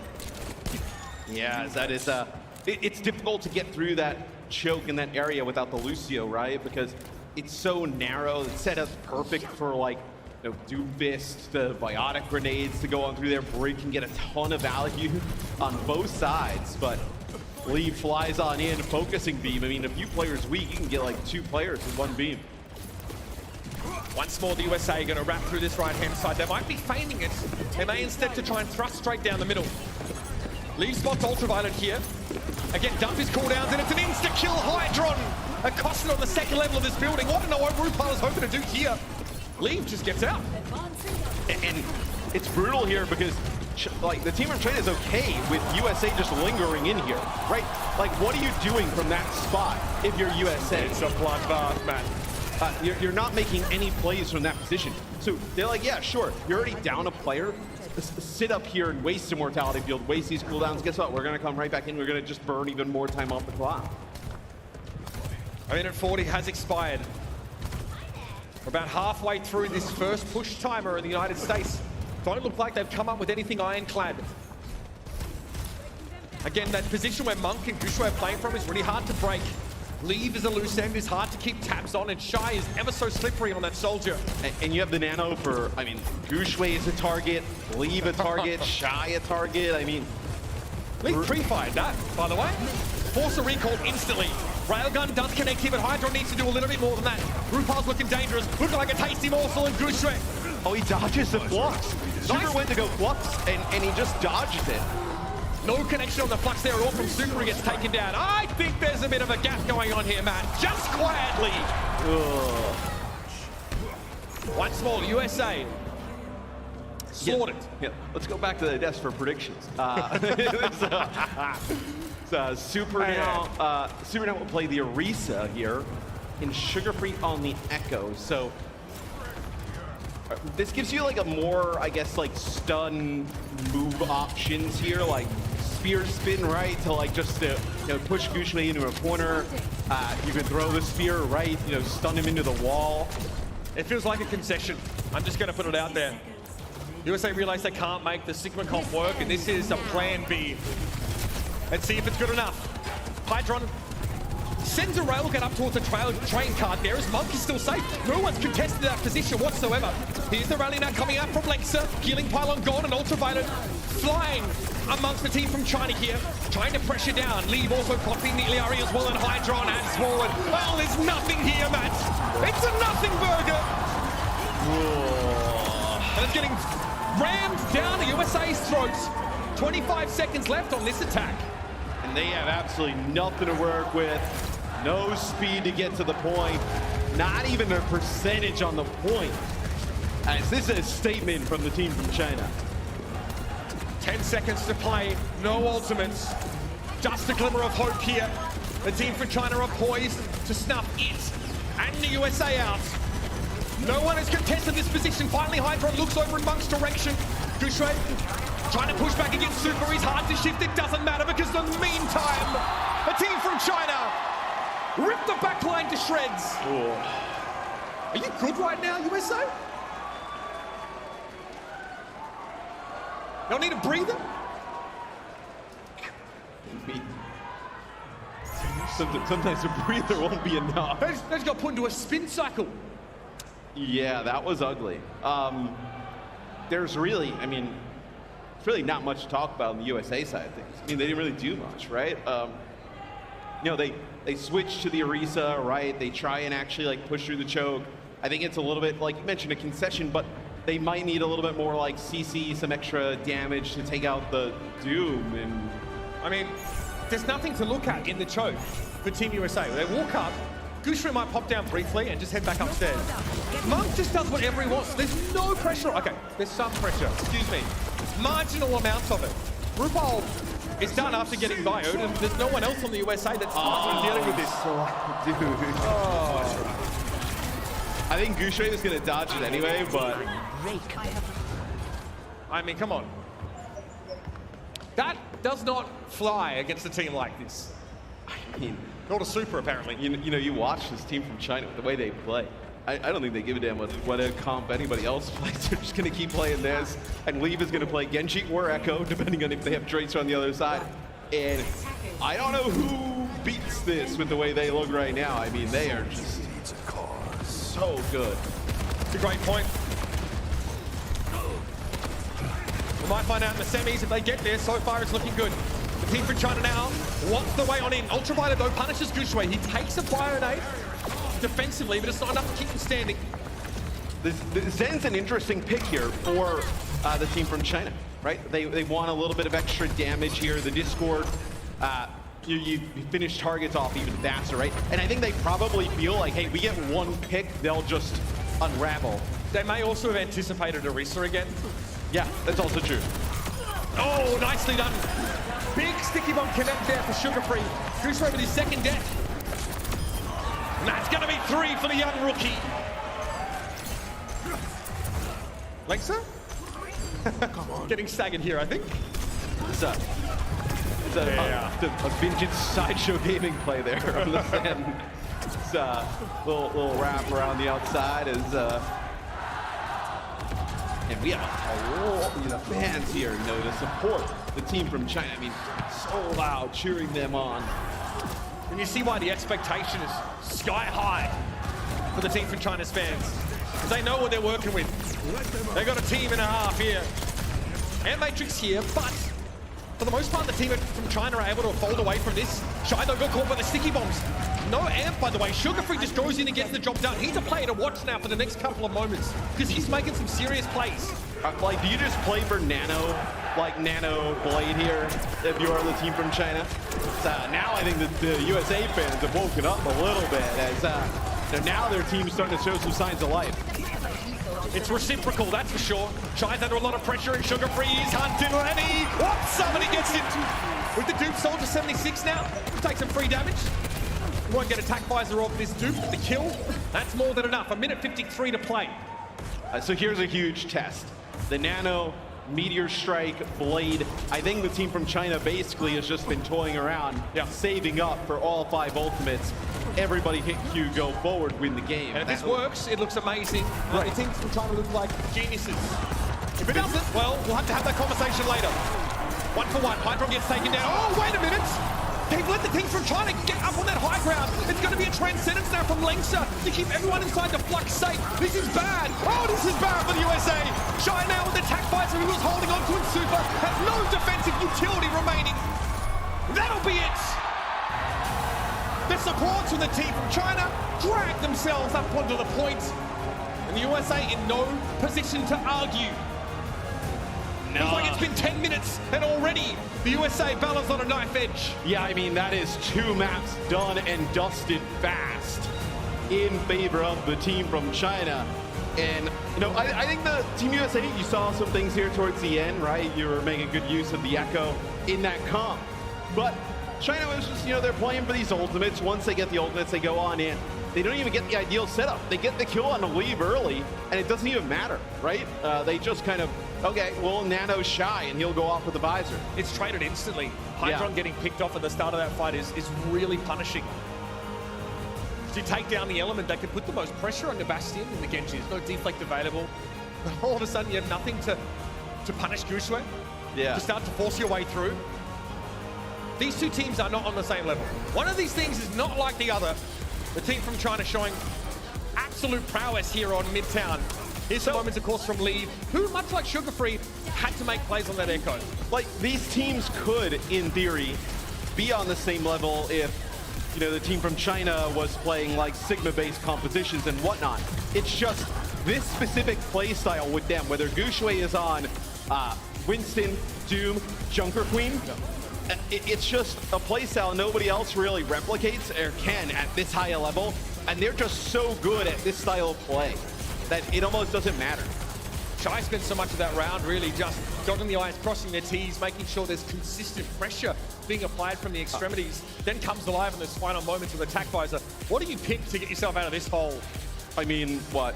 Like Surabasa or New Junk City, right? I mean, it looks like New Junk City potentially would be the pick. We've seen a lot of teams actually go, so New Junk City will be the pick.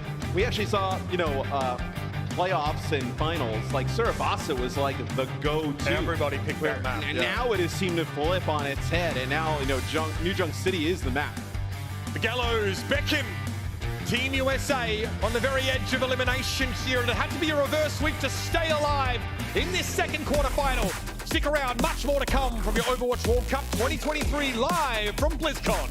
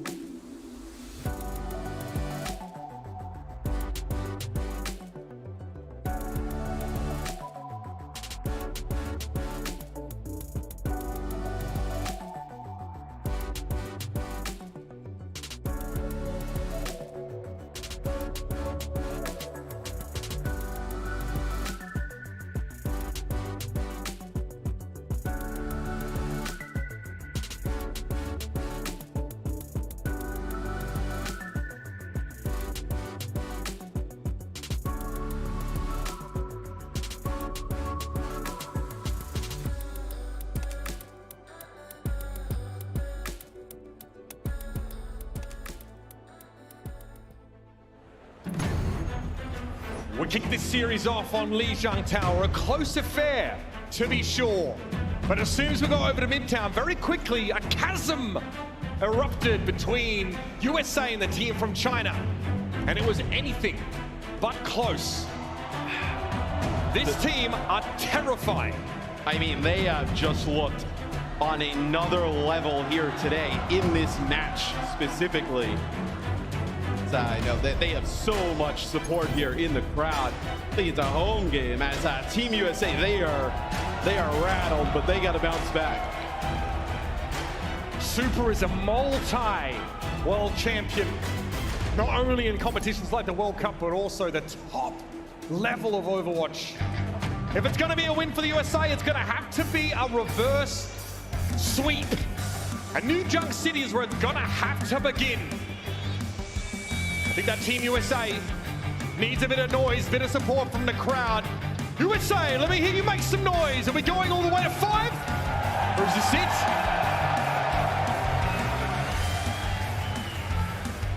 So I know the crowd wants to see 5.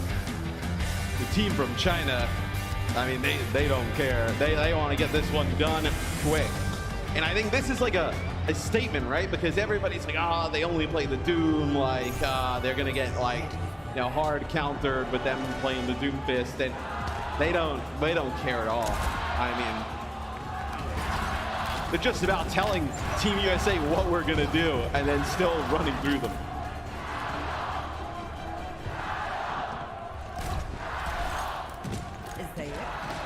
It's now or never for the USA. It looks like it might be a Orisa setup here as we come out of the gates on New Junk City. 2-0, favoring the team from China. Gives them a little bit more like stun potential. Interesting that there's no Lucio for the team from China. They'll just be running the Brigana. Aggressive posturing here for the USA. Sugarfree wants to beeline for the backline, and he's found them. Good little dash. The Swift Strike gets a ton of damage, and Monk doesn't connect the Sleek Dart. Sugarfree now can toy with this Ana. It's tough for Monkey to put that healing down, and there's no one ready to receive it anymore. Anyway, the USA start strong. And here's what's different about this USA comp. Like, you can actually set the pace of play yourself now, right? It's not dedicated on Guxue, you know, jumping in, causing chaos, and leave. You see Lengse and Monk, they can't go anywhere. Speed into them, get the Orisa on them, get the Genji on them as well, and try and make plays. Stopping Guxue in his tracks with a well-placed energy javelin is an important component of this, like you talked about at the start of the map, Matt, a bit more of that crowd control. No Lucio here for team from China, so it means they're a little bit slower getting back to the point, with a little bit less flexibility midway through the fight. Super. Been a misposition many times before. Monk forced back. Lead needs to be peeled off the point, though. He almost had a back cap there. That would have been a big problem. Now Super's on the low ground. Guxue's low. Who's going to heat him up? Nobody. He falls. Ant Matrix now for the USA. Super wants to keep the pressure on here. Sugarfree's going to wrap around as well. Their Bionade doesn't matter. Hydron gets a 2-for-1. And this looks much better from Team USA. They are going to take that first point here. As you just see how much more aggressive they can be, right? Not trying to stop the dive as it comes in, really just prevent the team from China to even get their dive off. He banks this off the wall, hey. Oh, buddy. That's nice. Shy just gives him a hug there. He knew it was over. Bomb flats now. Once again, the USA take an aggressive posture on the point with the blade. It's going to be a nano as well. Leave into the back line. There was a sound barrier from Ultraviolet, though, so Lee can't find the kill, just the immortality field. The perfect answer from Ultraviolet. And they were able to survive the terrifying nano blade from Lee. I mean, this looks like a completely different team. That was close, by the way. Almost hit Ajax. That had to be a perfect immortality field from RuPaul. Now the USA fans have come alive here, as the first time I think the team from China, you got to be a little bit worried about how do you crack the code of some of this stuff that they're doing. How do you deal with the pressure that Sugarfree's putting on your backline? No nano for this Genji, but he doesn't need it. Here's the rally. Tough for Genji to break in now, but he's going to go for it when the blade comes out, stunned instantly. Oh! It's not inside the immortality field. It's a 2-for-1 trade. Now for the USA, stall is the name of the game. But Ultraviolet's dead before he hits the ground. And RuPaul is shoved off the point. Yeah, and that was Lengsa with a really well-timed rally with the stun onto Sugar Free, and they're able to finish him off. And there's just not enough damage there to pick up some kills. The rally comes out before the blade. Right. And there's an immortality field thrown there, probably for Super. But Sugar Free plays outside of it because he's trying to dive, and he gets blown up with a stun.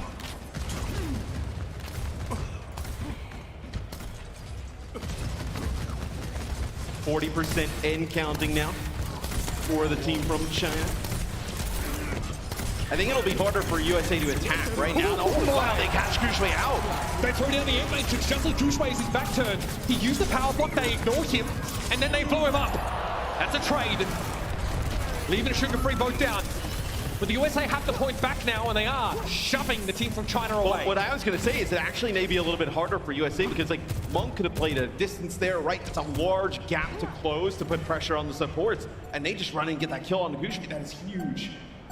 This is a decent fight for the team from China. If they build a nano in the next few seconds, which they should, Gushwei has a lot he can do here. Super's hit with a Bionic Grenade here. He has that Terror Surge up, but he's very low. He needs to be healed. Here's the Terror Surge. Gushwei's going to jump out of it now. Sugar Free very low, but Lengsa was picked up by the Orisa Ultimate. A 2 versus 2, but there are no supports left for the team from China. It's just RuPaul and Ultraviolet. It's not enough. Shy picks up a few with the railgun.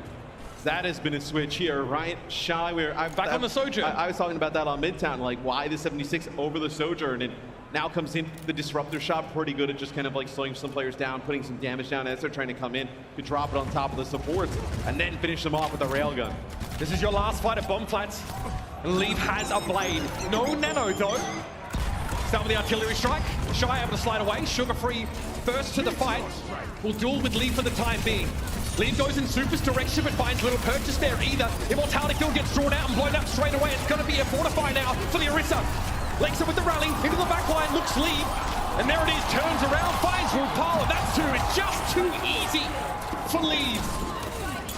And the team from China even it up here now. It's one apiece. Yeah, it seems like once USA lost control of the point, it was very difficult to push in, be aggressive with that comp, right?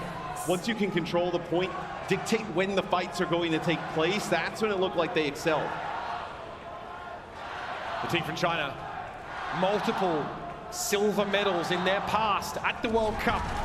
This year, anything but gold would be unacceptable, I feel. Great way to get back now into the map.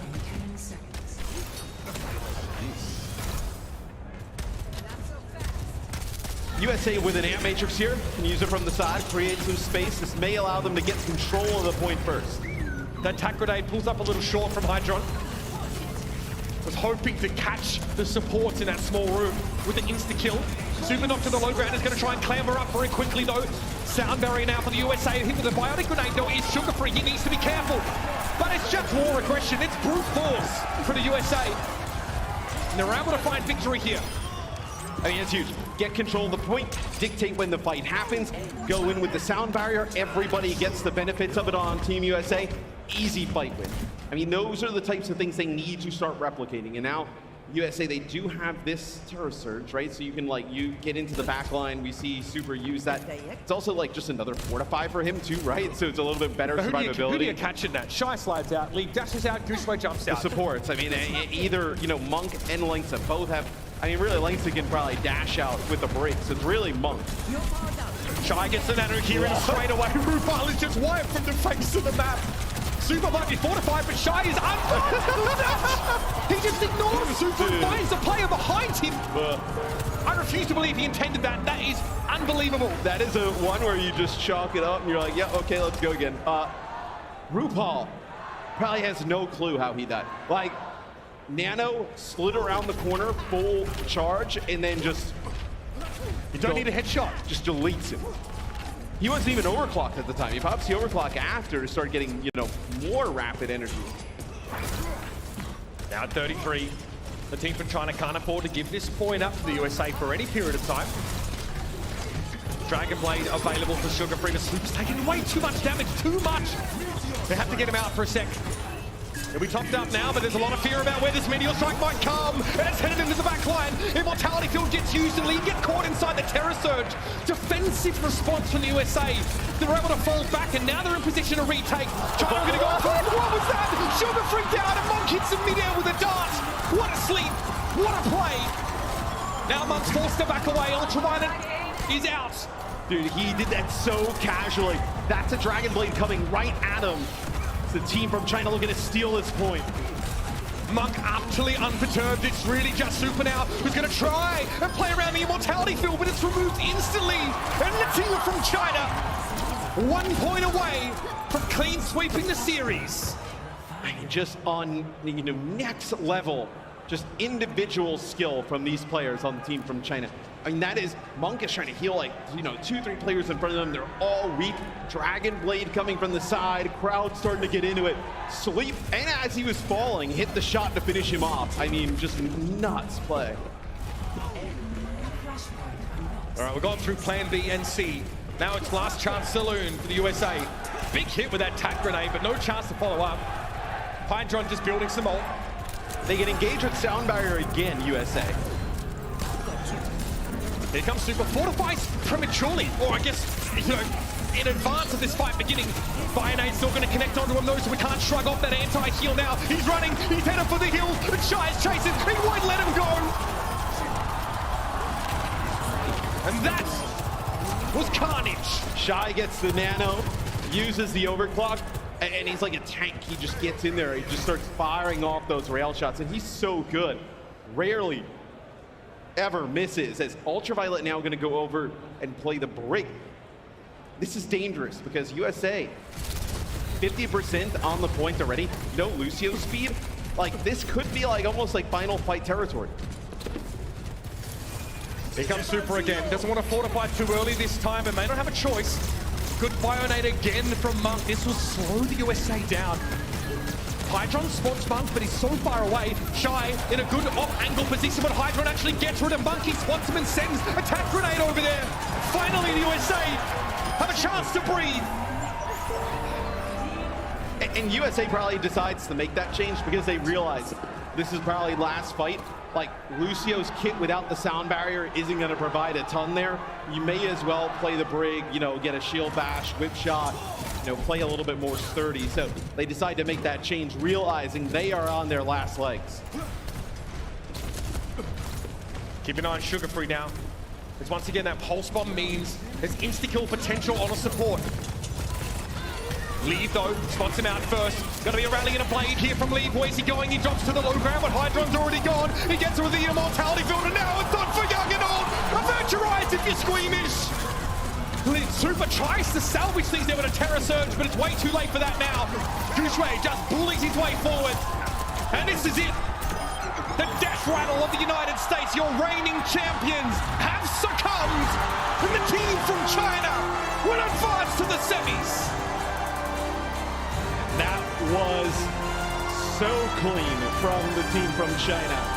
I mean, absolutely just flawless gameplay the entire series. And they're going to be difficult to stop for anybody. I mean, Team USA looked good at times, but when Lee and Shy are playing like that, I don't know what you do. And let's not forget, Doucheway's impact in that first map especially, turning around those 3 versus 5s. And wiping out Team USA in so many of those engagements. Who now can stand against this team from China? South Korea will be first.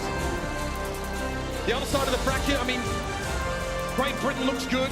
Kingdom of Saudi Arabia also looks like a solid team. There are contenders, but right now we've seen the strongest performance in our World Cup matches so far.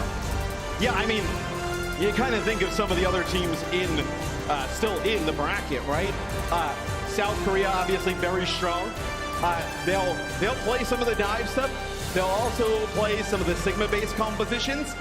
And then I think, you look at, KSA, and they play the Sigma comps at such a high level that, maybe they're kind of you talk about how good they are on the dive. Maybe that team is so good on the Sigma, right? That, they're better than everybody else on that.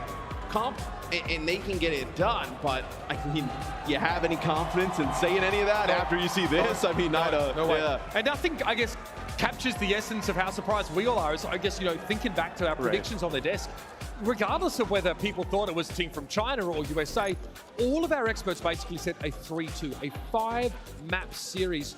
We didn't get remotely close to that. There were signs of life. Not on Midtown, but on New Junk City, it was there. We saw a switch to that Orisa composition. Sugar Free gets to play the Genji now, stretches legs a little bit more. And even without a Lucio, the team from China seemed unbothered. No. Monk is so terrifying on that Ana. I mean, what he's able to achieve there is just is filthy. It seemed like at maximum that series was like a 3-1 for the team from China. I mean, just if you run into a team like that, they're playing that well, it's going to be difficult for anybody to beat them. And again, it's a big ask. The team from China are primarily one team, with that obviously Farway coming in from that Guangzhou Charge roster. They have played together for so long, and they have played in some of the wildest matches. We're talking about a team that had multiple reverse sweep victories at our playoffs earlier this year. They've been through it all. You want to talk about a roster that knows how to win? It's them. It is absolutely them. And I think looking forward, I mean, I'd be frightened if I was any of the opponents of the team from China. We're going to head down to the floor and get some thoughts from maybe one of the greatest players to touch the game. It's going to be Lee. 马上开始了，马上开始。Hi guys, it's Emily here. Wow. I thought, oh, thank you. You guys are so sweet. I thought that was going to be a close match because Coach Gator last night was really feeling himself and he said that China had no chance. But that was carnage. Anyways, standing next to me is Lee of the team from China. And I just want to know, what are your thoughts taking down 2019's reigning champs, Team USA? 所以离开，我想问你的就是，你们能打败2019年的冠军美国队，心里有什么感受呢？有什么说法？跟我们简单聊一聊。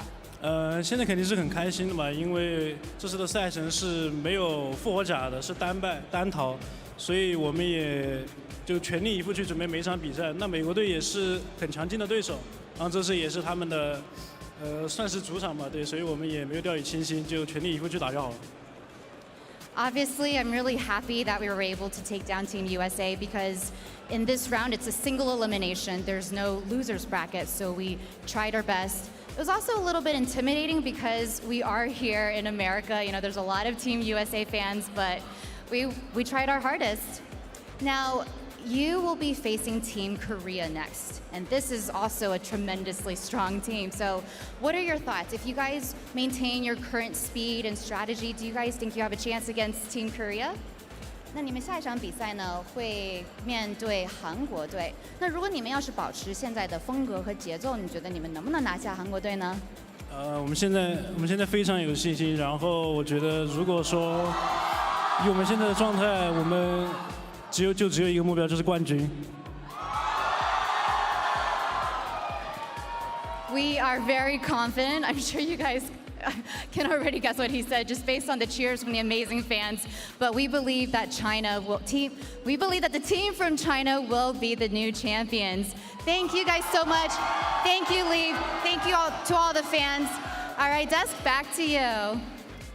Thank you so much, Emily. You heard it here. They were victorious over the hometown favorite, of course, Team USA. Unfortunately, this is their end to BlizzCon this year. Let's talk about how the team from China got it done. This was not a close match. I also want to just quickly bring up that I was right and you guys were wrong. There's a lot of that happening in my head right now. It's all right. I can celebrate myself by myself. I don't need any support there. You had a chance there, Johnny. You almost. I don't think I've ever been this wrong about a prediction in my life. That's okay, though. We can talk about just how wrong you were by looking at the highlights of this match. No, quite frankly, though, it was the compositional clash that we wanted to see, that we expected. However, the outcome was not as expected. It was that Doomfist dive that had the upper hand. Why is that? For me, this comes down to some of these like more deep coaching decisions, strategic decisions from the team. Too many times this series, I saw Leave dominating on the Genji with no Echo counterpick in sight. Like for me, that should be an instant swap. You play Genji, you have to play against Echo the entire game long. When you want to play Echo on the dive, you should be up against Bapillari every single game. And for me, USA, they were way too slow to read these counter swaps. They don't have the same read of the meta. I think what they played, they could win, but when you're going up against a team as good as this, as the team from China, you really need to be creating a compositional advantage. I think taking a fair fight is not smart against a squad this strong, and USA, they're going to get punished for it with Leave and Guxue putting on ridiculous performances. I mean, multiple times in this series, turning 3v5 or even worse situations into teamfight victories for their team. That really shouldn't be happening, and it goes to show what players on this level can do. It also brings into question, how much practice did Team USA actually get against a competent dive team like this? Because we have seen so far this tournament, a lot of teams favor the slower Sigma compositions. But just like the Overwatch League tournament earlier this year, this kind of roster from the team from China, they are like the unknown kind of like dive team that's forced this style that a lot of other teams don't really favor. And so Team USA, they look like they weren't exactly super prepared for this kind of composition coming out from Team from China. And now that begs the question, are the Team from China going to be able to do this the rest of the way? Because USA, look, I mean, they got stomped. That was brutal. Yeah. That was the cleanest 3-0 imaginable. And again, I do think that going into this series, the team from China are the better team. They have the better players. They are the better region currently in the Overwatch esports scene. So yes, Team USA, they are the 2019 reigning champions. That was 4 years ago. It's been a long time. It's been a long time. And that was a generation of Team USA that were like on top tier rosters, winning tournaments. Like they were on top of the world. Now we're looking at this roster from Team USA. And you gotta be honest, like some of these players didn't even qualify for the Overwatch League playoffs earlier this year, right? Whereas looking from the team from China, they were there and playing against the very best, the entire team, right? So it's just, you know, it's been a while. It's been a while. And getting reps on their style. Like this was the team from China forcing their will on the match. We've seen a ton of teams. Almost everybody else is playing Sigma at this tournament. The team from China has barely touched that hero. They know that if they just play their style, I mean, this is one of the things about the Overwatch World Cup. The teams, they don't get the amount of practice that a pro team does. And so it really does matter that you just have that read in the moment. You don't get to calculate every single variable, be prepared for every externality. You have to adapt in the match and make the right decisions. And when a team puts this much pressure on you, it is so hard to achieve that. Yeah, we actually have a illustration for this one to break it down a little bit and get that nitty-gritty insight from Johnny. Yeah, what you got for us? Well, I just wanted to showcase, you know, Team USA, like how did it look throughout the series? And I think there was one thing that didn't really click for them, and that was the teamwork. That was the team play for Team USA. Obviously, this is a bunch of American players coming together and playing for the first time, some of them. Obviously, they practiced a lot, they went to boot camp, etc. But I still think you saw that they weren't exactly on the same page. So I'll break this down on Midtown. They couldn't cap point A. Why couldn't they cap point A? So we got an example, we can get right into it, and we'll really break down the composition and how it kind of worked for Team USA. All right, so as we get into this replay from Midtown right here, you can see that Team USA, they obviously got this Sigma composition, and we can just go ahead and play this out. And we'll see that Team USA, they're kind of flanking around the building. They're going to take these far wide angles, and the team from China, as you can see, they're playing the Doomfist Echo kind of composition. And as we get into this first-person POV, we can just gonna keep playing this. We can see that Leave, he's playing around the buildings, avoiding all the damage. Here, he finds Hydron that is just isolated. Now, Hydron, we know him for flanking a lot. He likes to take these wide angles, but he's here by himself on a vertical building, and you can see that immediately the team from China, they're gonna pounce on it, they're gonna punch Hydron, and so we can just go ahead and play this out. Hydron is going to get picked very early. Now, after this, well, hello, another player from Team USA just jumping up, it's RuPaul, and we can play there. RuPaul jumps up by himself to challenge Leave, obviously trying to react and help out Hydron. The immortality field comes out, and that is a super valuable ability. It is so important to protect yourself against this dive. We can go ahead and play this out, and we can see that Leave, okay, well, we got the immortality field, so team from China, they're just gonna engage on the back of it. We're gonna wait out for the lamp to expire, and then we're gonna go. Leave, thumbs up, cleans up Ultraviolet, the rest of the team. I mean, look, they were down a man, but they just like got run over, like not even trying to get picks off from the team from China. And it's these one-on-one duels. I think that Hydron throughout the entire tournament kind of did go heavy on the flanks by himself all the time. And I don't think it quite worked. I don't think that his supports really helped him out too much in there.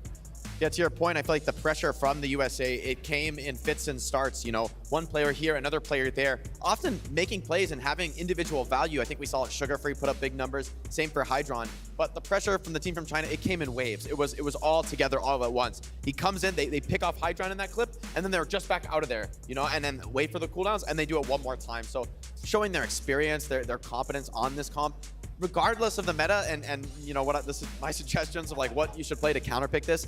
In the end, this is a skill matchup. Yeah. In the end, this comes down to your ability to execute with your teammates and either punish those divers when the lamp does come out, or the dive comes in and cleans you up piece by piece and takes your cooldowns away, you know, one by one. And that's what we saw in this match. I wonder, honestly, and based on also what we saw in the Overwatch League playoffs, can anybody beat this team from the team from China on the dive mirror? It seems so like good. not. They're so good.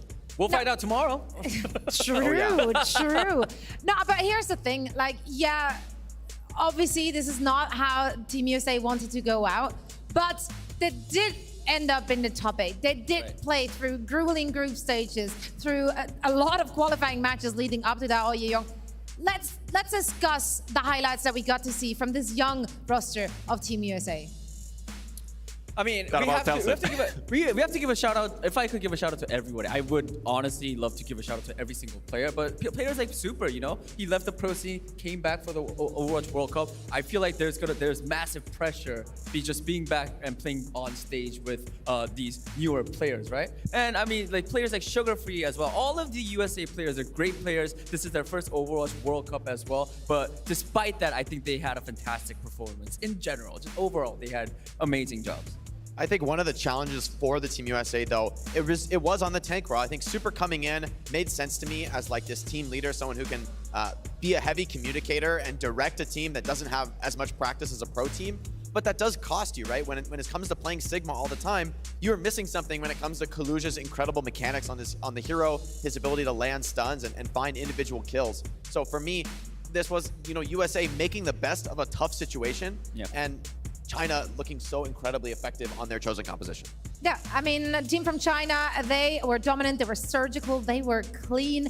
But say one thing about Team USA, say they did bring a lot of entertainment in the game, outside of the game. There was a lot of banter on social media, great video content heading into this. And I feel like this is kind of what the Overwatch World Cup is all about. It is about highlighting players from those different regions which are representing their people, which are representing the joy that the Overwatch, the different compositions, metas, all these things. And it was still a true pleasure to watch Team USA being part of it all. Unfortunately, an early out for them here in the quarterfinals. Let's actually take a look at the brackets to see where we're now at, because we do have our first semifinals pairing. Oh my goodness. And that is going to be South Korea and a team from China. Wow. Oh, man. This is going to be a match, ladies and gentlemen, and we will be talking a little bit more in depth about that very pairing after a very quick break. And of course, also, we have a next quarterfinal coming up, which we will also be previewing in just a little bit. But first, let's head into a quick break, and we will be right back with all of that and more.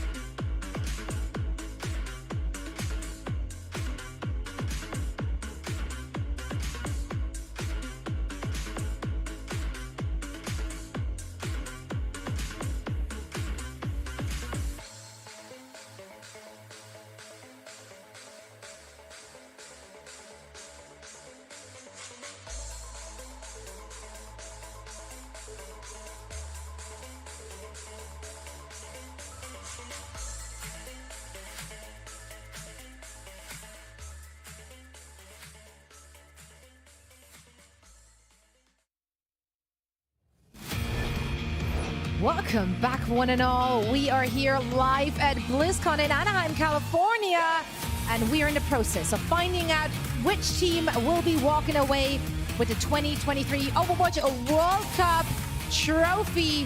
All the fame and fortune that goes along with said trophy, and that's a heavy beast. Do you know how heavy it is?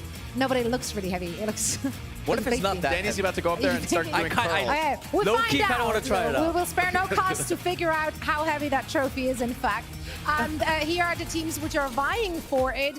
Now, after this second match concluded, we do know the first semi-final pairing. South Korea will be going up against the team from China. Oh boy. This might as well have been like the grand finals match. Yeah, this might be the best match of the It could be. tournament. It has Realistically, these probably should be the top It two should teams. be. Like maybe, like if there's a much closer finals, then maybe that will be proven It's even wrong. better. We get to see it earlier now in semifinals. Okay, that's one We take, see- Danny. You know? Thank you. That's copium, Danny. Actually, I that's love you, super Danny. copium. I love you, Danny. You're the best. I love that. Keep it up. Keep up the spirits. Danny, actually, you had an opportunity after the match of South Korea to talk to no other than the gaming warlord himself. Right. And as he reached up to get his opinions, he had a few things to say about the team from China, which they might be facing off against. Oh yeah, he had some exciting answers for everybody. So let's take a look at the interview that I did with Lip from Team South Korea. Talking about your next match, it is you guys are moving on to the semi-finals. You guys will be facing off against either team from China or USA. Lip, who do you think you're gonna be playing against tomorrow? 자, 다음 경기에 대해서 조금 얘기를 해봅시다, 립 선수. 자, 이제 다음 경기 준결승전에서 중국 아니면은 이제 미국과의 경기가 될 텐데 립 선수가 개인적으로 보시기에 지금 어떤 팀이 올라와서 대한민국과 경기를 치르실 것 같으신가요? 일단 예선 그 본선만 봐도 일단 미국은 좀 지루한 조합, 시그마 조합이라 시그마 조합하고 중국은 좀 그래도 저희와 윈스턴을 좀 많이 하려고 하는 그런 팀이기 때문에 팬분들이 보시기에도 좀 더 재밌는 경기가 중국이랑 한국이 돼야 좀 더 재밌어지지 않을까 싶어요. I mean, I'm a little hopeful. I'm rooting for sort of Team China just because, as you guys seen in the group stages, I would say Team USA uses a boring composition. They're running a lot of that Sigma composition. And on the other side, we got Team from China. They're sort of like us. They use the Winston or the dive composition as well. So I think for the fans and for us too, I think it'll be exciting for that dive matchup. All right. You know what? I also think that'll be very exciting as well. 네, 중국과 한국 경기 굉장히 재밌을 것 합니다. 자, all right, let's move on to our final question. One last question.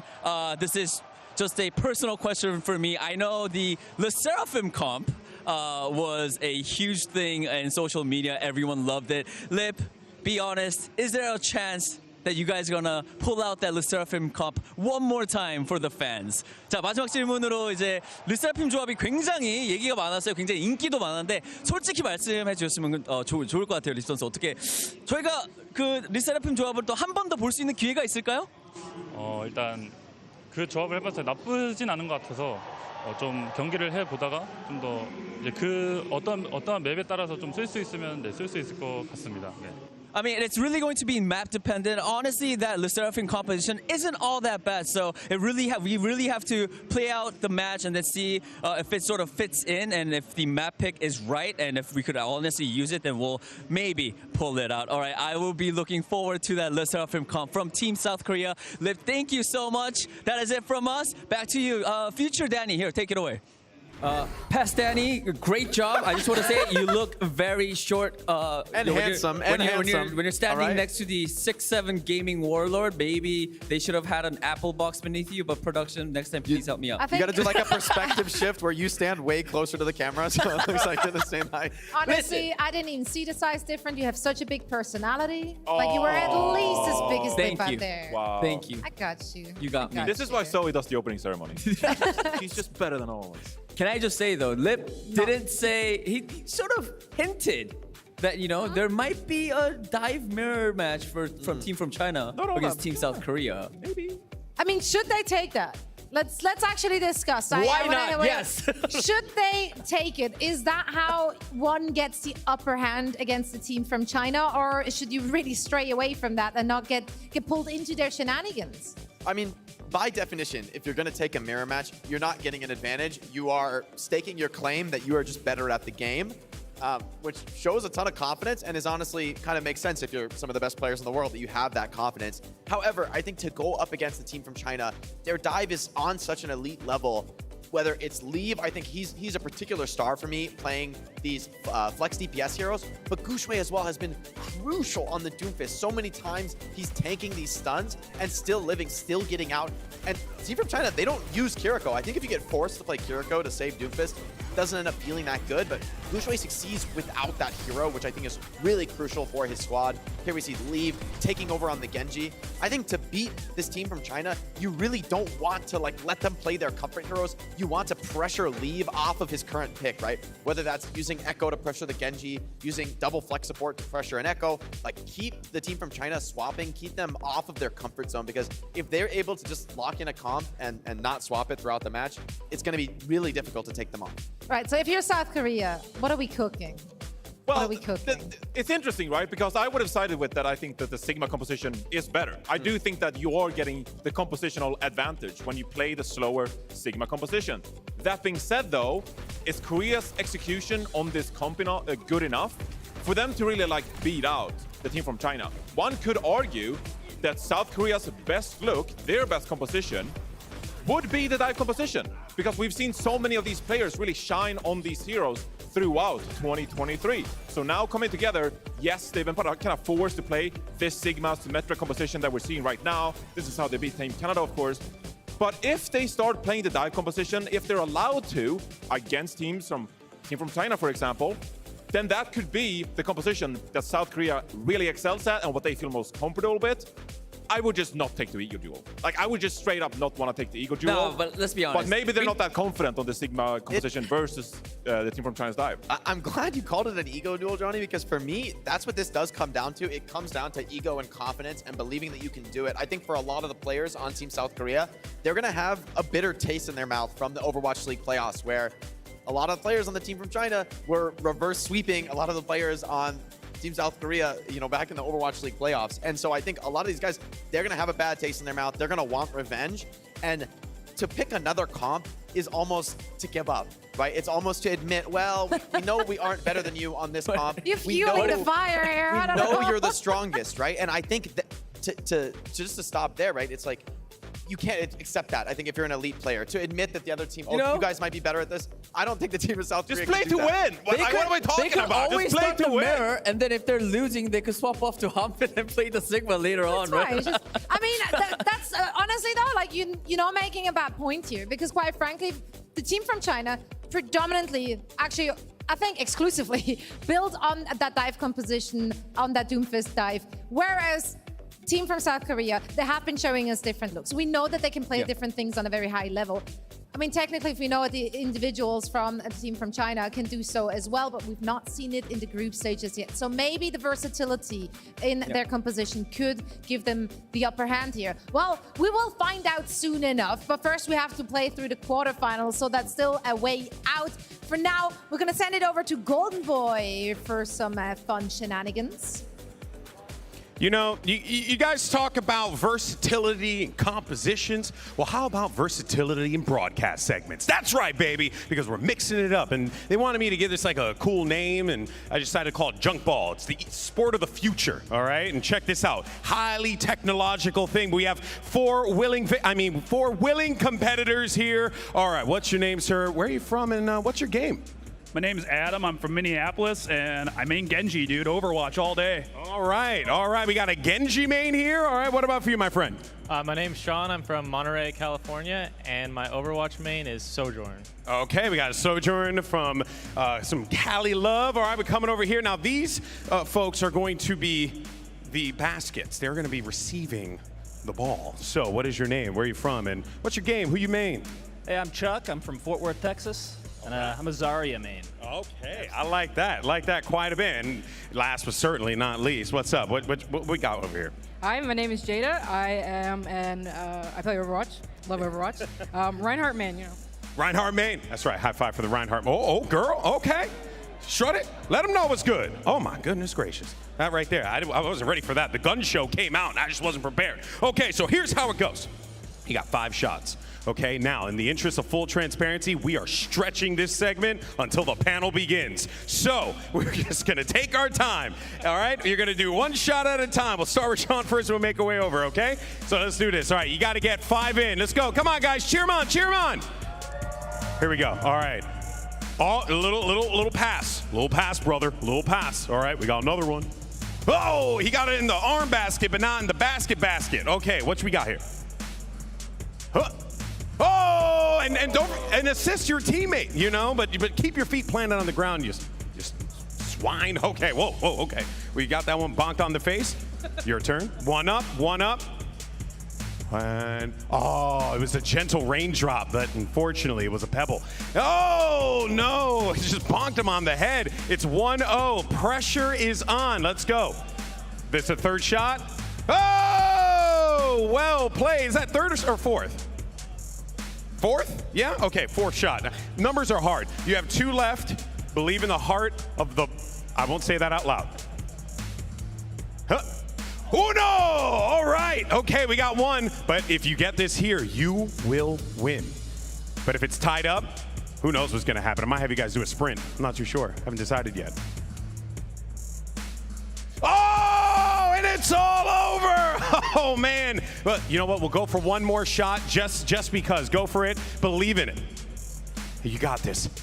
No, it's okay. You know what? Hold on. Give me the ball. Let's just do 1 more time. Let's just do 1 more. Okay? And you got this, baby. You got this. All right? You got this. Yeah. Oh, hold on. Oh, we did it. We did it. All right. Honestly, I just wanted to get my cardio steps in and move around a little bit. So that's what this whole segment was for. In any case, so guys, that's going to do it. Thank you so much to our competitors. Guys, give it up for our competitors playing Junkball, the sport of the future. And let's send it over to future Junkball analysis. You got Zoe and the crew. Break it down. Wow, Goldmo, you're a visionary of the sport that we just got to witness. Quite frankly, this is going to make a good party game. We're 4 people. We can play it. We too could be playing Johnny has to be the basket on the other team. That's Can you throw that high? That's what I mean, not on my team. Not on my team. So he has to shoot and Johnny has to be the basket. If Johnny's a basket, then we got to get Lipin as a basket. Okay, honestly, that'll make it fair. Yeah. I'm willing. At that point, we need to dunk. I am willing. Yeah, we do a dunk competition. We actually do a dunk competition on them. Wait a minute. I think I got the hops for this. It's going to be fine. Don't worry about it. Yeah, I got a good vertical, Johnny. We're going to miss it on purpose so that we can just hit, Johnny. we can just smash to Johnny's head. You can trust me, Johnny. Hey, we got to protect my brain, okay? There's a lot of really important things going around with this brain, okay? We can't be... It's the money maker. Don't mess with it. Shatter, block shatter, shatter, block shatter. Shatter, block shatter. I'm shattered. Charge! Reinhardt. Brain empty, just charge. But fellow Ryan here, the desk went crazy. Oh, yeah, we all went crazy. Yeah, we see you. We see you. You can always count on the Ryan mains, you know, reliable. It's actually crazy that we have 3 Ryan main. Ryan main. Rain mines. Main Ryans on the desk. Like, how often do you get into a room with so many Ryans? I was kind of hoping that they'd buff Reinhardt, you know, just a little bit. Give us something to be, you know, 2 fire strikes was pretty cool. Thank you for that. I mean, I like playing Bastion against Reinhardt. What about 2 charges? Can we get 2 charges? What if you could charge like Reinhardt, but it's like Orisa that you could build it up like a charge? I want Genji to deflect the charge. Like, I deflect the Reinhardt. I'm going to be a mercy main from now on. My teammate. As he put you up just to make Jaws angry. What are we doing? I think that's a good. What are we doing? This is a fantastic question. That's a fantastic question. What are we doing? For you. No, you might be reaching a little too high here, reaching for the stars, Johnny, but never give up. Other people who are reaching to get it all are, of course, our teams, because they are trying to walk home with the bag. How big is the bag going to be? We don't know yet, because it is going to be crowd-funded. Jake, this is unprecedented in Overwatch esports history. It's a great opportunity for people to get involved, because not only are they supporting the teams which are currently here at BlizzCon, but every single team that participated, all the players will get a share of this. I think this is something we've seen around the esports world, and I'm really happy to see it coming to the Overwatch universe to bring the passion that the players have for just hopping on the game putting some games in, but getting some new skins, combining that with the excitement, the energy that esports brings to a game. For me, that's the essence of what we should be doing with esports, is bringing the community together. It's not pros over here and community over there. We're all one community together, and I think this really symbolizes that for me. And again, it's supporting all the teams that participated, even in the qualifiers. So not only the 8 teams here at BlizzCon in the playoffs, it's the teams who were in the group stage, Colombia, Mexico, the teams in the qualifiers, like Sweden and Switzerland. All 43 teams. So by purchasing the crowdfunding bundle, you support players from Sweden. Yeah. That's the most important. That's the big takeaway here. You can also support players from Sweden. And Switzerland. There we go. And Switzerland. Let's go. And USA and South Korea. Let's go. Well, you made it here. Like, we're not... You're not... You don't need it. Fine, it's fine. Wait, what? You know what I do need though? Speaking of things that people need, drops. That drops. And we got just that and so much more. Spam We drops got in some the chat. fancy sprays as well. I love the cards, the name cards. Have you guys already equipped to represent? Honestly, not yet. Honestly. Not? I need to put it I've on. got my Swiss one up and ready. Like I made it a point as soon as we're there. And you can, of course, join in on the shenanigans doing watch party as well. Watch parties are a great way to get your communities involved, to have some fun watching the games, making your voice heard. There's some great people. Oh, you want to say something? You want to talk I was about going to say, Costa? that just reminded me. I totally completely forgot. We have a friend who's doing a watch party at the, his name's Costa, right? Yeah. Yeah. Is he still doing it? I actually have no idea. I think Is Costa our friend, Zoe? I saw Flats and Emong were doing it. Emong's doing it, yeah, true. Yeah. Day 3's doing it. But I don't know about Costa. I don't know if he's still doing it. But anyways, yeah, if you're doing it. Anyang from the New York Excelsior is also here doing watch parties. Yeah, so we have a lot of great people you can support and watch all the things with. And there's plenty of things to see, not only here in the Overwatch World Cup, but in general here at BlizzCon. So many things to see, so many things to get excited about. One of those things has got to be the concert at the end of it all. And this time around, we got to see Les Seraphim. They will be performing live here tomorrow at BlizzCon. And I am extremely excited for that. It's going to happen tomorrow night at 6 p.m. Pacific. So make sure to tune in to check all of this out.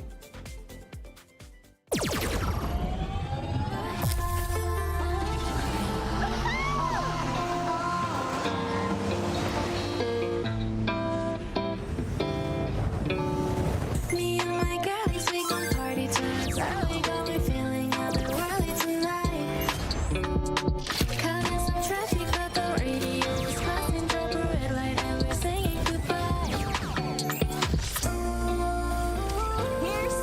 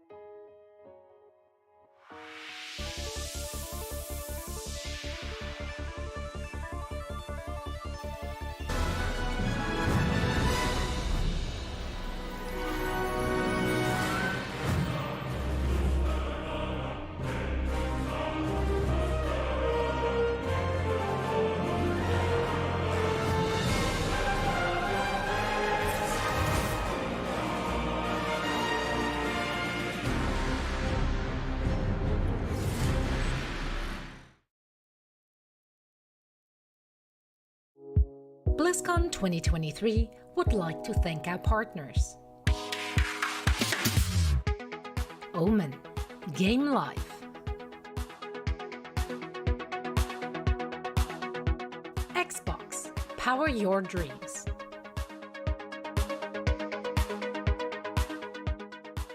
Mountain Dew Game Fuel Mystic Punch.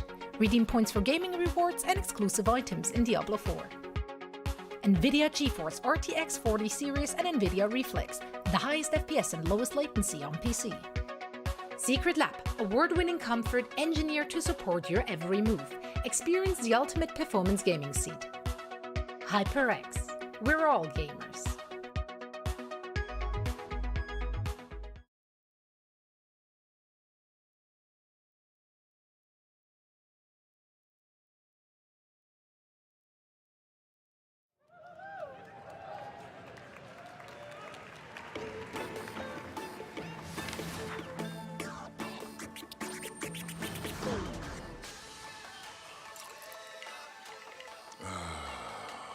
What a day. It's good to be alive. I'm going to let you in on a little secret. I wasn't always the friendly, carefree guy you see before you today. I used to take things very seriously. I never had time for fun.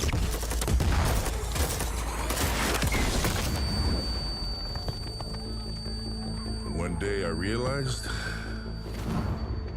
something had to change. I needed to work on me.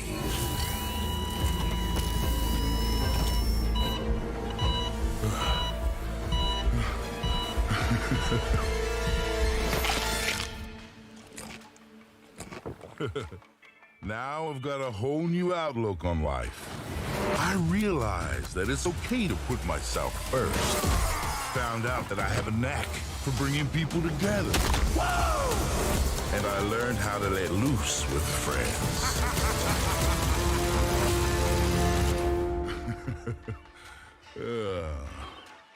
I work hard. And I play hard. So, I only have one question for you. Ready to have some fun?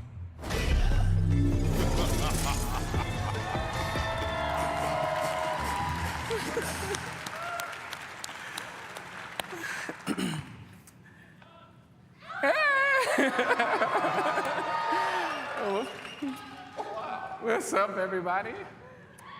Okay, I'm sorry, I'm excited. It's great to be here. But, you know, working on our Overwatch hero takes a full team. And I'm thrilled to introduce some of the amazing people who helped bring him to life. We have Kyunso, our narrative designer. Alec Dawson, our lead hero designer. Foster, senior test analyst. And the amazing Rakan, our senior character artist. Okay, so we could probably talk about Mauga or any panel forever, but we only have like 45 minutes, so let's just jump right into it. Kyunso, let us know a little bit about Mauga's backstory. Of course. As Dion mentioned during the opening ceremony, people have been fans of Mauga or Manga for a very long time. We've released 6 heroes with Overwatch 2, and for most of them, if not all, people have been speculating if it was going to be Manga. But here's a very quick introduction of him for anyone who doesn't know who he is. He was originally introduced in 2019 in the second Overwatch short story, What You Left Behind, written by Alyssa Wong. It's a story that follows Baptiste, and Manga makes quite the appearance. Manga and Baptiste worked for Talon, and they were pretty close friends before Baptiste left. And Manga made an immediate impact. They are kind of like frenemies. Yeah. I mean, look at him. Look at that sly, self-satisfied grin. He's just a guy who wants to have fun. Woo! Yeah, that's right. But be careful. Behind his grin, there's always a threat. and he uses his big jockey personality to hide his cunning side. One of my favorite lines in that short story is when he just goes, "It gets real Shakespearean up in here." He's our first Samoan hero, and we worked really hard to get that right. Throughout his development, the team worked with 3 cultural consultants, and they also helped us refine the Samoa map. And beyond the cultural consultants, we also worked with the brilliant Samoan tattoo artist, C.E. Lufau, to get his tattoo just right, because they have such a huge cultural significance in Samoan culture. It represents their heritage, their past, present, and future. So we knew we had to get this right. Yeah, it was interesting when we first started to dig into the tattoo. We had done some drawings where Omnics were tattooing on Mauga's back. And once we started to work with CE, he was like, a tattoo is something that a human transfers to a Samoan. It's a sacred experience, Right. yeah. And so he had given us his feedback that the depiction of a robot or something without a soul, basically transferring a tattoo, was not the right thing. And so this was what's so fun about meeting these different people, the different culture experts. They really worked hand in hand with the character artists and the narrative designers. And just, we had fun figuring this out. And Mauga is such a fun and unique hero. This includes his lore, the art, the design history, his abilities. As you all have either played him already on the show floor or at home, because you can play him right now, you should get you kind of get what you're actually experiencing with him. So, to talk a little bit more about the abilities, Alex, you want to break it down what his gameplay is like? Yeah, let's talk about Mauga and sort of what he brings as a tank to Overwatch. His style gameplay, he can either charge in alone or he can go with his team, right? Because he's this big, high threat level who sustains through dealing damage. And that's how he's really unlike all the other tanks is, you know, he has this passive that actually keeps him up as he deals critical damage. So it's one of the things where he's constantly in the fight, he's brawling, he's destructive, because that's the way he is keeping himself alive and in the fight. Another thing he does is his guns are hit scan. You know, when developing Mauga, the team really wanted to look at a tank that could counter Pharah or Echo and have an ability to actually contest them while they're in the air from afar or even up close. So when looking at Mauga, there was a few things the team really wanted to get right. And talking with Josh Snow, our lead balance designer and the point designer for Mauga, you know, he talks about the guns being core to this hero. Mauga is one of those kits, say like Widowmaker, where the gun comes first and then all the rest of the abilities follow. Along with his weapons, though, we also wanted to make sure we could have abilities for a character of this size. Mauga is huge. He's huge in game, as you may have already seen. He's the biggest hero that we have in the game so far. So what do you have to do to compensate for that size? You know, he's a big target. And then finally, it was about getting this personality right. He's aggressive, he's destructive, he's in your face, but he's also smarter than he looks. And that really started with the character that narrative and art were telling. I think he's about 7 feet or yeah, he's a big guy. Biggest character we made so far. And I mentioned earlier that his name, Mauga, means mountain in Samoan, so we had no choice but to make him big. And as you guys touched on it, he has this, I really like his playstyle. It's very, it feels brutal, but there's a lot of strategy behind the approach. And Overwatch heroes aren't just about their abilities. We take great pride in their personalities too, in the short story that you mentioned, published around summer 2019. And then we suddenly released Sigma later, if you guys remember. And actually Sigma was we envisioned him as Mauga at first. And as we started to play with these psychic abilities and the different powers that this character that would eventually become Sigma, but we intended it to be Mauga, it just didn't feel right. He's a big dude, you know, like Foster was there when we were trying out a bunch of abilities. And it just, Mauga wasn't the guy, like I think you mentioned, he doesn't psychically throw the rock at you. He picks the rock up and throws it at you. And so we decided to pivot during that time. Yeah, so these are both tanks, right? But as we developed the tank kit that became Sigma, we kept coming back to Mauga's personality, and that he's this big guy, he's smart, he's very aggressive, And even if he had the ability to cyclically throw a boulder at you, he wouldn't. He would pick it up. It's a show of force to pick up a boulder and hurl it at someone. And then along with that, in Sigma's kit, he has his barrier. How does a guy holding 2 giant guns, named Gunny and Cha-Cha, hurl this barrier out? How does he deploy that? So from a game pace perspective, that wasn't really working out. So we kind of drew that back. And we released Sigma. We pivoted to Sigma there. And then for Mauga, we just went back to the drawing board and thought more, how can we nail down this personality type? How do we make the hero he's supposed to be and not kind of force abilities on a personality that it doesn't really fit with? And so we developed that mentality, but that physicality, and that was in tandem with ability design and then also with art, where we looked at, okay, how do we represent this giant of a man? And it came down to giant guns. Yep. Yeah, it was really, that part was subverting expectations and didn't necessarily make sense for Mauga in particular, right? But Rakan, I think the guns, you worked a ton on them. Do you want to go expand on that? Yeah. Something that I really love about working on these heroes is how we almost challenge each other and push our different teams in new ways. Mauga is super fun, but that's only because the team making him that way. How his design has changed, his story has evolved, and seeing his abilities be refined, it's a full team effort to line these pieces up. So let's get into his specific abilities. He has these massive chain guns, Gunny and Cha-Cha. Two of my favorites. Alex, what do they bring to the fight? Yeah, so he has these 2 guns, but unlike other dual-wielding heroes, such as Reaper, each one does something different, and they can also be fired together, right? So let's watch the video to take a look at these in action real quick. So you have his incendiary chain gun, his left quick, that sets opponents on fire. It takes 10 hits to set the opponent on fire, so they'll be in a burning state, or they become vulnerable to his right click, his volatile chain gun. And when you deal damage with that, it deals critical damage. This is pretty important because whenever Mauga deals critical damage, whether it be through volatile chain gun or through headshots, he actually gains temporary health as well.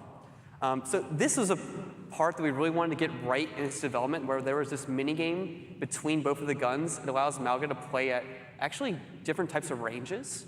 Mauga can play really up close, rail on both guns at the same time, or he can be a little bit pokey sometimes. A little bit of left click, a little bit of right click, and get to that rhythm that can actually deal a lot of damage. And that on-fire ability, where he lights someone on fire, is actually really unique for our game because it also works in tandem with Ash's Dynamite. If you light a target or a bunch of targets on fire with an Ash on your team, then he gets that crit damage across all of them as long as they're on fire. So there's a little more cohesion between hero selection now than there used to be. And that's something new that we've done. This also, as you mentioned, works with his passive, his Berserker passive. He gains bonus health from all those. So if Ash lights up the entire team, you can go crazy getting your extra crits and your additional health and everything, and it's really amazing. Yeah, that's what Mauga's really using to keep himself alive in a fight. He wants to make sure he gets that critical damage, set opponents on fire, and then right click to get the bonus health. Oh yeah. Yeah. The fire passive was kind of a really interesting development issue, and we had to work around. Because adding fire to Mauga's kit, which is a really cool idea, it added a lot of challenges visually to the game. So artistically, there's a lot of people on fire now in the game. And with so many visual elements, it would be asking even more people's systems, the game engine, to possibly 2 different heroes are setting people on fire. These 2 different visual, we need to figure out how to kind of separate the 2 so that you knew who was doing what. This also complicates things for players that may also be colorblind from distinguishing what types of fire damage would be a little bit more trickier and could lessen their experience. By combining all this together, we put our heads together, and we came up with a really fun pairing mechanic that isn't overpowered, but could be really fun to play with. It's like a nice bonus. Yeah. And if you're all wondering where the silly, silly names of Cha-Cha and Gunny came from. I am wondering. You did not? It actually came from just joking around in team chat. I think we were all agreeing that Mauga is the type of guy to give his guns pet names. One of the top contenders was Lefty and Righty, but Alec here didn't really like that. So it sounds really stupid, I know, but we just took the first 3 letters from chain gun, and made it cha-cha. Okay. And gunny, because duh, it's a gun. And the team really liked it. Okay. And Rakan here just threw the ball out of the park, and he actually implemented the names into the guns designs themselves. So speaking about lefty and right, I mean cha-cha and gun, being that he has 2 weapons and they deliver different types of damage, it was really interesting challenge to get the look just right. If you look at the earlier concept, you'll see that his weapons looks different from the one that we have now. Well, the concept looked great. Once we put that in the game, it just didn't look right from the first person angle. So then we had to go back for the concept, rework them. And fun fact about these guns, they are the biggest guns in the game, but they are also the biggest guns in the game. So, for Mauga. I want to say a huge shout out to the Mauga Strike team. I know your guys are out there. And especially Jeff Mianowski for the awesome work that he did on the character. Yep. And also for the tech team, especially John Curran, who did an incredible job with adding new technology to Mauga, which I'm going to say some big words now, so focus with me. Mauga has the first fully automatic muscle system in his body. We've never done that before. So while he's moving his arm, you see the bicep. I mean, don't zoom in here right here. See how the bicep? All that, Mauga got it automatic. So again, our tech team is just doing incredible work. And if you look at this slide, it all started as a joke. These guns, I bet they're bigger than Tracer, right? And then I just put this scene quickly together. I'm like, yep, they are definitely bigger than Tracer. So technically, Mauga's running around holding 2 Tracers like that. That's why they're orange, right? Yeah, exactly. This is our new scale. How many Tracers is it? Yeah, I don't think we're going to make guns this big again, but Here you can see the before and after, like how we had to adjust the barrel size. So it was just right in the 1P because once we put them in the game, they were blocking too much from the view. And I know you guys love the whole thing to be clear as possible. So we fixed it. And if you think about like Tracer and Reaper, they have 2 guns, right? But Mauga's gun is, I would say, a little bit bigger than these guns. So that's why that issue showed up when we did these guns, and we just edited it. And hopefully now it just looks perfect, and you guys will love it. Yeah. And beyond his guns, his ability Overrun is also quite fun. Let's see a video of it in action. As you can see, he charges forward and he lands in a huge stomp, launching his opponents in the air. This, I think, perfectly encapsulates Mauga's personality. Definitely. During Overrun, Mauga is actually unstoppable. He cannot be CC'd, you can't sleep him, you can't boop him, you can't stop him from getting where he wants to go, because he's this big guy who just needs to get where he needs to be. So once he starts going, he's going. Get out of his way and prepare for once he stops. Also, when he lands on an enemy, as you can see here with Reinhardt, if you are precise and land directly on an enemy, it's a brief stun. So if you've got a Cassidy preparing his ult and you want to stop that, you can charge right in and land on him, and that's a stun. It'll stun him right out of his ult. So hacks. Yeah, it's nice. It has a little bit of skill expression there. It's one of those abilities that was really important for Mauga that we had to get right because he is this big body. So, if he's charging at you, it's really easy to CC him in that way. So adding Unstoppable here allows Mauga to get where he wants to go, get in the fight, rail down on both chain guns, like hold both those buttons down and deal a lot of damage. Right. But this ability in particular went through quite a bit of iterations. There was one version where Mauga would run up and launch the enemy behind him. I think a lot of the kit at the time was Mauga was an anti-air tank overall. So he was dealing critical damage to any enemy in the air. So you would throw them behind you, you'd turn around, you'd actually use Sigma's Rock as a combo back then. Mm-hmm. So yeah, this ability in particular, a bunch of iterations, and I really like this version that we ended up with. It is something that is forceful, allows Mauga to get in, and the stomp at the end was something that came in rather late in development, but it was just icing on the cake to an already great ability. Right. Also, if you're curious about just avoiding it, compared to Reinhardt's charge, this can make the hairpin turn in Circuit Royale, so good luck avoiding it by going around a corner real quick. Yeah. Poor Reinhardt. Cardiac Overdrive. Let's talk about that. Yeah, Mauga's second ability here, Cardiac Overdrive. When thinking about Mauga's defensive capabilities, we wanted to match his personality and playstyle. You know, he's destructive. He likes to get in. He likes to deal a bunch of damage. We'll look at the scoreboards later on today during your Mauga games. There's going to be a lot of damage from Mauga in particular. But how can we capture those things with the way Mauga sustains himself and also make him, you know, help his team? The role of a tank to actually lift those allies up a little bit too. So let's take a look at Cardiac Overdrive here. Yep. When you activate Cardiac Overdrive, Mauga and his nearby allies receive damage reduction and receive healing based on how much damage they do. It's a big lifesteal aura that gives your team the window to turn the fight in their favor. It pairs well with other heroes that have high damage output and are able to move with the aura.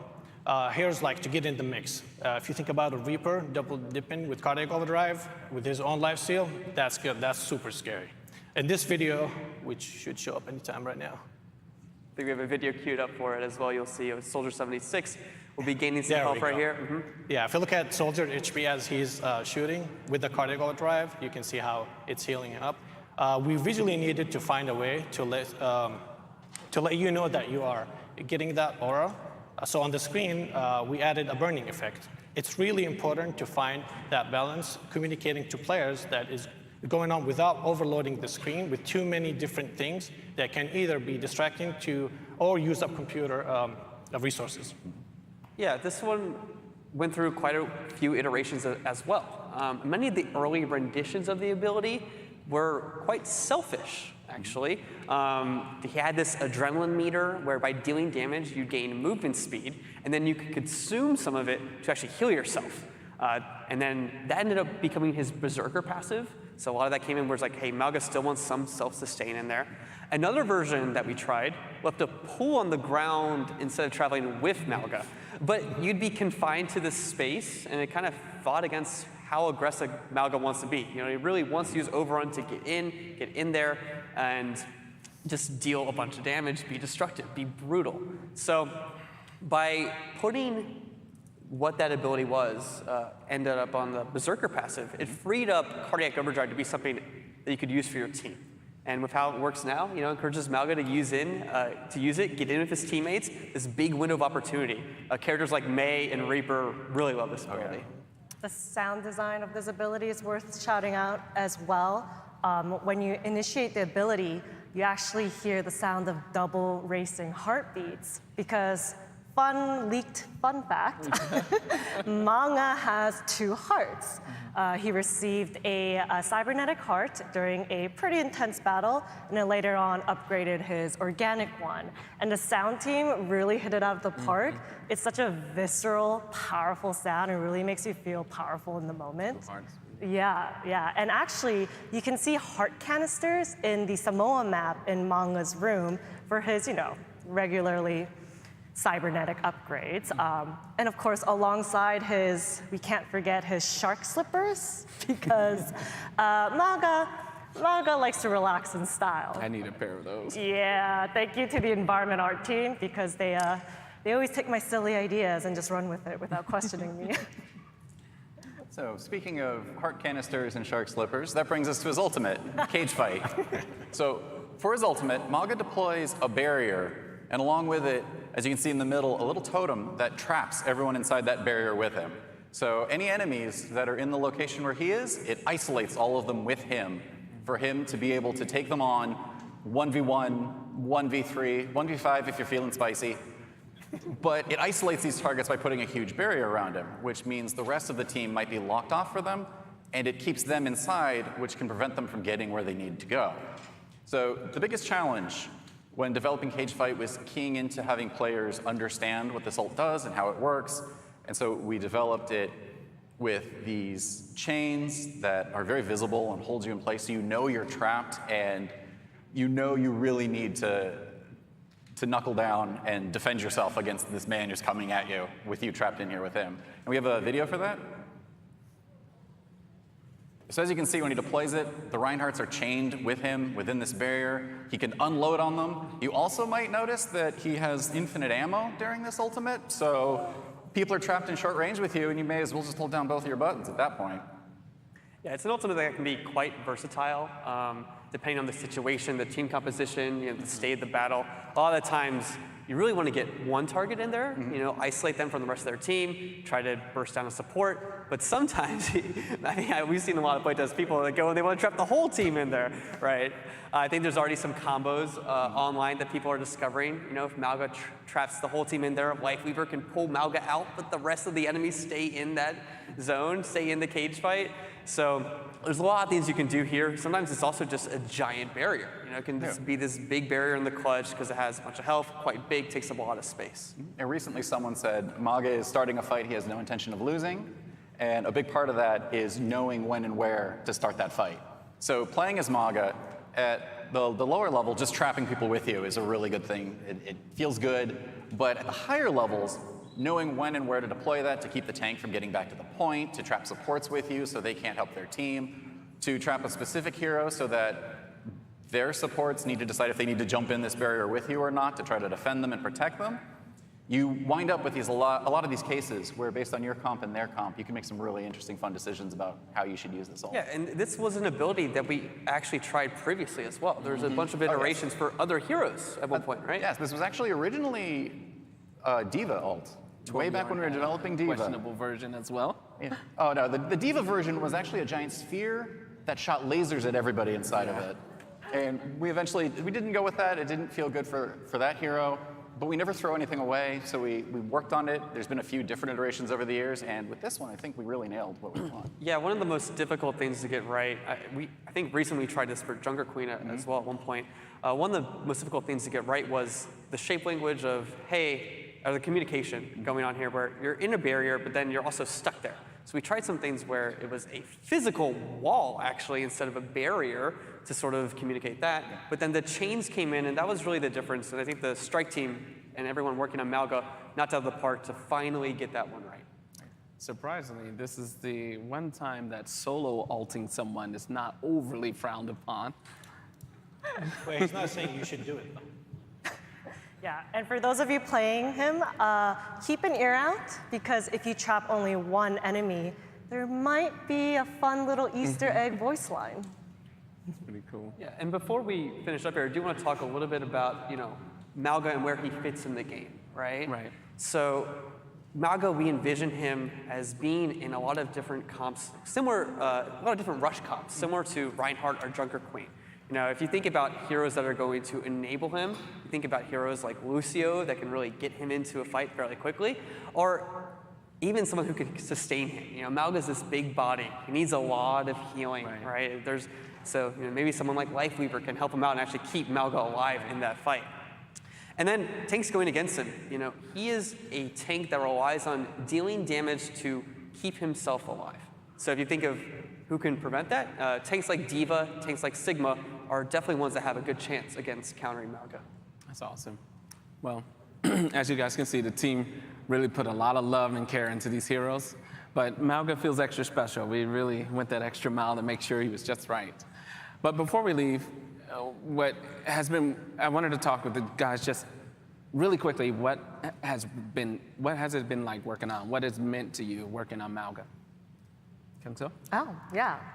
Well, it's just been an honor to work on one of the most anticipated heroes of Overwatch 2. The narrative foundation was so strong. It was just so much fun and a privilege to just build upon that. And I think we all sort of remarked on this when we were talking with all of the Samoan cultural consultants. They were all just so joyful. They had this joie de vivre.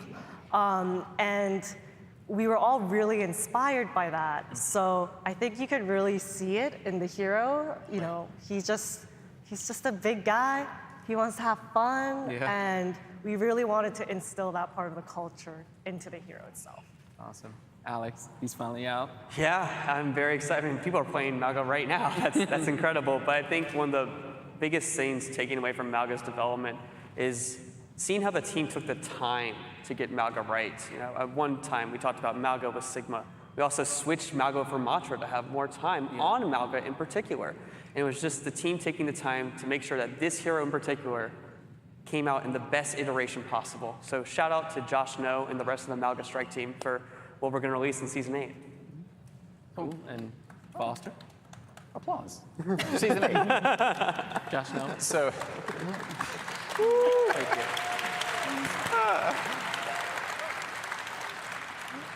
So one of the things I really love about Overwatch Heroes is how big and bold and over the top they are.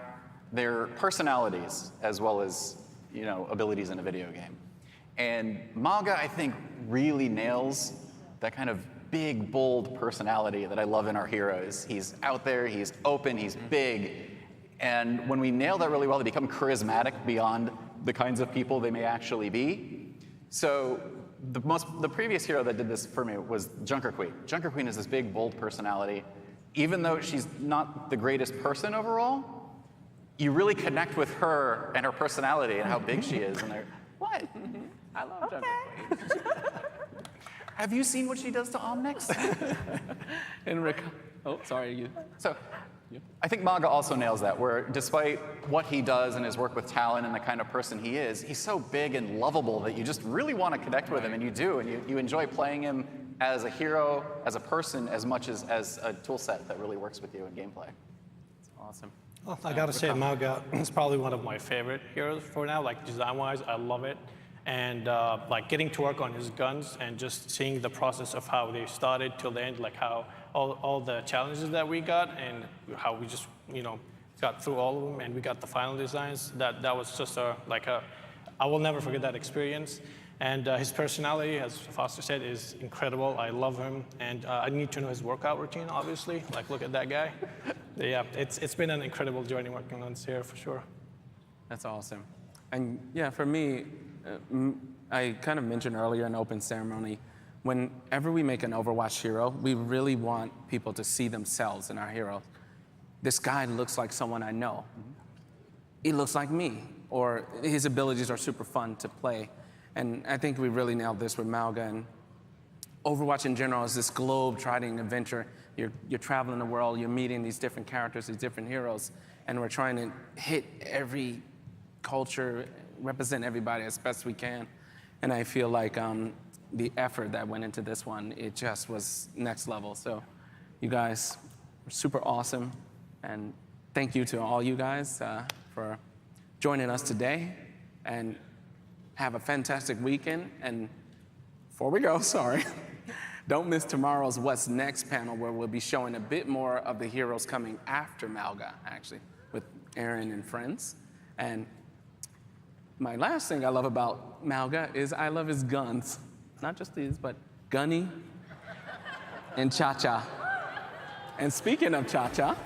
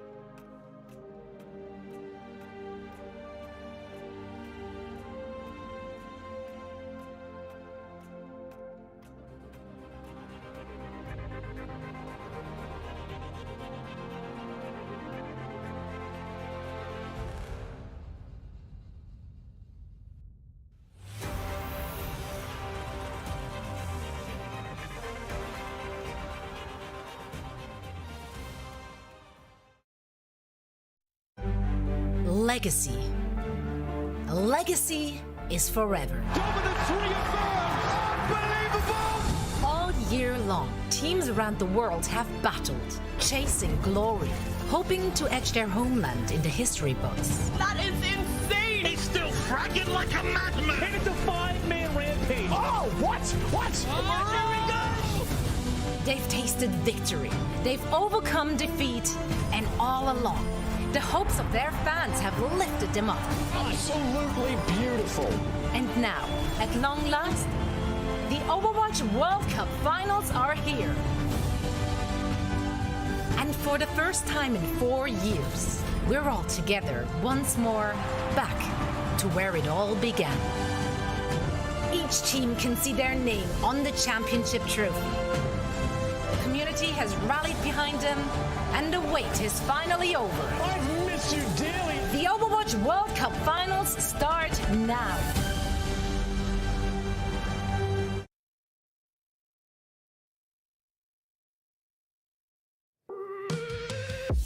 Welcome back, one and all. This is the 2023 Overwatch World Cup. We are back here in beautiful Anaheim, California for a BlizzCon, and we got so much more in store for everyone watching today. Zoe here, joined by my trusted analysts and friends, Danny Lim, Jake Lyon, and Johnny Snowden. You're a happy boy right now. What's happening? I can't really take the trusted analyst to heart anymore after literally all of your trusted analysts were wrong about Team USA beating I Team still China. trust you, you know. Thank you. I appreciate the trust. I need it. I'm at a low point. I need to you need a little, lift me little up. pick So me up. You can always redeem yourself. It was just 2 matches thus far. We have 2 more to go. So you can still be right, Johnny. Yes. You can still be I right. believe. Let's do it. take a look actually at this upcoming match. It's gonna be Finland going up against a team from Great Britain. This is going to be a banger of a match. This team from Finland has been clinical. They have been clean in the group stages. And once more, they made South Korea fear for their group stage life. They've been Accretion solid so far. Well done. Really stoic. I mean, this team, they know how to play all these heroes that are meta right now. You know, we've been talking a lot about the Sigma composition, but also when you look at the rest of the roster, you know, Cloud, obviously a fantastic May player that can come into this team. Vestola, with an experience playing at the highest level of Overwatch before, has been a standout on the Sigma. But also Masaa, like, you gotta keep in mind, Masaa actually played in Overwatch League Grand Finals not too long ago, right? So this is a Lucio player that has played at the highest level of Overwatch for a very long time and has experience playing on stage in the biggest moments possible. He's been really good so far. You've seen the aggressive boops coming in, and it goes back to what Jake said at the start of the day, where some of these main support players, when you get into these, when you get on top of stage and like when it really matters, some main supports, they might just scale back a little bit. They might not go for these aggressive plays anymore. Masaa is exactly the type of Lucio that will stay aggressive, that will make plays for his team and have impact on that main support role. So this is a Finland roster that knows their identity, they know what they're about, and they have experience in some positions they've been here before. Yeah, it's going to be an uphill battle with this one, though, because they will be facing off against a team from Great Britain. They found themselves in Group B, and they managed to not drop a singular map in a group with Australia, in a group with Canada, in a group with Brazil. They went undefeated. An absolute incredible performance thus far.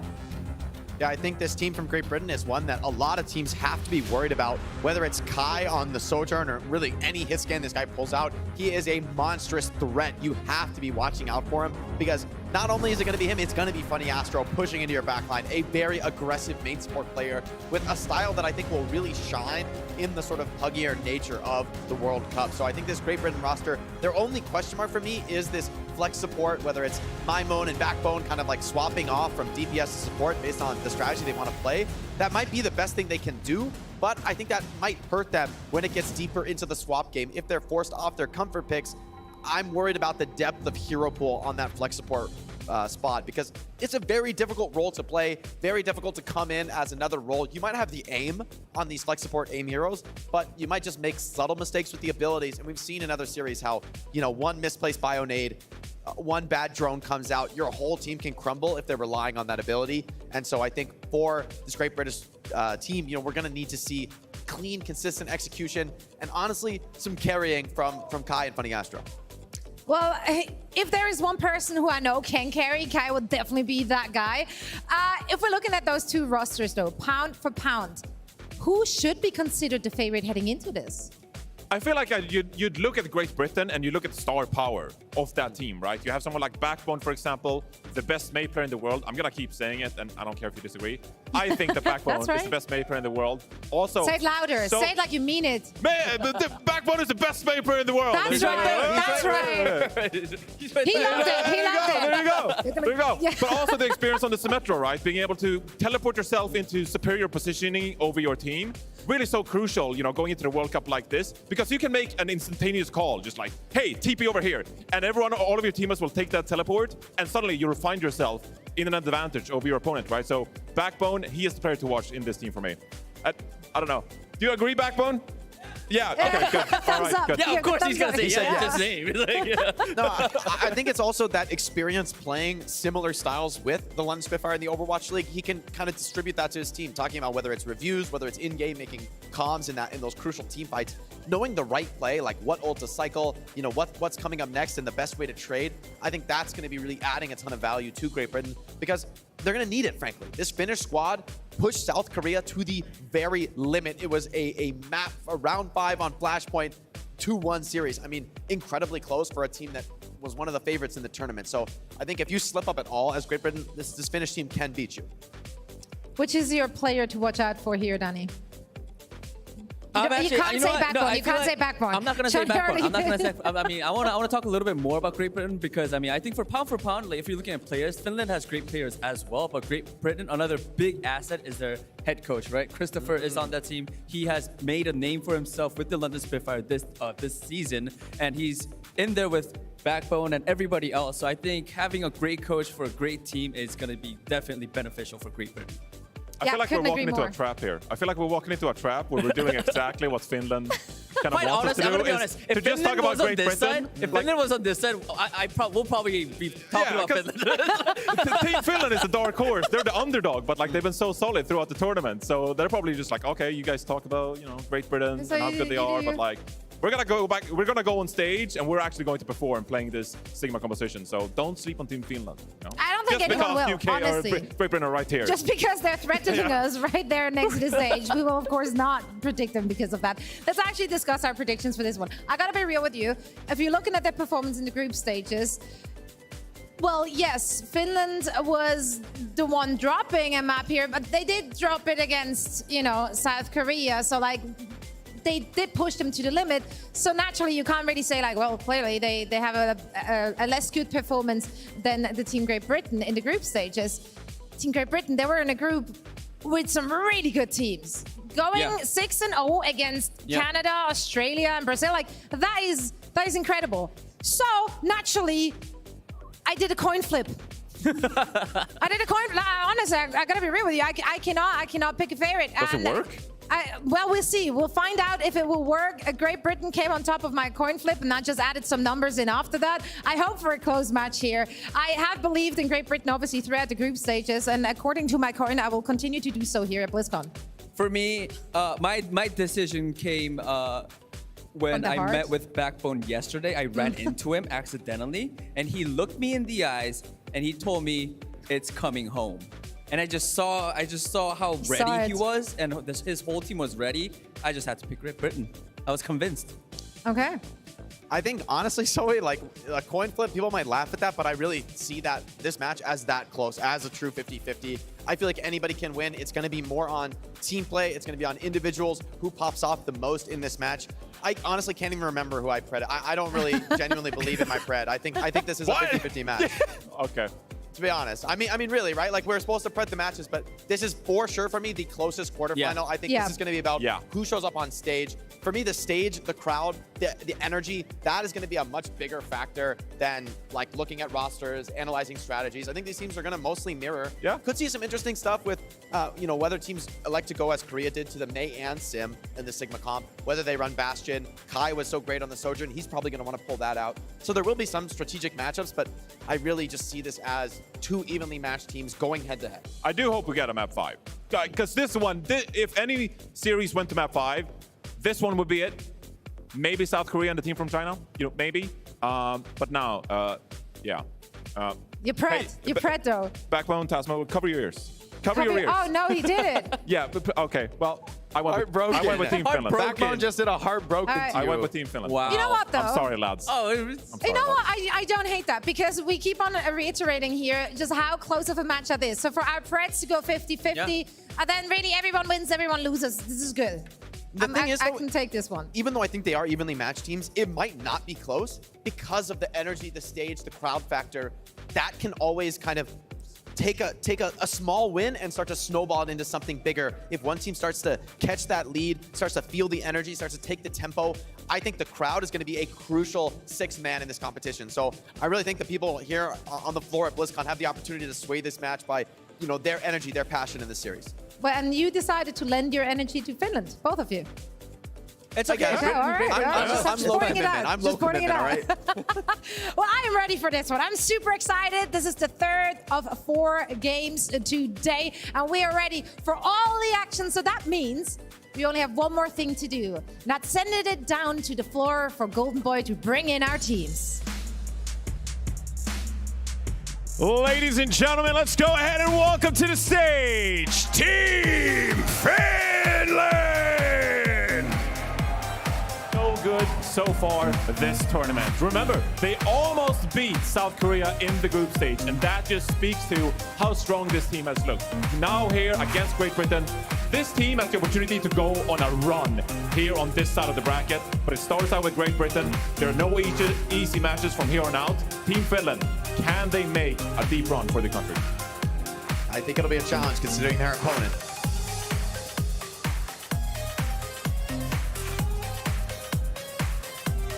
And their opponent. Welcome to the stage, Team Great Britain!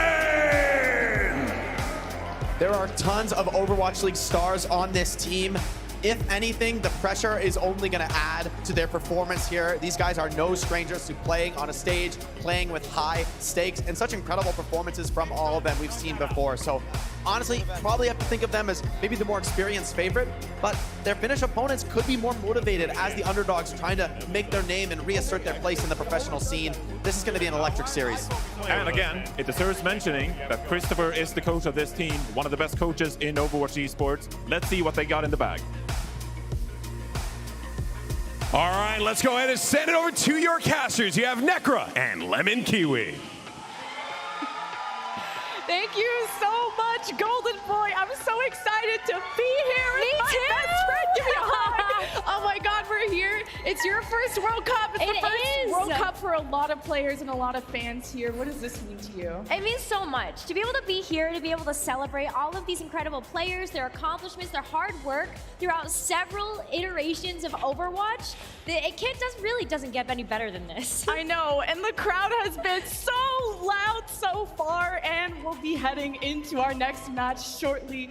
Finland versus Great Britain. Everyone is locked in, ready to go. But one person I'm worried about, Necra, is Kai. Best Sojourn in the world. This is his meta. It really is his meta, and I think something that's really exciting about seeing both of these teams go head-to-head is that Sana is also a player that can really give him a run for his money. We can expect to see a lot of Sojourn pop-offs, a lot of duos just battling it out with the DPS, and it's also about that front line in a meta that is so heavily tank operated. We've got 2 of the best tanks in the entire world here. I know. I've been such a huge fan of Vestola for so long. Since the Contenders days, I feel like this match, this World Cup, is a chance for him, not only him, but a lot of players who didn't get their fair shot, didn't get enough time to start. Vestola, Sigma was one of his best heroes, and this is the perfect meta for him. And let's revel in that a little bit, is that these are players that we got a chance to watch grow up in Overwatch. You and I were both casting European Contenders before heading up to that professional level, where a lot of these players have also found themselves. To kind of see a throwback to some of the best European Contenders players and teams is so exciting.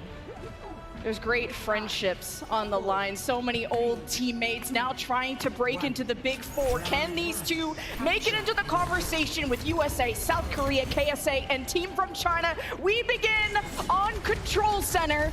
And look how quickly Great Britain approached with that Orisa. Jakaru usually has been even playing a lot of Winston lately, but this is obviously way better for this. He's already lost server control. He's getting surrounded there by Finland. You see that Great Britain took the initiative. They're trying to still get organized. Jakaru couldn't find Maymon fast enough. And that's a one-man advantage for Finland. Finland has an opportunity here to be able to clean up the rest of Great Britain and get control of this map super quickly. One of the things that we want to see out of Great Britain, though, is when they come back into this one, can the Orisa come back in fast enough? Orisa really right now has a great matchup into the Sigma because you can just walk right into the Sigma past that shield. That's why we're going to see Great Britain just find their way onto point where Finland is trying to position themselves with their cooldowns to get back into this fight. Absolutely. Kai charging up. Jakaru first to fall again for Great Britain. We'll see how long they can defend this point for. Mick has the Matrix. Looks like they're able to still hold on to that lane. And Finland push Great Britain back. It's going to be such a jockey for the point right now. You see that Finland is able to take back that space. Watch where this Orisa is going to end up going because it's Jakaru's job right now to be able to help Great Britain push forward. And also check out where Backbone's going to go. That Dragon Blade is ready, online, and trying to cut through the rest of that front line of Finland. If we can get to the back, though. And Matrix Backbone, are you sure about this? Well, he's managed to move past it. He's kind of with his team, barely. Great Britain had to pop the sound barrier too. Jakaru separated away from the block, and the Ant Matrix is exactly what Finland needed to take over this fight. They hold on to that lead.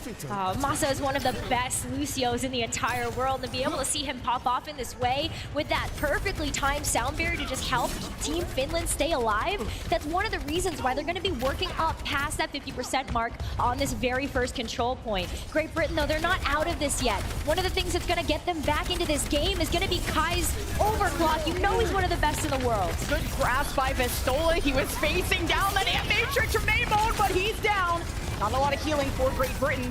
Blizzard at the ready from Cloud if he thinks that Finland needs to invest, but Great Britain are not going to stick around without their main healer gone. No, there's just not enough sustain without that Batiste available. And now that they've used that amplification matrix, there isn't really a way for them to create that space unless they want to go in with something like Kai's overclock to just help push Finland back. Here they come. Vistola looking for a good grab flux, looking for the group up. Great Britain know what's on the menu. Jakaru is very low. Does he get enough attention? He needs the heals, and Kai has him in the DPS department. He's all by himself on the coast side. The grab flux from Vistola got Jakaru weak enough that the Terror Surge doesn't go off. The Ant Matrix from Finland and the Blizzard invested. All the kills going Finland's way at 99%, and Great Britain hoping to make a difference. And they're barely getting boots off there by Masaa, but Great Britain just don't have the forces together to hold on for Control Center. That's going to be Finland taking that first point capture. Now we get a chance to move into some of those maps where Jakaru might actually be able to play something like a dive hero. Maybe we see the Doomfist come out. Maybe we do get a chance to see that Winston. But it's really difficult to dive into this composition that Finland is running. Sana on the Bastion puts a lot of pressure on that front line, meaning that Great Britain can't necessarily get away with something like those dives onto the back line when you know that a Bastion is sitting there and waiting for you. So Great Britain may opt to want to just continue to run this Orisa and see if they can actually keep control of that point, because that's where things get really dicey for that Orisa, is trying to get the retake. You're looking at two of the dark horses of this bracket. Finland, who took a map from South Korea. Great Britain, who haven't dropped a game at all. And today we'll decide who moves on to the semifinals. Round 2 with Finland on map point, and it's Sana on the Bastion once again. A little bit less mobile, so he's depending on Masaa to escort him around, and most importantly, boop members of Great Britain away. For now, a lot of space control from Finland. Backbone on the flank. He's being marked very well by Finland. Here's the symmetric teleporter from Cloud. Will allow Sana to change positions if he takes too much pressure. But Backbone was still on the flank, manages to get a pick. Now one-man advantage for Finland, as they really haven't been moved at all. And they get a chance to catch control of this point first, too. So now the onus is on Great Britain to have to make their way back into this one when Jakaru is just isolated. Maymon gets picked off, too, before Great Britain can make a recontest. And Finland right now are looking so strong. Great Britain may want to try to take a re-engage through White Room. But right now, they just take so much poke. Finland are just set up for success right now, especially if we take a look at the Symmetra turrets on point 2. And that's what Orisa is weak at, taking poke. Jakaru's trying to find angles around that Sigma shield of Vistola. You're seeing Jakaru is losing that fight, whether he takes the bridge or White Room. It's a long lane that Great Britain has to travel, but they can always depend on Backbone. He's got his Lucio Funny Astro, but the poke is still too strong. Great Britain, especially Backbone, won't have the speed this time. Backbone goes back to his tank of their Jakaru, but Great Britain don't have any picks, and Kai's not someone you can depend on this fight. Oh, it's so rough right now, too, because what Great Britain would really like to do is set Kai off on a flank or backbone to try to get access to the backline. But Finland have covered all of their bases, whether it's going to be a Symmetra turret that's going to help lock down that Genji, slow that mobility, or it's going to end up being Sana just being able to make these risky angles. Let's see those dueling windows. Yeah, the amateurs of Maymo. Jakaru just has to hop in, but into his own death. And Great Britain constantly don't have a tank to take that pressure. You know, plus the Photon Barrier of Cloud, it's like you have 2 tanks on the field for Finland. They are defending so well. Backbone at 1 HP is popping the blade. Funny Astro believes, gives him the barrier. He dashes back towards his team without a kill. Great Britain gets slammed to the floor, and they're about to get buried 6 feet under. So close here. Great Britain have one last chance to get the recontest in, but they have no ultimates to do it. It's going to be up to an opening pick from anybody on the team, or can they even touch? Not looking good. Great Britain will have Funny. Oh, actually, Backbone climbing through the window, and he gets immediately picked, so that's not a lot of time bought. Funny Astro onto the back side. Great Britain can push through the front, and still no kills. God, this has been one of the few picks he's been able to earn for Great Britain, and Finland are rocking the stage in map 1. What a decisive victory from Finland as well. It felt like Great Britain couldn't get any skin in the game. They had a hard time being able to approach the point, and Finland were just able to keep every single angle locked down so that Great Britain just didn't have any access. Finland are looking so calm because they know exactly who they're facing on the other side. Vistola and Maymo, current teammates on Ex-Oblivione. Jakaru and Cloud were teammates on Raspberry Racers. Sana and Backbone were teammates on the London Spitfire. There are friends on the stage that want to settle the score once and for all, for the last time this year at least. Finland did an amazing job depending on that Sigma. Really did. I mean, this is one of the reasons why Vistola became well known for that Sigma tank play in European contenders. The way that he's able to cycle through those cooldowns and just help to lead the charge for the team. He doesn't necessarily have to just stay on the front line. He can take these off angles and just really help to deliver the DPS where it hurts the most to a team like Great Britain. And we've heard how much this moment means to everyone. Us, especially the players. There's even some players that have some family in attendance, so just wanted to say hi to Funny Astro's parents who are in the audience and any others that are joining us. It's been so awesome to see the fans and everyone supporting these teams. It's been the ultimate rivalry between Finland and Great Britain with how much time they've spent competing against each other in Contenders Europe, and that they do it at the Overwatch World Cup. It's Great Britain's choice of map, Necra. They're going to Midtown.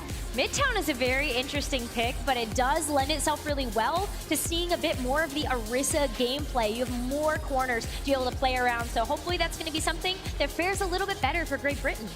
Will Finland continue to be flawless, or do Great Britain have an ace up their sleeve? We'll find out on the other side of this break.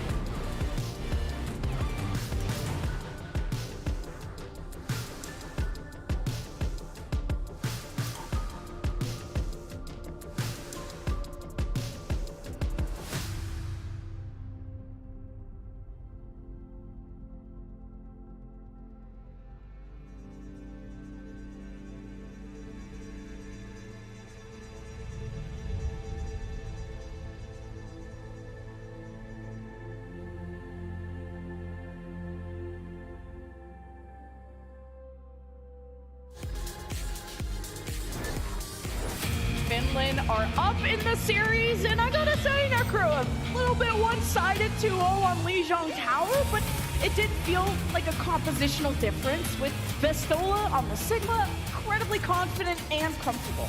Really was. On the flip side of things, though, you've got Great Britain that's bringing out a composition we haven't seen from them before during the group stages. Great Britain, especially Jakaru in that tank role, has opted to play tanks like the Winston, the Doomfist, the Sigma. This is the first time we're seeing him pick up this Orisa, which in theory is really good into the Sigma right now. Just being able to walk past those shields, walk in to be able to brawl, but there's so much on the side of Team Finland that's making that a very difficult task. And then the difficult task was also dealing with Backbone. I think Great Britain, a big win condition for them was Backbone. It's just when you're at one player, even when Funny Astro had to include himself in the equation to escort Backbone around, he was picked off, and then Backbone was really caught out in no man's land. So is the Genji really going to be enough to 1v5? No. But Backbone just needs some help, and he needs that front line to really push in.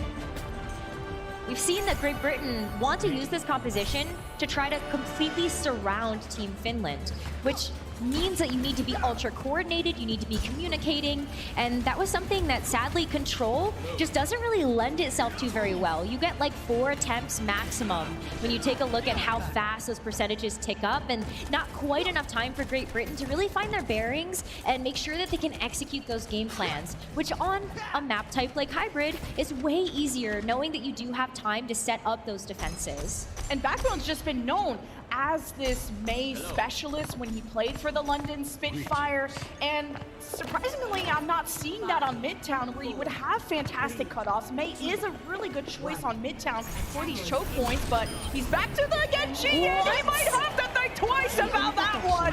Finland have an opening, and they need to take it. No way. The fact that Backbone is out of the equation now so early means that, yeah, Finland can just get the heck out of there. You've got the symmetric teleporter to get you to point faster, too.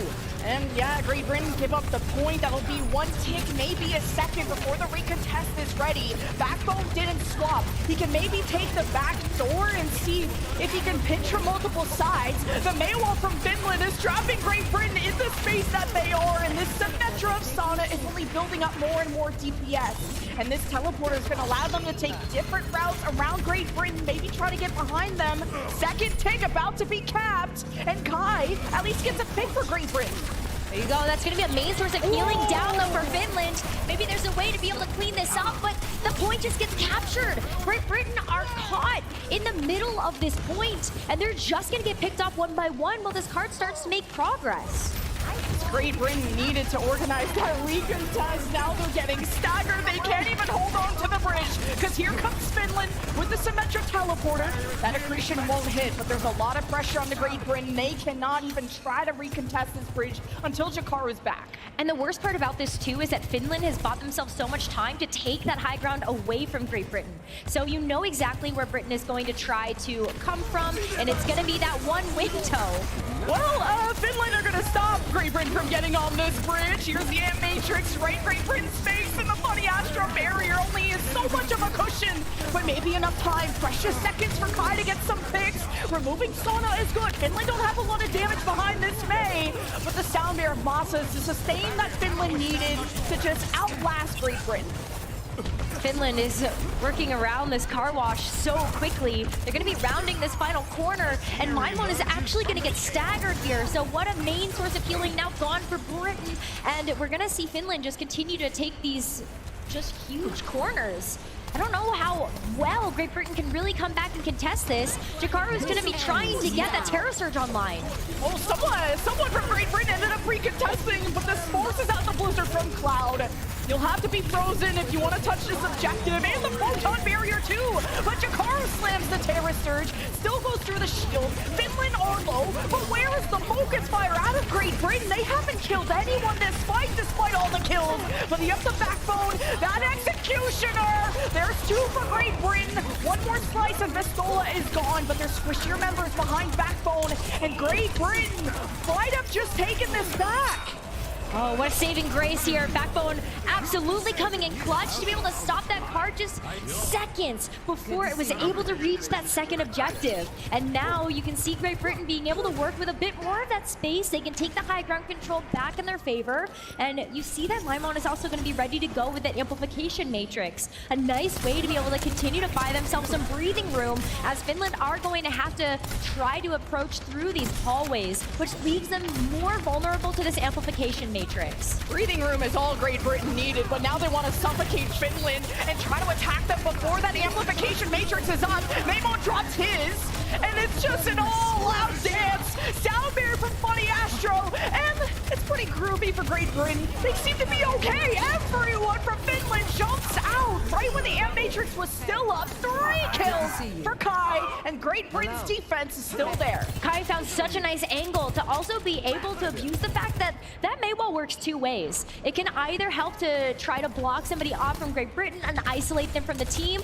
or it also leaves the back half of your team vulnerable if not everybody is going to be protected by that Maywall. So Kai very smartly wrapping around the team and able to take out Finland 1 by 1. But here's where it starts to get a little bit more difficult, is that Finland are just going to go underneath this car wash. They can block off Great Britain, and they also have this amplification matrix to push them back. And as Great Britain were trying to drop, they get a headshot. Finland just juked them out. It's up to Kai with the overclock, but someone from Great Britain still has to live on the card. The sound barrier from this attack of Finland is simply going to overwhelm Jakaru and friends of Great Britain. And Kai just couldn't make enough of a puncture mark into Finland to hold on to this defense any longer. So Finland retake pretty easily. Which was so tough too, because Backbone got picked so early on in that fight. You can see he even had to come back on the Tracer to be able to help contest that second objective, but Team Finland are already able to grab that and then some as that card starts to work its way into the third. The third point is by far the hardest to assail on this map of Midtown. And so Great Britain should have a bit of an upper hand here to keep that card from going over the finish line. Vestola though, he's been able to soak up so much damage, and Backbone's caught out again!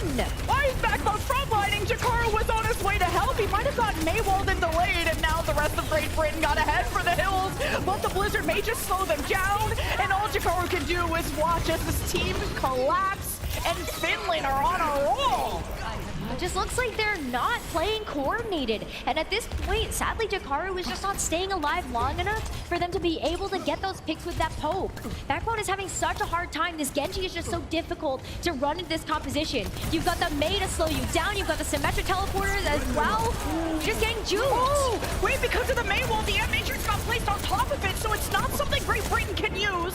Cloud will be ice blocked on the card. He needs tank presence. Vestola doesn't think this fight is winnable. He's already called the retreat, and Finland, which feels like for the first time in a while, has to reset. Look at that. Funny Astro just really helping to maneuver this team of Great Britain around so that they weren't easily taken down or isolated by Team Finland's composition. They still have a little bit of work cut out for them. 1 minute and 45 left on the clock, so Great Britain needs to win maybe 2, maybe 3 more fights depending on how quickly they go, but they have ultimates to do that, and that is so important right now, especially when that card is as close to the final checkpoint as it is. That Terra Surge from Jakaru can be really impactful.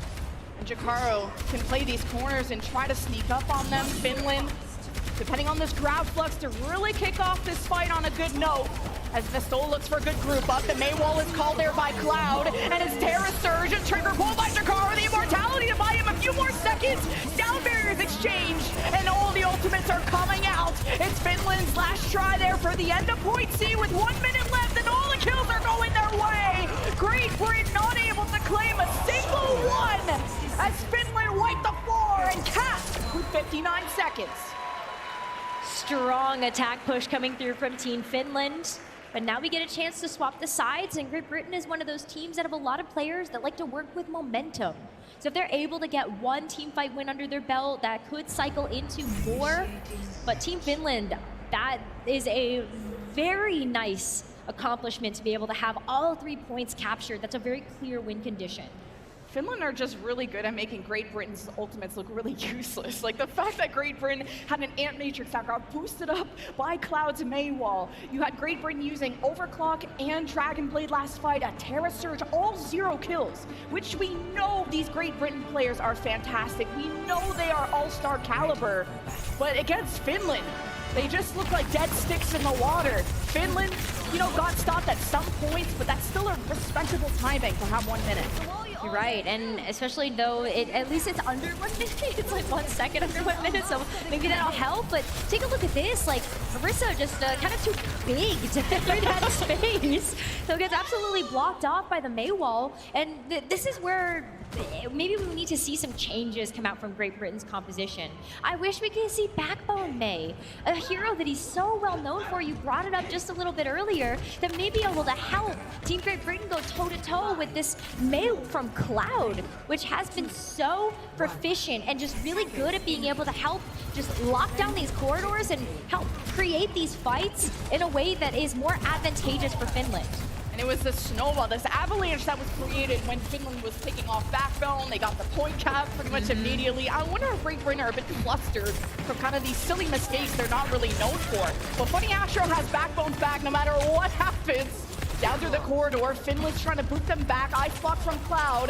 Masaa will be able to escort him out. The May wall, though, from Great Britain, or onto Great Britain, does isolate them, but they seem to be okay. There's multiple points of pushing from Great Britain, some from this main area, some from the back, but not enough damage to really hurt Finland. What's great though is that this duo, Backbone and Funny Astro, were able to get out the immortality field. So that is now a tool that is offline, but Mickey, Sana, they're able to take quick work of this Orisa in the front line, and that's going to stop Great Britain's attack push. This is Bastion from Sana was such a boon for them before, and Lucio versus Genji. Okay, we didn't respect the 1v1. We put the immortality down, and Sana, like I was saying, oh no. Oh no, you did it! You can't do him like that! Live like that? This Sana Bastion, though, it's just so much DPS so quickly, and I think Great Britain just don't have time to react. They just don't have the sustain either. You have to rely on so many different cooldowns from Great Britain, especially because Jakaru doesn't have a shield. There isn't a whole lot of room for error in this composition that Great Britain is running, where you don't have this ability to, like what Vestola is doing, just pop a shield and kind of dance around it. Oh, Vestola needs some help, and Cloud was actually on the right side trying to hold down the back alley, but the Sand Matrix from Meg beautifully placed when Great Britain weren't paying attention. This needed to be an ultimate. You marked if you're Great Britain, and the sound barrier is invested, especially after Kai got a pick. So Finland were just a little uneasy. You never know how much Kai can pop off. He's gone down 3 for Great Britain, but it's still a dead fight for this attack. Yeah, but if they're able to move on this fast enough, Great Britain might be able to just get back into this before Finland's members are able to come back in and for the recontest. So Jakaru gets a chance to make his way to point. He's gonna be able to push Vestola back, but it's about the follow-up. Can Great Britain actually capitalize on this time? Oh, great sort of fly from Jakaru to eat that accretion. He's trying to push back Sana and is using the javelin spin to eat up that damage, but the artillery strike from Sana's being called to regain this point from Great Britain, and they've lost Funny Astro. Great Britain has to deal with the blizzard, and they don't deal with the cold very well. Kai has been that hero who's made these fights even remotely close, but he can't do it all alone. He has been getting like 1, 2, 3 picks, and sadly just not enough follow-up from Great Britain to be able to turn that into actual meaningful push right now. They at least have 1 tick captured. That's going to be Cloud going down, and with Backbone having this Dragon Blade, they've got to do it here. Oh, Sana is low, but the Dragon Blade wasn't full. Wasn't sure if he was going to get the dash reset off of it, but you have Finland exactly where you want them in a tiny corner with javelins and the rest of Great Britain there. Finally, Great Britain will be capping the point, but how does their momentum go from here? Finland made a quick run of point B last time. They did, so Great Britain, they do sadly have just less time in the bank to be able to make this work. They're gonna try to push the advantage though, knowing that that card has a little bit to be able to catch up, open up those doors, just go ahead and take this high ground away from Finland, or at least navigate this so that you can get the Terror Surge. Maybe this pays off. Yeah, the immortality negates most of it, but the initial damage from Jakaru is enough. He has to jump in there and be the first to die. That is what a tank should be doing. Jakaru is giving his life for his team. The trust that he has in Backbone and Kai to finish the job is there, but Finland seem to have regained control of the bridge, and this is a power position for the defense. Backbone is harassing them, getting enough damage for Kai to get the execution. And with the Matrix there from Maymo, Finland will have to give up this bridge. They got the Immortality Field too out of Finland, and that does leave them more vulnerable to something like this Backbone Dragon Blade coming to fruition. They can't be too patient though. You've got to get this car over the line now, or you get stuck in the same scenario that Finland was in right at the finish line. And Matrix ready. Mick places it just in time before getting picked. Kyle's on top of the bridge, but against the sound mirror, it's going to be a lot of help to get through. And Jakaru not able to sustain. But artillery strike, and it hits a bunch of Great Britain. And this defense from Finland continues to hold strong.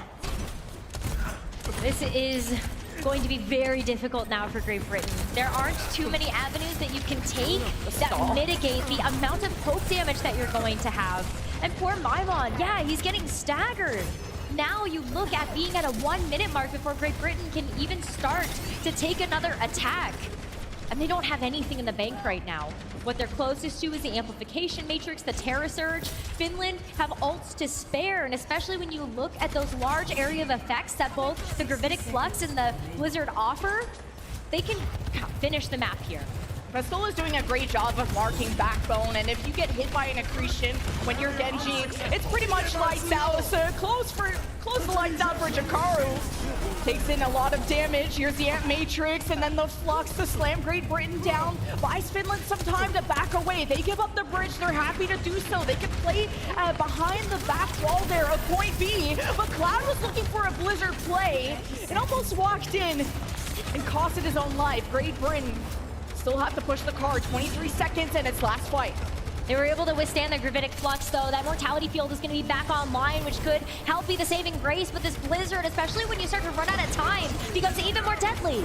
Oh, and Kai finds the pick, though. Is this enough for Great Britain? The Terra Surge lining up all the pins, but the sound barrier is too difficult for Great Britain to break through. And the artillery strike is just the fireworks that Finland needed. There's still 3 left of Great Britain to keep this drum kicking, but it just seems impossible. With the Sigma Vestola in your face, Finland has built a wall that Great Britain cannot dismantle. It will be Finland eventually taking this fight and map 2 and going to match point. What impressive work from Finland so far. That was a full capture on Midtown. A great defense to stop that card at point B. And what a fantastic cycling of ultimates, too, to be able to convert every single one into value. That Gravitic Flux ended up getting so many important pieces out of Great Britain's kit, and then you just were able to cycle through to the Blizzard, to the Artillery Strike. Every single ultimate has mattered. Finland's sound barriers are perfectly timed. So good. Every time Kai has an overclock, sound barrier in his face. So many extra shots he has to commit onto one player who has enough time to disengage, find some cover against Kai, because Kai is the #1 threat on Great Britain. And it's not that Backbone is a slouch. Now he's maybe slouching. No. We don't look at that clip, but Backbone is also getting marked. And as a Genji, if you don't have dash resets, if you go past the Sigma shield, you're a sitting duck with no resources. And Funny Astro can't take the risk of always going with them, although that's really what a Genji needs. You're absolutely right about that. And so Backbone needs to be able to get into these positions, but sadly that also leaves Funny Astro sometimes out of position for Finland to be able to take advantage of. But one of the things that you called out towards the end of that map that is even more important in this matchup is just how good Vestola has been on this Sigma. That has been just a huge difference maker for this team in particular. And it's one where he's so self-sustainable. He's also a fragger, and he's able to help lead the charge for his team and be that leader that they need. And Finland know they can use their DPS ultimates defensively. The Blizzard usually right on top of themselves. The Artillery Strike right on top of themselves, because they know the win condition for Jakaru and friends of Great Britain is to approach and dominate. And we'll see what really is left of Great Britain. Their potentially final choice of map is Surabasa. Surabasa, maybe we get a chance to see the Orisa again, but I'd love to see Great Britain try to bring something else out of their toolkit. We've never seen this Orisa before in the group stages, and it's just not living up to the hype or the potential that we would want to see in the Sigma versus Orisa matchup. Is the reverse sweep possible? Is just taking a game possible for Great Britain? Finland are on fire. They're locked in. We hope you're locked into your seats because we'll see you on the other side of this break.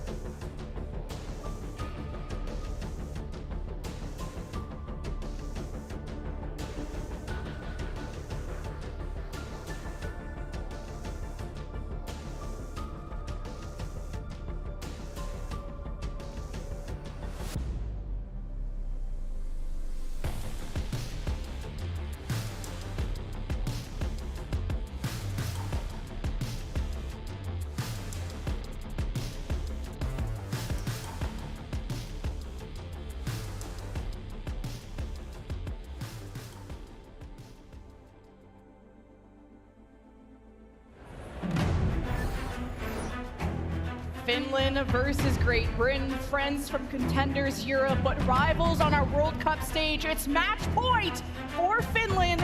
The winner of this faces the winner of KSA versus Spain. It all comes down to this. All comes down to this, and Great Britain, they're in unfamiliar territory right now. They had a flawless qualifiers, a flawless group stage, and now they have been handed 2 map losses in a row. Uncharted waters for them. They have to try to navigate through this to be able to bring themselves back into the series. And Flashpoint, what a wrench to be thrown into things. One that is very fast-paced. Lijiang was a bit of a struggle for them, but they have to bring something else out of their pocket. And I'm not convinced that the Orisa is it right now. And with, like you said, Great Britain not dropping a game, they haven't had to go to a flashpoint or a push, while as Finland have been there, I believe, once, and it was against South Korea. That was so close. It went to what, that .5 where they were this close to beating them, but it was on New Junk City, so not Sirmajed. The good thing is that Flashpoint basically plays the same, just looks a little different depending on if you picked Sirmajed or New Junk City. So point still stands that Finland does have more experience on that currently. And especially when you look at this roster of Team Finland, who has been performing well in European contenders at this even moment. They had a tournament in August. Oh, yeah. And some of these players went like second, they went third. Twisted Minds, of course, taking that one, but they were still able to give it their all, and they have been in high levels of competition for a long time. So Finland, they look locked in, they look focused, and they want to be able to take this victory to be able to get to that semifinals. They're so close. And Team Great Britain right now, they're gonna run it back. It's gonna be that Genji, Sojourner, Orisa versus Finland's Unbreakable comp. Our first point right in the middle. Last chance for Great Britain, but this is where this Orisa may be having an easier time. These are a lot closer quarters where that Orisa doesn't have to take as much pressure and as much bullying from Finland, but Finland are gonna bring the bullying to them. And even tried to use the May wall to lock Great Britain and out of any routes of escape. That point is now unlocked. Finland doing a great job of holding this initial choke, cycling that Sigma shield with the May wall to allow Vistola to regenerate that, but Great Britain don't want to let this capture go for free. They're still right there, waiting around the corners. Want to make sure that Kai or Backbone can get into an angle off position, but Jakaru is isolated once again. Funny Astro has to come in and save the day. Yeah, Jakaru is a lot more careful with his cooldowns, especially that Javelin spin. That is your get out of jail free card. He's trying to use it to also take space, but with how crazy a Bastion can be. Masaa already a sound barrier? How does that happen? That's one of the first ultimates too. Finland were just rounding this point over and over and managed to keep it. I mean, you talk about how the sound barriers from Masaa have been absolutely insane. They have been there for time and time again to help just mitigate these high impact ultimates coming out from Great Britain. The fact that Masaa had that sound barrier online as one of the first ultimates in this map is so impressive. And he's been charging these up so quickly so that they are available whenever they need them. Masaa's feeling himself. He was bending the knee last map and wants to make Great Britain bend the knee too. Kai with the overclock. He's always stopped. There's a May wall. There's Finland hiding. There's all the dominoes lined up there from Jakaru's Terror Surge. Initial damage is in, but Great Britain did capitalize on this moment. Now they've just walked into the Cloud Blizzard, which separates the two coasts of Great Britain. And now there's just Backbone actually just used Dragon Blade and collapses. This looks like Great Britain is boomed. Great Britain does not look like they're having a good time right now because Finland is just in their lane. They're vibing. They know exactly what they need to do to be able to lock down this team fight. They even get a chance to actually get to the point first as we head over to Ruins. Great Britain, they need some help, they need some love right now because they don't have any ultimates in the bank either to be able to contend with Finland. But Backbone is on his signature hero. Okay, let's go. Is this gonna be the isolation, the win conditions? He's on his comfort pick. He knows he's being marked on the Genji. The artillery strike from Sauna. He's using this defensively. He gets the immortality out of May mode, and Great Britain now have to try to attack this point. Finland are on the point right now with Sauna unleashing DPS, and Great Britain have to now deal with Masaa dropping now the second sound barrier, and Great Britain are just simply overwhelmed. And Finland will win yet another fight. Not without Great Britain having some picks at the very end. Maymone and Kai doing their best, but it's still Finland on top. Finland only have 2 players on the point right now. So maybe Great Britain can come back, capitalize on this before those reinforcements get back to the point. But another choice that we have to talk about here is that Jakaru switched over to the Sigma. What a huge mix-up here for Great Britain to try to bring this composition back that proved so much success for them in that group stage. This is the composition that helped them have that flawless victory. Maybe can get them back into this. Amp Matrix versus Amp Matrix, but there's only one Bastion on this field. And Sauna's gonna let him know, but Great Britain weren't too much affected. Managed to hide away from it, and it's Kai's double kill, along with just the team chemistry. Great Britain talked to themselves. What is missing? They have maybe fixed it. This is it. Sigma versus Sigma. Wondering maybe Jakaru just wasn't feeling like he would be able to stand up to the Sigma versus Sigma from Vistola. But this looks way better from Great Britain. They look way more coordinated. They have more practice with this composition. And especially when Backbone gets a chance to play one of his signature heroes. Take a look at this. Kai forced to use the Ice Block. He's lifted up by the Flux, and Kai has to deal with his shield there of Vistola, but there's some squishy members of Finland around the corner, but they know that Kai is hunting, and they stay in shelter. Great Britain don't have Maymone, there's limited heals, and Backbone feels the pain, and Sauna manages manages to escape with the Symmetra teleporter. You got the sound barrier from Funny Astro. That just might be enough time bought by Great Britain to fall back towards the point and see if they can win the poke war. Great Britain, though, they do have control of the point right now. They can afford to give up just a few percentages before they do see the rest of that team come back. But Great Britain, they're trying to get into a position for Backbone to use this Blizzard because they need it right now. Otherwise, Finland get a chance to go to Flashpoint. Yeah. Great Britain had the ball back because the name of Festola 8! The Backbone Blizzard! Finland have the M-Matrix to depend on, and they are just bunkering down, and Great Britain just can't seem to bring any ruin to Finland as we go to round point for Finland. Festola has been so impressive on the Sigma, and one of the reasons why he stood out so much during the Overwatch World Cup is the fact that he's able to just eat up all these ultimates. You just flex over for a second, you see the Blizzard come through, and it just... delicious. Delicious. Jakaro just got completely surrounded. You can tell this is a new hero for him in terms of this whole series and how he positions, how far forward, how far back. Finland know they can punish that. It's now the final chance, and Finland are on the point ready with the Blizzard and Matrix and the Blizzard invested. Great Britain can't seem to back away in time. 2 frozen up and 2 dead as Finland only lost Masaa, but that's more than enough members to defend. Certainty and precision. Finland already getting control of this third Flashpoint.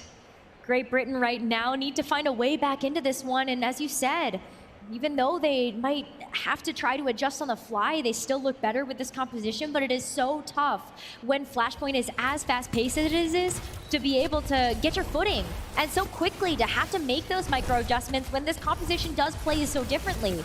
But Jakaro feels way more confident in this, knows that Funny Astro is behind him, they can play together as a team, and that's so important. As soon as Great Britain tried to engage, they walked into the flux from Festola, so Great Britain are quite weak. The Immortality and then the Ice Block from Backbone.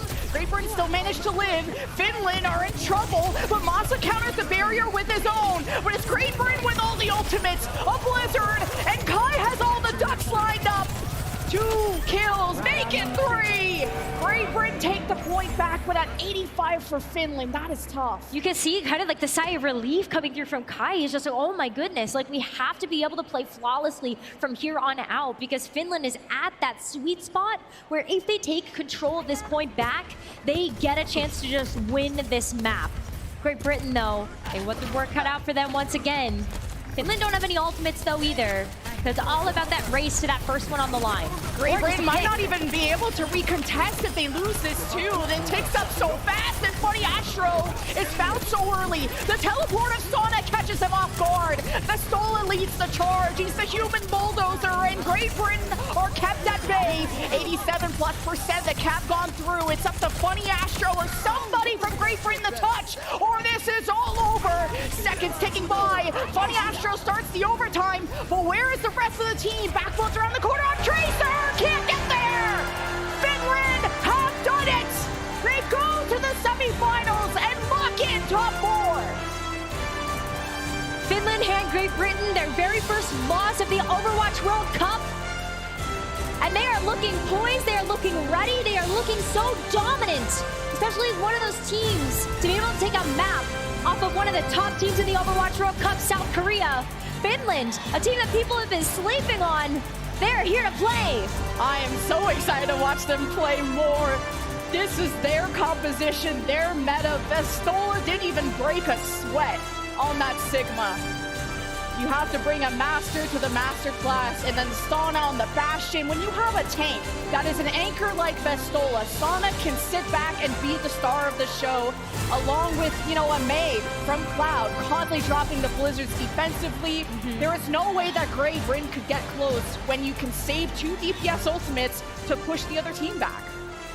It's just flawless from Finland. They looked so confident with this composition. They looked like they had a lot of practice, especially when their group was pretty difficult. Oh my God, yeah. You have to go up against South Korea, who was the only team to hand them a loss, and that was still so close. This is a team that can contend with the absolute best teams in the Overwatch World Cup, and now they get a chance to prove that again to the winner of either Spain or Saudi Arabia. What a match that was, though. Great Britain have always been a giant when it comes to the Overwatch World Cup. They put on such a show, but you know that playing around Jakaro, they tried to put the pieces of the puzzle together. Finally, those changes, those solutions came in so late on Flashpoint to try a Sigma, to try a Mei, to try to fight fire with fire. But there was one guy that was on fire, that had the confidence that set this stage ablaze. I want to hear from Masaa. We have an interview with him. Let's check in. All right, guys, I'm here with Masaa from Team Finland. Congratulations on the win, man. First and foremost, how does it feel to come up here in Anaheim and just 3-0 the squad? A good team, but it must feel good to be able to come out and be dominant like. Well, I mean, it's a bit of a stretch to say that they're a good team, but we came here, we showed what we can do, and it's always fun to be back here. Okay, so, Finnish Overwatch has had quite a history, right? A lot of well-known players coming out of that one, right? Especially guys like Taimu, come to mind. So obviously you're sitting on top of some well-known names here. Is it a bit more pressure to kind of live up to Finnish Overwatch history, the talent that has come through the region, or do you guys just feel relaxed as you get ready for your next game? I think at least for the younger players, they probably have a little bit of the legacy that they have to keep up. But I've been playing so long, I'm practically half dead at this point. Same here. Yeah. So I'm just chilling here. Yeah. Hey man, at the end of the day, we're all a little half dead inside. You know what I'm saying? Now, coming up next, though, you're either going to take on the Kingdom of Saudi Arabia, or you're going to face off against Spain. And Spain, again, another similar history. Kingdom of Saudi Arabia coming out of this one, really surprising a lot of people. What do you make of those two teams? Who would you guys rather face off in the semis coming up next tomorrow? Oh, that's a hard one because Spain, they are boys. We like them, but we have revenge match against KSA, so we hope to play against them. Okay. All right, a little revenge match. All right, well, Masaa, always a pleasure to talk to you, my man. Pleasure as always. We'll send it back over to the desk to break down that matchup. Thank you so much, Alex. Great to hear it from Masaa. Such a likable personality. It's so bubbly, and it's so great to see him and the team dominating in this very fashion. This is exactly what we've seen from them in the group stages. And quite frankly, after this game, they looked like they didn't even break a sweat. It was just business as usual. Let's look at the highlights and talk about how they got it done. Well, Finland got it done, Jake. But Great Britain were cooking a little bit. They brought out the Orisa, so look, we got to highlight Finland first, and obviously they played really well. They've been so impressive, and that's part of why I predicted them as well going into this series, is that I really believe in their ability to play this meta composition.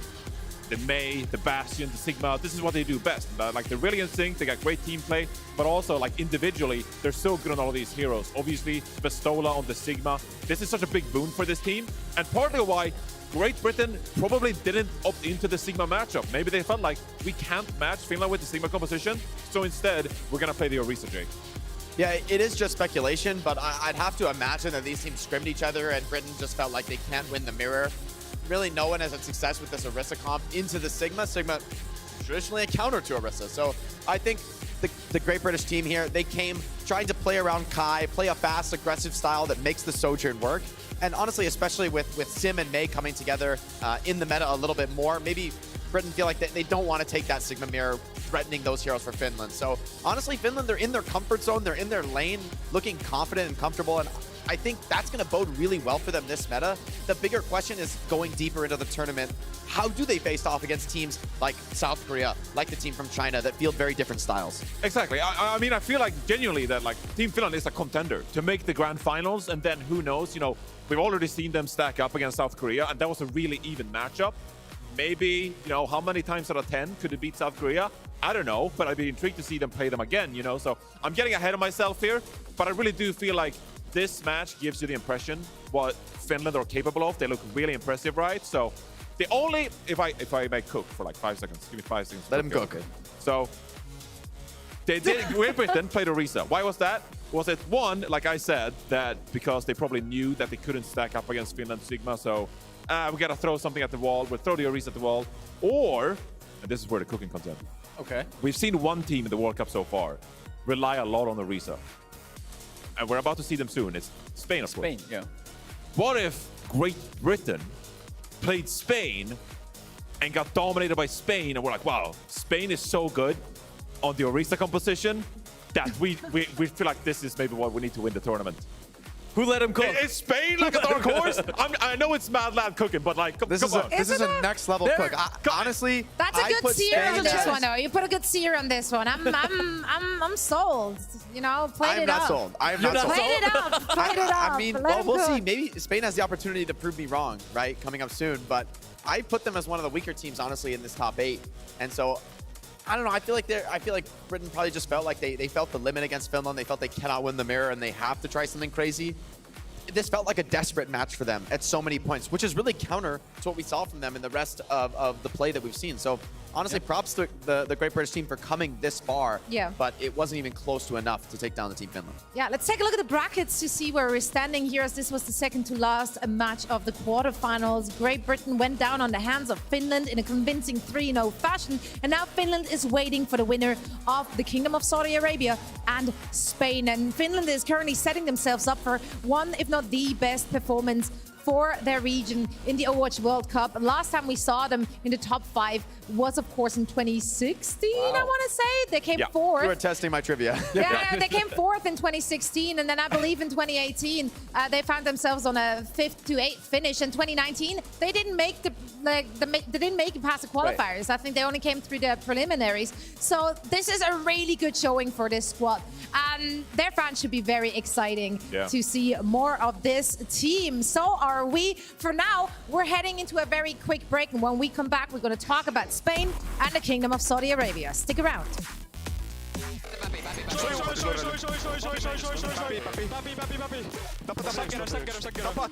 Kato kelloa. Lucio koskee. Scoutta Lucio. Traceri, seuraavaksi mainis. Mä katon oikein. Se on main, ampu kaikki meni. Okei. Hyvä. Come on, pistä. Come on.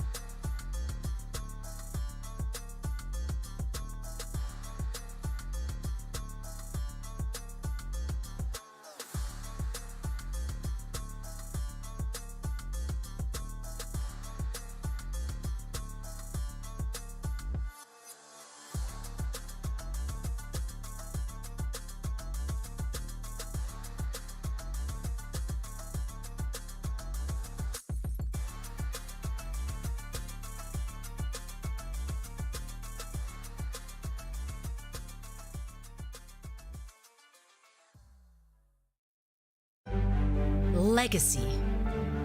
A legacy is forever. All year long, teams around the world have battled, chasing glory, hoping to etch their homeland in the history books. That is insane! He's still fracking like a madman! And it's a 5-man rampage! Oh, what? What? Oh, there we go! They've tasted victory, they've overcome defeat, and all along, the hopes of their fans have lifted them up. Absolutely beautiful! And now, at long last, the Overwatch World Cup finals are here. And for the first time in 4 years, we're all together once more, back to where it all began. Each team can see their name on the championship trophy. The community has rallied behind them, and the wait is finally over. I've missed you dearly! The Overwatch World Cup finals start now.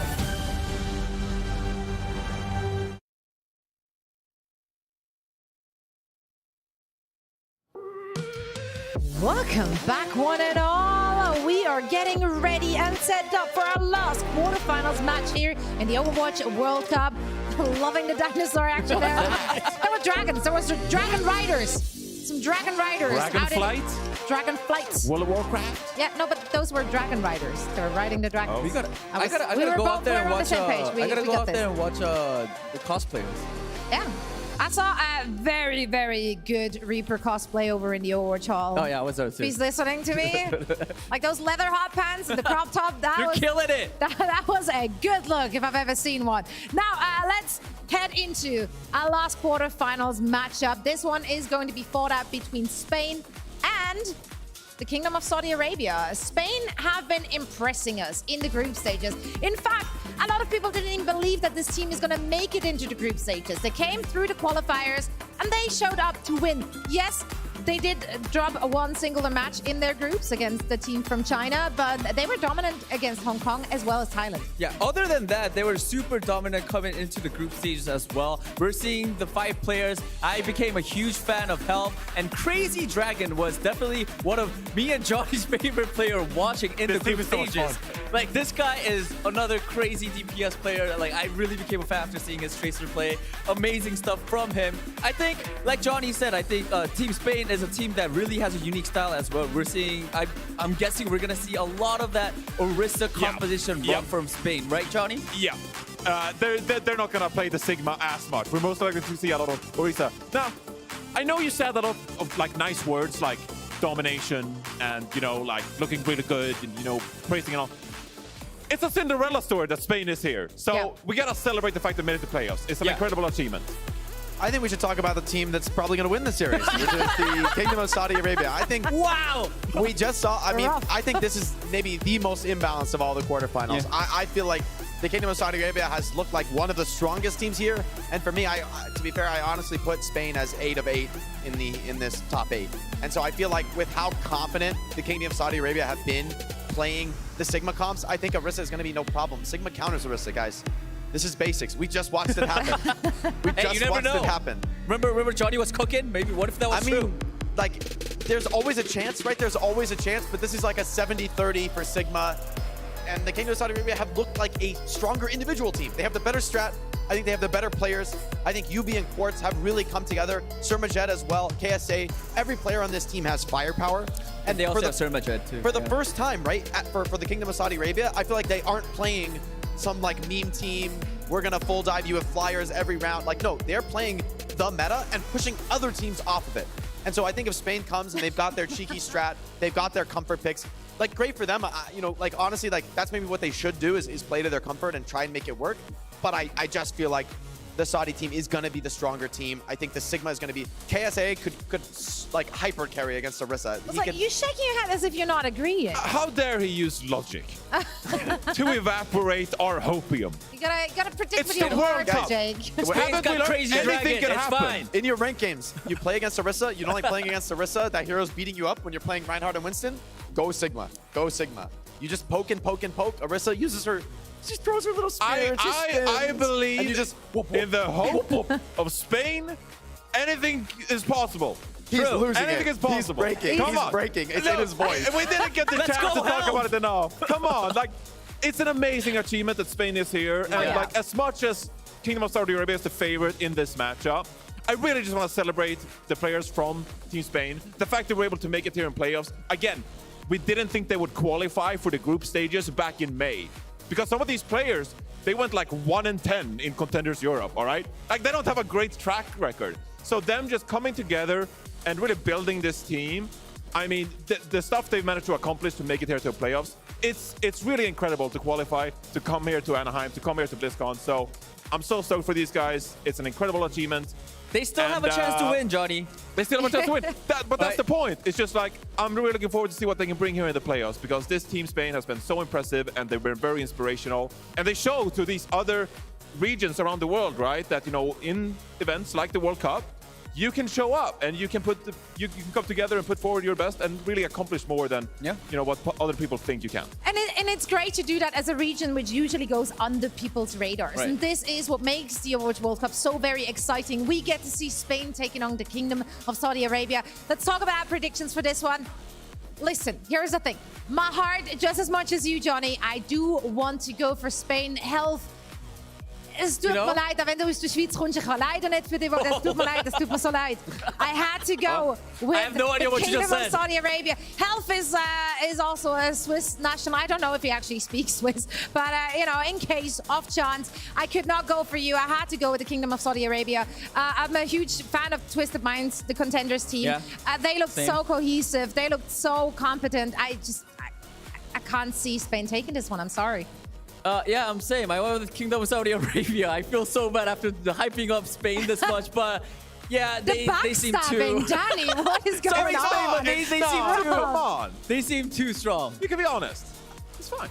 I mean, I agree with you, Johnny. It's great to see these teams come to the World Cup and have their moment in the sun. But I think the Kingdom of Saudi Arabia are just fielding a stronger team this year. I think they've got more impressive talent, frankly, and probably a better strategy with creative coaching. There's so many things in the favor of Kingdom of Saudi Arabia. It's going to take a monumental individual and team effort from Spain to overturn it.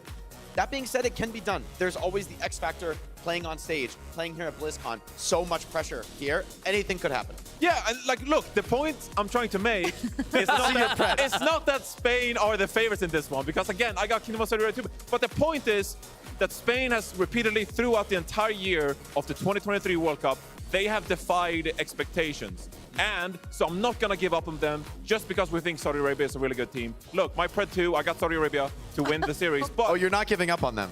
But I'm just saying that, like, I'm really happy for Spain, and I'm looking forward to see if they can. There's a chance. If they can, if they can make us look bad. Make us look bad. Make us look bad. Make us look bad. That's right. That's the hope. You got the hope, you got the vibes, but you also want to be correct in this one. So I respect that. I respect that. We are ready for this last match of the quarterfinals, and now we get to meet the teams.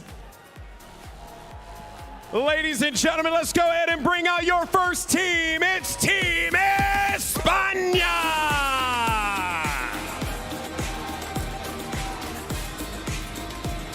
Way on the Orisa. He's been fantastic so far on the tank, of course, but as Danny also mentioned, Crazy Dragon, another player to watch out for in this series. If you can have two players start cooking in this series, that's going to give Spain an edge, and that is something they can use to their advantage in taking down Saudi Arabia.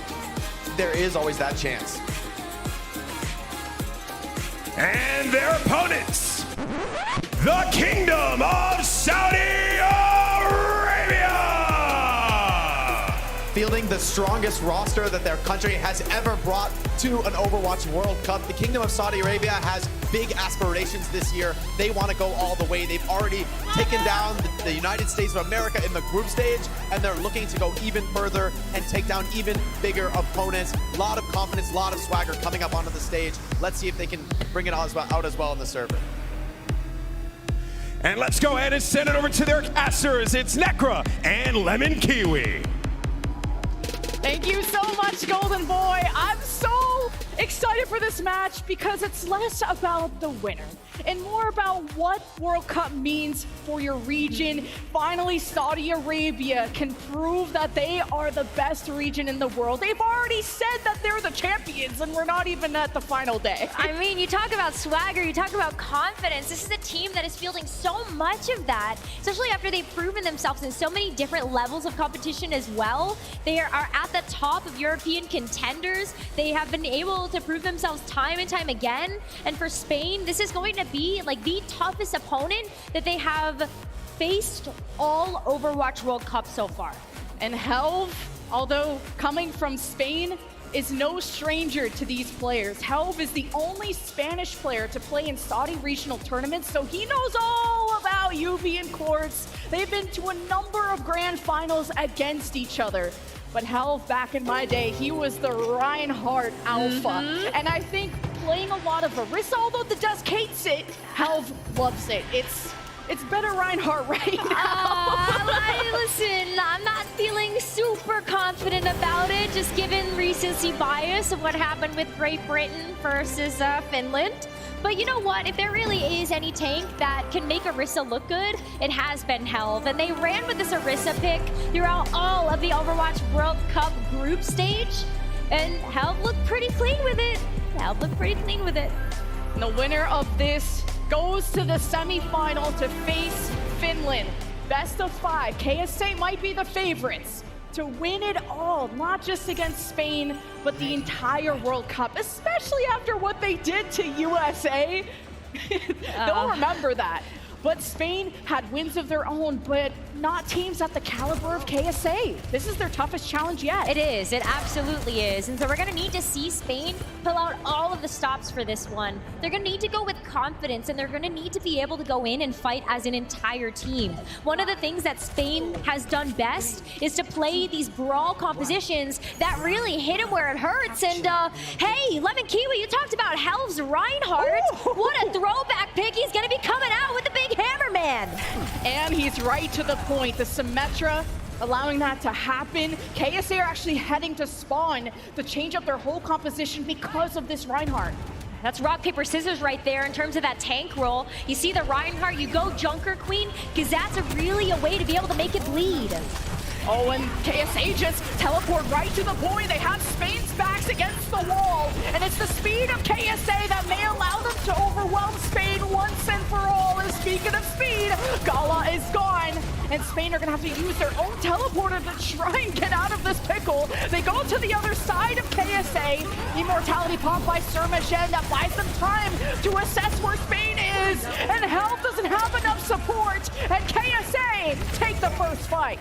What's tough about that too is that Spain just got locked at the back of that objective. And the more time that they sat there, the more ability KSA had to be able to poke away at this composition. We're gonna need to see a reset there from Bones, but KSA's already at their spawn. KSA are not gonna even let you have time to think. But they walked into the air matrix of Canal, and KSA lost some members, especially KSA himself. We're on the Junker Queen, you don't have a shield, and it's not gonna look good just jumping into that damage.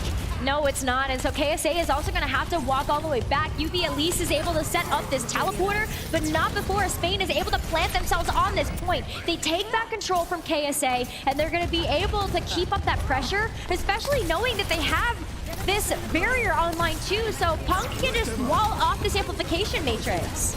Spain are letting KSA walk to the point so that they can teleport on the other side, and the Blizzard from Spain is thrown right in the middle.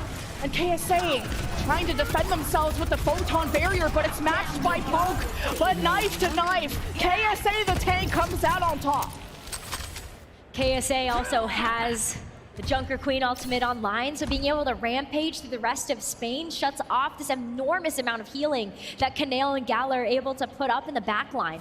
If you're gonna shut that off, it makes it even more difficult for Spain to be self-sufficient. And Reinhardt, even though he's got this big shield, he's got that big bulk, doesn't always have the ability to stand up to the front line of KSA, especially when you got that Bastion in the back line. Might need that extra support there from those supports. KSA are gonna need support when this Shatter goes down, but Helve is pinning back. He took too much damage early, but Gala's down there saves them. KSA went in for the kill, and the Shatter was only to slow them down. The rampage of KSA denies the healing that Spain needed to get back on their feet, and it's 94% plus, by the way. KSA barely gave up this point, and Spain really won't have much to say about it. The Ant Matrix isn't at the best of angle. KSA and Quartz manages to dodge a lot of that damage, but they don't have a lot of space to operate. So Spain, because of Canale's Ant Matrix, are able to make this close. It's a 2 versus 2. UB Haku versus Helm and Gala. Who will come out on top? Helm stands tall for Spain. Haku, though, just trying to stall out the point as much as possible, recognizes that he's going to have to give it up a little bit in order for the rest of KSA to come back with reinforcements, but not before Spain is able to take back control, and that is going to buy them plenty of time to get the rest of their team back into this fight, especially knowing how important it is for Punk to be there on this Bastion. You have the artillery strike online. It helps to delay the inevitable here for KSA as they start to make their push back onto this point. Quartz on the Bastion, making sure to shred that shield of hell, who's gonna back out Photon Barrier from KSA to defend themselves, so it's a smooth ride to the point, but it's a smooth ride back to heaven, and Quartz delivers the 3K that KSA needed to win round number 1. Oh man, did you see that kill feed too? It was Quartz, it was Sirmajed, and it was also 4 members of the team every single time, taking down every elimination. And that is the power that KSA provides as a team. It's their team coordination, their ability to just help overlap all these skills in order to make these takedowns so much easier. The battle for top 4. KSA on round point on Lijiang Tower, where the Junker Queen of KSA has been able to live a long time because they do not hesitate. They pounce, they go in with speed. They also use the Photon Bear to defend themselves when they need to take their time approaching the objective. And the door's open and we're saying hello to Helv's Reinhardt again. KSA too, you can tell that they go in because they're confident that they're going to get enough healing from Haku and Sirmajed in the backline. Spain though too, so why Helv is going to be coming out on this Reinhardt is that he also has to put a lot of trust into his team to help play coordinated around this point. So Spain, they get a chance to get control of this objective first. As KSA go all the way back to spawn, they were able to use that Symmetra teleporter to help KSA make that switch over to the Junker Queen. Yeah, they just need the extra engage power that the Junker Queen provides, and you can tell that they're thinking about juking Spain out with the teleporter, but what a read from Helm. Charges in, but he needs support, and Punk is there. He's got the double kill before Quartz was able to shut him down, so it's a one-man advantage. Helm doesn't have a shield, but he has fire in his heart, and KSA are set back. Something else that's really important to note about how storied and historied Helv is as a Reinhardt player is that European Contenders as a region has had a rich history of just building up some of the best Reinhardts in the entire world. So Helv is tested in this main tank position, just having to lead the charge in so many of these fights. And you can see how this history as a leader has been so important. Great Ant Matrix from Canale. You wanted to stop KSA from engaging. You're trying to push them back to their half of the point, and it's working out. The poke from Spain is just too strong, despite the teleport play from KSA to get on either side. Spain are so aware of these pushes that they shut them down every time. They're becoming more they're just getting ahead of the teleporter. I think that's really what the biggest difference maker is here for Spain, is that they're able to predict it just a little bit better, and then that's where you can see Helv just making up the difference with the fire strikes and those pushes. I like the teleporter from KSA. Was trying to take shelter, and no, and Helv shatters them down. He has a Photon Barrier bones to protect him, and KSA, their shelter is gone. That's going to be back to spawn for them. That's going to be a team kill for Spain and last fight territory on the board for Spain to be able to match this progress and go ahead and take us to a third and final point of Lijiang. KSA, they have a lot of ultimates though, 4 to spare. See if they can make the most of them in this fight. Spain thought that KSA were gonna TP through the window, so as Spain gave up a lot of space, and here's KSA with the sound barrier, the rampage right through. Spain are surrounded. Hell does his best to protect the team with the shield, but KSA is setting up camp in the back line, and Punk needs some help. He's got the supports, but Spain are losing the fight.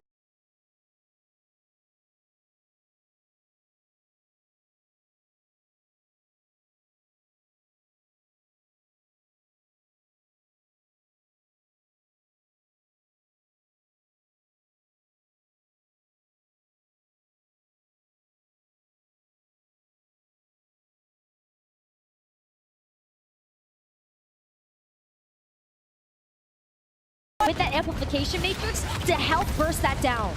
Yeah, I think Yubi just holds the Photon Bear for the Ant Matrix. This is such a good ultimate to defend with. And KSA are going to respect that space. They're going to stay hidden, see if they can get the jump on the Helve, who has to deal with these Symmetra turrets first. Helve doesn't have armor or a shield, and the Photon Barrier from KSA allows them to approach Spain and simply dismantle them one by one. Yubi lasers them to death, and Quartz unleashes. Spain will have to reset. As you said, a fantastic Photon Barrier response to that amplification matrix where it shut down all that damage output that Punk was providing on the Bastion. Despite that they had the ability to make these really quick rotations, Spain just couldn't get past that giant wall. They get a chance to teleport to point, but KSA are starting to get ults back online. KSA off of the Ant Matrix, managed to push Spain off of the point, but it was that Gala that got separated away and thankfully didn't get picked. There is the artillery strike, double bump from Haku as Spain were off the point. What an opening that KSA had there, and its final fight. It is. Canal is actually going to get back to spawn as a quick reset for himself so that he can get back in and make this last fight. Gala might be able to get the sound bearer online, but Quartz is hoping to keep them at bay with the artillery strike. Oh, Bone's in trouble! The artillery strike took him down before he could get set up. The most vulnerable member removed, and the most important one too. Quartz, the 3K. KSA read them like a book, and they take map number 1. That was looking really good there for Spain too. Especially on that second point, they started to really figure out how to work this Reinhardt to the most advantage given the map architecture. And it feels like such a fantastic throwback to see Helve on this Reinhardt once again, but KSA, they brought out the perfect response to that, and that's gonna be the Junker Queen. Yeah, it was gonna be the dance between the Symmetra teleporters, and Spain just gave up space trying to read what KSA were putting on the table. It's the mind games that came out. Here are the highlights. It was great to see just how aggressive the initiative that KSA took because of the Junker Queen. There's 2 options of speed with him and Haku, along with the teleporters. You're going cross-eyed trying to keep track of where KSA are coming from. Yeah, what a good point to bring up the commanding shout there from the Junker Queen, because you can cycle through that with the Amp It Up coming through from the Lucio to just help make these engages even more impactful. Layer those on top of each other, stagger them out, and then you push Team of Spain like into these corners. What do you do to be able to get away from the axe throws here from that Junker Queen? You saw on the cameras, Helve is that leader for Spain. He is the player that puts Spain's region on the map when it comes to competitive Overwatch. He knows it's not over. You look at the series like it's 0-0, like that map never happened because it got so close for that round 3 to happen. Spain knew what KSA were going to do. They tried to outplay it, but when you have a Reinhardt, you don't have as much speed or engage as KSA does. Spain, though, they opt to go to Parisian. It's going to be our next map in this series. KSA going to have the lead so far, but can Spain bring it back on this next map pick? We're going to find out right after this short break.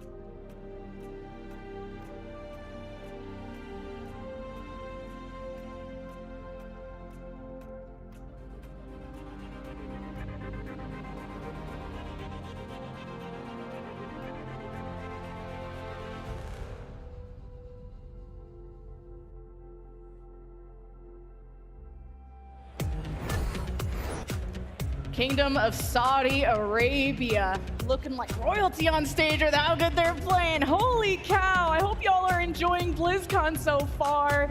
Spain have our next choice of map. They want to go to Paraiso, and that's where I think, Necro, the double flex supports are really going to shine. It can, and that's why we're going to see a substitution here from KSA. It's going to be Labda subbing in for Haku, which has only happened so far for Team KSA when Labda's going to play the Baptiste instead of Sirmajed, so that Sirmajed can play the Alari and pop off. That is a lot of poke, so you sacrifice that speed where you really only see Lijiang control and Flashpoint, maybe sometimes push. But up against them is a player that has really surprised me, that I think should be a player we all watch out for. Gala from Team Spain has been a really impressive Alari, and what a player that I hadn't heard of, but this is what World Cup is all about, getting your name known. It really is, like just showing your stuff, especially to be able to represent your region, to represent for your teammates and all of the fans out there. And so I'm excited to also see what Gala has in store for us on that back line for Team Spain, because maybe we do get a little bit of Alari versus Alari, get a little bit of this like high mechanical skill and this pick action, and I cannot wait. But one of the things that I also have my eyes on is that tank. What are we going to see Helve come out with, and do we see that same reactionary choice coming out from KSA? Because Paraiso is a very defense-heavy map, so depending on who attacks first, attacking with an Orisa is so pain. You have to go under the bridge, around the staircase, at least try to remove the top bridge people. Then you still have to go to the point, unless you have something that enables rotations like a Symmetra. We'll see what Spain have in mind, or maybe we might see the Sigma come out. Because of that long lane, how dominant Poke can be, Sigma takes the best pressure. You heard it from Jake on the desk. I'm excited to see how this map will go. It's KSA up first in the series.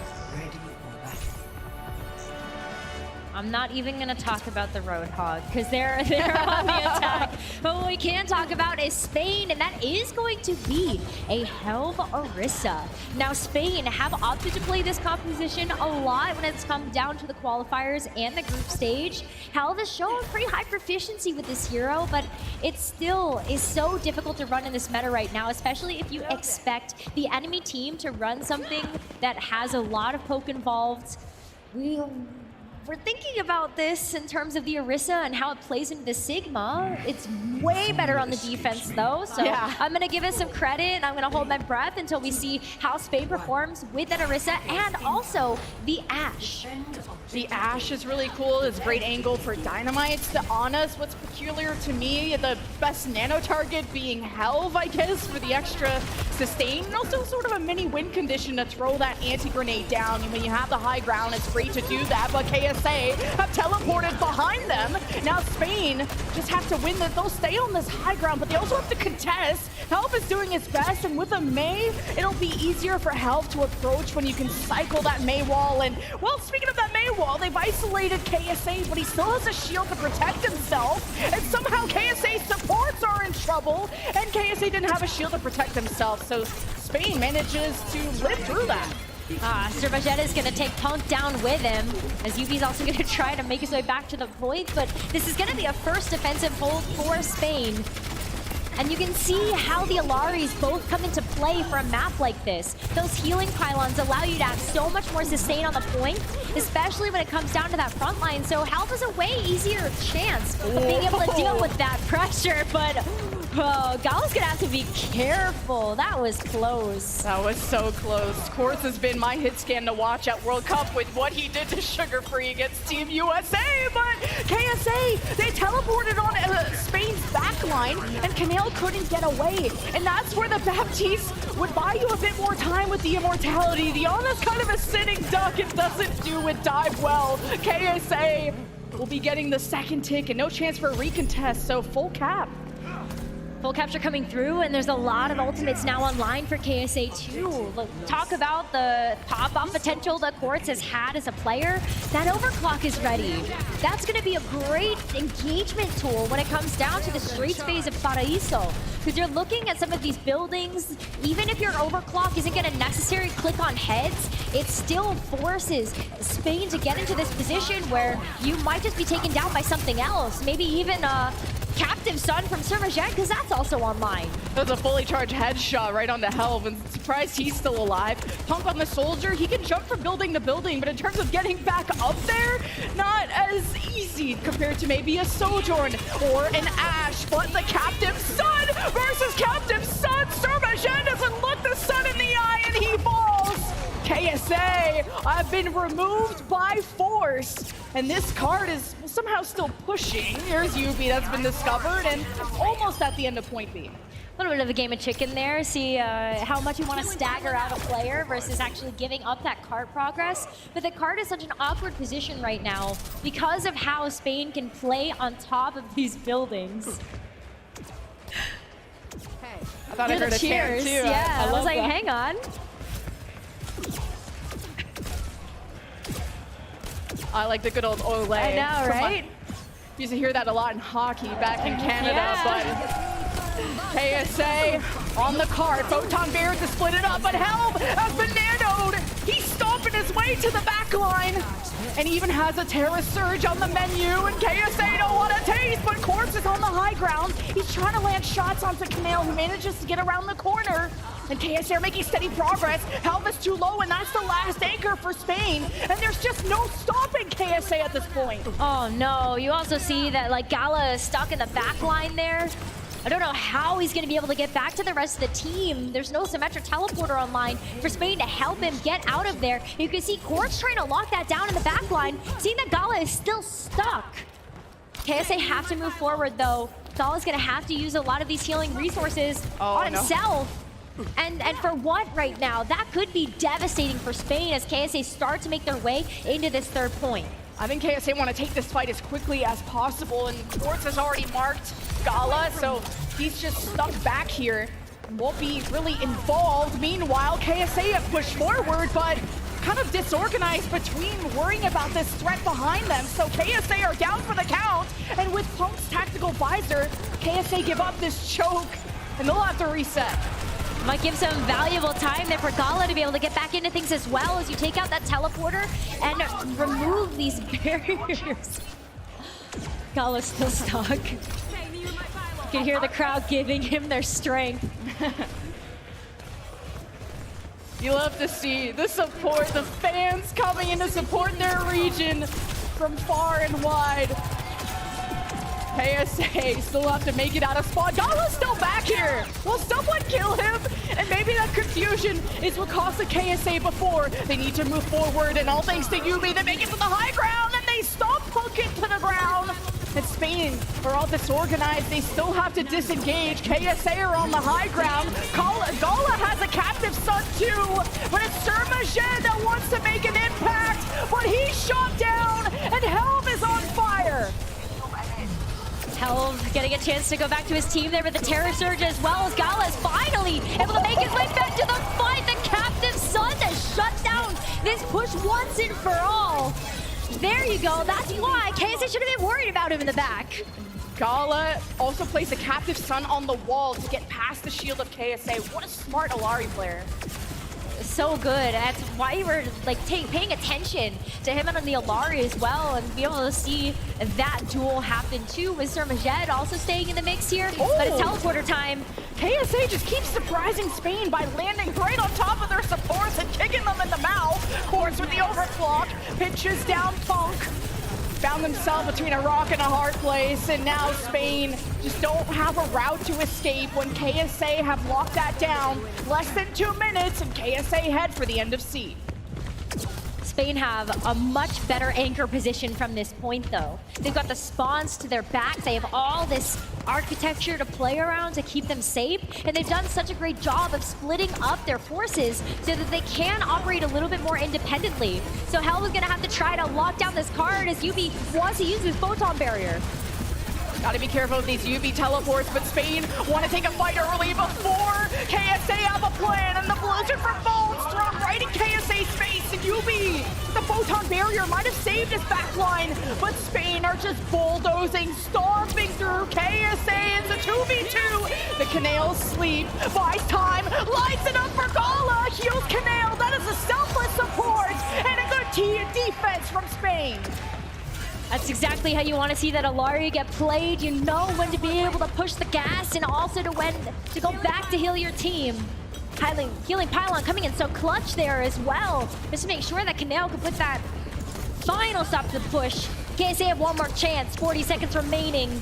The amplification matrix on the docket to be able to help push Spain back. Good May wall from Bones just to give yourself a second to rotate out of the line of sight of that amp matrix. But somehow Gala is found. He was trying to play an off angle and KSA sniffed it out. 5v4, KSA want to take this fight quick. The teleporter to find these isolated targets. Spain can't afford to lose anymore. The bomb for Punk is thrown down and Helm throws down the spear. The Terra Surge finds Yubi. KSA don't want to be close to this Orisa. But Spain have run out of juice and out of health. And Punk can't even leave spawn. Quartz is already back there hitting headshot after headshot. And KSA are just ending this. They are about to cap with no time left. That's going to be an overtime cap for them. Help giving it his best effort to come out on the Doomfist. They're able to help keep that overtime going.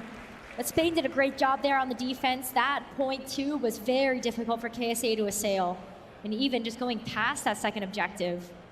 So now Spain, they know that being able to complete this map with over a minute in the time bank gives them the win condition on the board to help tie up the series. The KSA players are no slouches, no strangers to the stage. There's a lot of LAN tournaments in their region. They know that they are at the top. They are the best players from their region, and they want to prove to the rest of the world that USA isn't the only victim. They're not the only team that they can beat here. And Spain have put up a good fight. Now they have to attack and go all the way to the end of the map in order to face extra rounds, or else KSA go to match point. KSA had a hard group too. That was like the group of death when it came down to like the Overwatch World Cup groups. They played against Japan, United States, and France. And those are teams that you almost expect to always make it out of the group stage. So KSA definitely trying to show everybody what they're made of, and you know, they do that in Contenders as well as right now on the Overwatch World Cup stage. But Spain is making it very difficult. They were able to bring out the Orisa on the defense. The attack, that same strategy is not going to work out the way that you might want it to. That's why we're seeing yet another change up here. It's a dive composition coming out here from Spain. This is not something that I had on my bingo card, especially a wrecking ball. Oh, they have broken the glass. The emergency composition is out. What can they do to break down KSA? Well, knocking them down from that high horse and that high ground is what Spain want to do. It was Help that touched the point that brought KSA's attention away, made space and time for Spain to move on forward. Now Spain are hoping to take angles and just depend on their individual skill to take the duels and to cause confusion out of KSA. But they rally behind their Sigma. Bones has been marked against the Sigma. It's difficult to pull off. And eventually these duels go in the way of KSA. I really appreciate what Spain is trying to do here. They recognize that KSA is way stronger as a unit than they are as individual members. So you try to break up some of that synergy by isolating them with some of these dive heroes. You can see how they actually even switched off of the Wrecking Ball there, losing the mobility to be able to push KSA back in favor of a hero that is a little bit better in terms of that team dive coordination. Helvo, he's taking so much damage, but Gala and Canal, especially on this Ana, all of your attention goes to that Winston, and Spain needed something to harass this high ground since the Hammond wasn't able to knock them down. Now KSA have fallen back to the secondary position all the way at the end of the point. Now this is all about poke, where Quartz has to stand tall. Spain jump in, and it's the nano onto Hell, but Bones wasn't able to follow up. This Sigma of KSA is shutting down Spain every time they get close. The accretion, the shields, the chemistry that KSA have is just too strong. This dive, it feels so strong on this point because you do have the ability to jump onto a target, but that Symmetra makes things so much more difficult to execute when you know that a teleporter could get placed down to help get one of your teammates out of dodge. And KSA too, like just bringing up the rear to help try to get rid of that extra dive pressure. really did dismantle this push that Spain wanted to go for. Even with the nano onto the Winston, at least you got the Primal Rage online now to help with that disruption, but oh no. Kaneo got left behind! What happened to No Man left behind? And well, Bones got the late invite. I don't think he wants to smoke right now. KSA just completely ignored health and killed everyone behind health. Good to see you. Well, that's the kind of the danger of running the Winston, right? Not only that, but Helv is stuck behind enemy lines. They know he's back here too. They have full access to be able to get the Winston away from his team. And without the Winston, the rest of Spain are left like sitting ducks. You don't have this tank to help keep you safe. Punk can maybe take this duel against the Symmetra. It's tough, and here's the ultimates from Spain. The Kitsune Rush was placed, and I don't really know what happened after that. As Spain went in with a plan, and KSA just flipped the page. 40 seconds remaining too, so Spain, they're making last-minute adjustments here.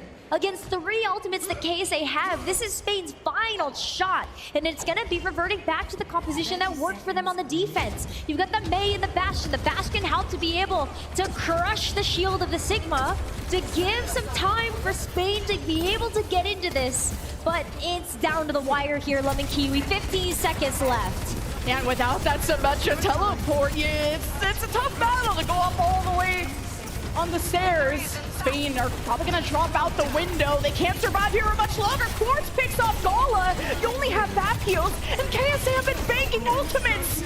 Spain, this was just not going to work from the start, and KSA slammed them down.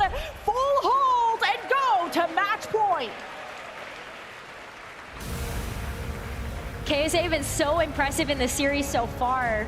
It's no wonder why they also finished their group stage with a flawless victory. That was a 3-0 win-loss. They didn't drop a single map.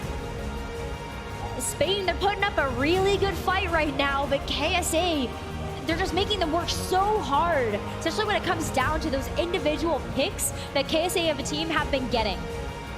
Just KSA are so good at ignoring the important members like Helv and killing people like Kaneo, Gala. There's a number of times where Spain were separated from each other, not able to group back up. The time that Gala was behind KSA, the time that Helv was behind KSA, and that's just valuable time, especially if your Helv is your main communicator and he's not even around the rest of the team. I'm sure they were in shambles, but Gala had to be one of my big highlights. I think going up against Sirmajed was a tough task, but on Alari, their duel was really fun to watch. It was fun, and Gala had some great pop-off moments with those captive sons as well, whether it was to be able to frag out or to keep Kaneo alive to help with the stall for Spain to get back in for that final recontest on the defense.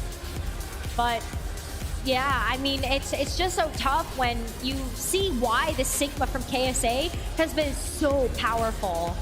That was one of their best heroes heading into the group stage, and it's also why you saw Spain come out on the Reinhardt, kind of expecting to see this Sigma. I just don't see weaknesses out of KSA. Their offense was beautifully executed with the Symmetra teleporter. Spain isolated themselves, and KSA knew exactly how to punish that, to being able to defend and know how to disengage. KSA come into the World Cup with so much confidence, but they don't take ego duels. They'll play at the back of the point, let Spain get drawn in, and then KSA kill them every single time. One potential final map now is chosen by Spain. It's Surabasa. Do they still have some fight left in them? We'll find out after this.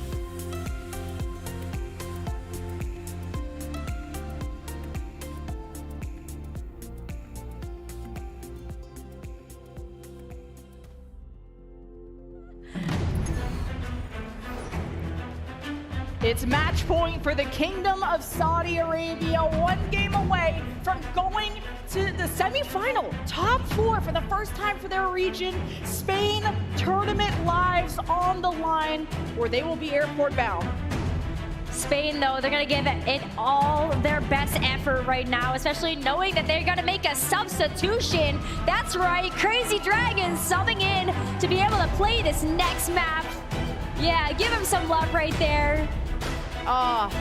You can tell he brings the vibes. Right? Yeah, it's all good vibes. He's and Crazy Dragon's in there. He's flexing. He's happy to be there. He's like, well, it can't get any worse than O2. So, you know, go in and have fun. And I could tell Spain are having fun. They're switching up their composition, the Hammond, the Winston. They have not given up because they're throwing every idea they can at the wall until it sticks.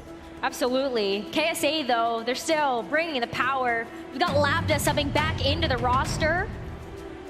And they're going to end up playing a bit more with the Lucio. When we see the substitutions come through for KSA's backline, it tells us a lot about whether they want to play that double flex support or they want to go with a main support option. And on Sarabasa, a Flashpoint map, it feels almost necessary to run some type of mobility like having the Lucio in. So that's why we are going to see Haku subbing back into the roster. And Haku is a support with so much experience. He is a name in his region. He's been competing since 2017. Like, how is that guy not in the Overwatch League yet? And he used to be a flex support. Now he's playing Lucio. And you saw how successful KSA were with him in the lineup on map 1 Lijiang Tower. He makes his return with them, well, still winning. Yeah, they are still winning right now. So Haku just hoping to be able to finish up the series for KSA here. But Spain, one of the reasons why Crazy Dragon was pointed out by the desk, one of the reasons why we're so hyped to be able to see Crazy Dragon in this roster is because of all the pop-off potential that this player has brought. Whether it was on the Tracer during that match or it's going to be on something more long range like this Sojourn, Spain is really leaning into this pick potential that they have coming out from their DPS lineup of Crazy Dragon and Punk. Helv still bringing up that front line with the Wrecking Ball, just troping to give enough disruption to KSA and that Sigma Shield to be able to get those picks through.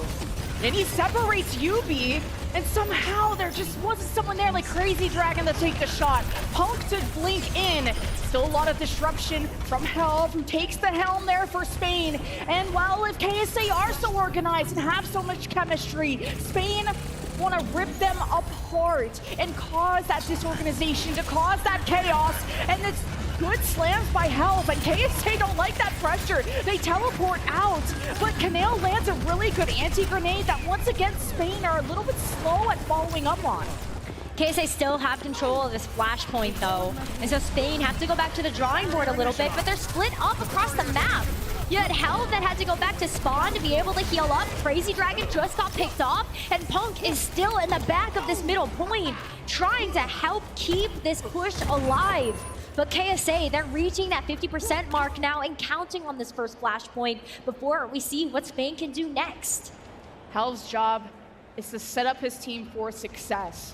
Even though he's just the most well-known, most talented player on Spain, it's about them winning as a team. It's about Helv knocking down players, but it's Yubi and the rest of KSA. Expect the unexpected. They teleport onto vulnerable members of Spain when they least know it. And while KSA do an amazing job of not letting Helv get into position while Helv is going back for health packs when he's low, that's when KSA fight 100-0 for point 1, by the way. Yeah, it's going to be a quick take here for KSA. They're going to use that Symmetric Teleporter to try to rotate to this next Flashpoint as quickly as they can. And we're going to see Spain get a little bit split up here too. Punk, though, kind of on his own, trying to reach that objective with that Pulse Bomb available. They're heading over here to Temple, where KSA beat Spain to the punch. Yeah, Punk has the landed Pulse Bomb right as the pile drive happens from Helv, but the immortality beautifully placed by Sirmajed. The timing is impeccable. You got the mines from Helv to secure some of the real estate. Haku almost Ajax, all thanks to Helv, but he manages to get it off. And KSA rally together. Helv is good at separating them, but he didn't have enough speed to get back. And KSA will just bunker down on this point too. Was it so difficult dislodging Quartz from this position? Gala is doing such a good job of being able to get away. Look at Canal right now. Oh no, yeah, he's just like in a corner. I don't know if KSA know that he's there. Shh. He's hunting rabbits. No, oh, Sirmajed is there. Oh, Canal. Oh no, he did get the sleep. And he didn't have the nade either. That is a late stacker in Spain. Don't have a great secondary healer. The Lucio is giving them speed to rotate into positions around KSA. And with Crazy Dragons over, I guess he used an overclock. It didn't work out though. And KSA are flawless so far. Oh, that's so rough. Canal got spotted before Spain was really ready to be able to take that engage. Now they have to go back to the drawing board again. And this point in particular is so difficult to assail for Spain, especially against a Bastion, because there's not too many routes of entry here. Quartz can just lock it down, and even with this artillery strike too, keep Spain at bay long enough that KSA just capture this flashpoint. This is a scouting artillery strike. We're just looking at the entire map. Quartz gets slept while he takes his time, and Gala's sound barrier helps push Spain towards the point. It's 99% though, where it'll be round points, and what a flush from KSA! Gala is gone, and so are the rest of Spain. Point 2 goes to KSA. KSA are now one flashpoint away from being able to take this map and this match. Head up to the semifinals. But we're going down to Palace. Spain get a chance to get to that flashpoint first, set up. Gala's actually making a switch. It's not going to be the Lucio anymore. It's going to be the Brig to have more of these brawls, which is going to be very helpful against a tank like KSA on the Sigma. And Gala can also pack Punk, so he doesn't have to depend on health packs as much. Punk moving behind, has the pulse bomb. Can he beat the immortality though? And no, Sirmajed saves the team, because that was going to be deadly. And now KSA, no, Punk is behind. They're going to try and relocate with the teleporter. Helv is marking them, trying to keep them anchored in place. KSA has captured the point, and the rest of KSA can just use the amplification matrix. But as the mines came down from Helv, what a call from Yubi to teleport them out. KSA are unaffected by Spain. And that bought them enough time for Haku to land the sound barrier as well. So KSA, once again, approaching the end of the road, the goal that they have set out for themselves. In Spain, they have this nano boost, which is going to be one of their last chances to get into this game. You can give that over to Helv, who's going to be switching off of the Wrecking Ball to the Orisa, and hopefully gives Helv enough sustain to actually put some presence on this point. He was really depending on those mines, but now that KSA have an escape plan, he wants to have something more impactful. If KSA are going to stay grouped up, Helv's Terra Surge could be true. And so is this Nano. Helv bulldozes his way in, and Sirmajed almost gets caught. And Helv doesn't stop. He only knows the W key. And KSA only know how to kill. Spain rained upon as KSA 94+%. Spain will not be here to touch, and they will not be in the World Cup any longer. KSA move to the semi-final. One impressive victory from KSA. They now know their next opponent as well, so they can prepare themselves in the semi-final. It's a great showing from Spain, though. A really good showing and a composed. They stayed composed. They did. Had different ideas. And look at everyone exchanging hugs, especially Helv. That tall one, that's Helv. He's known these players for a while, competed against them. One of the few, probably the only Spanish player to put Spain on the map when it comes to contenders, when it comes to the Saudi regional tournaments. Sirmajed is feeling on top of the world, and you can't deny that KSA could be a team to beat them all.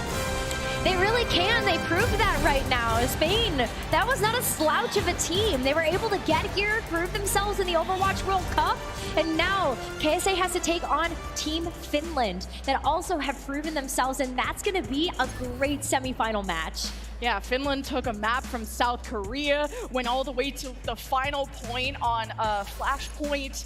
So Finland have been the dark horses. They just won their quarterfinal, and I think everyone drastically underestimates what Finland can do. The same way that KSA have already proclaimed themselves champions.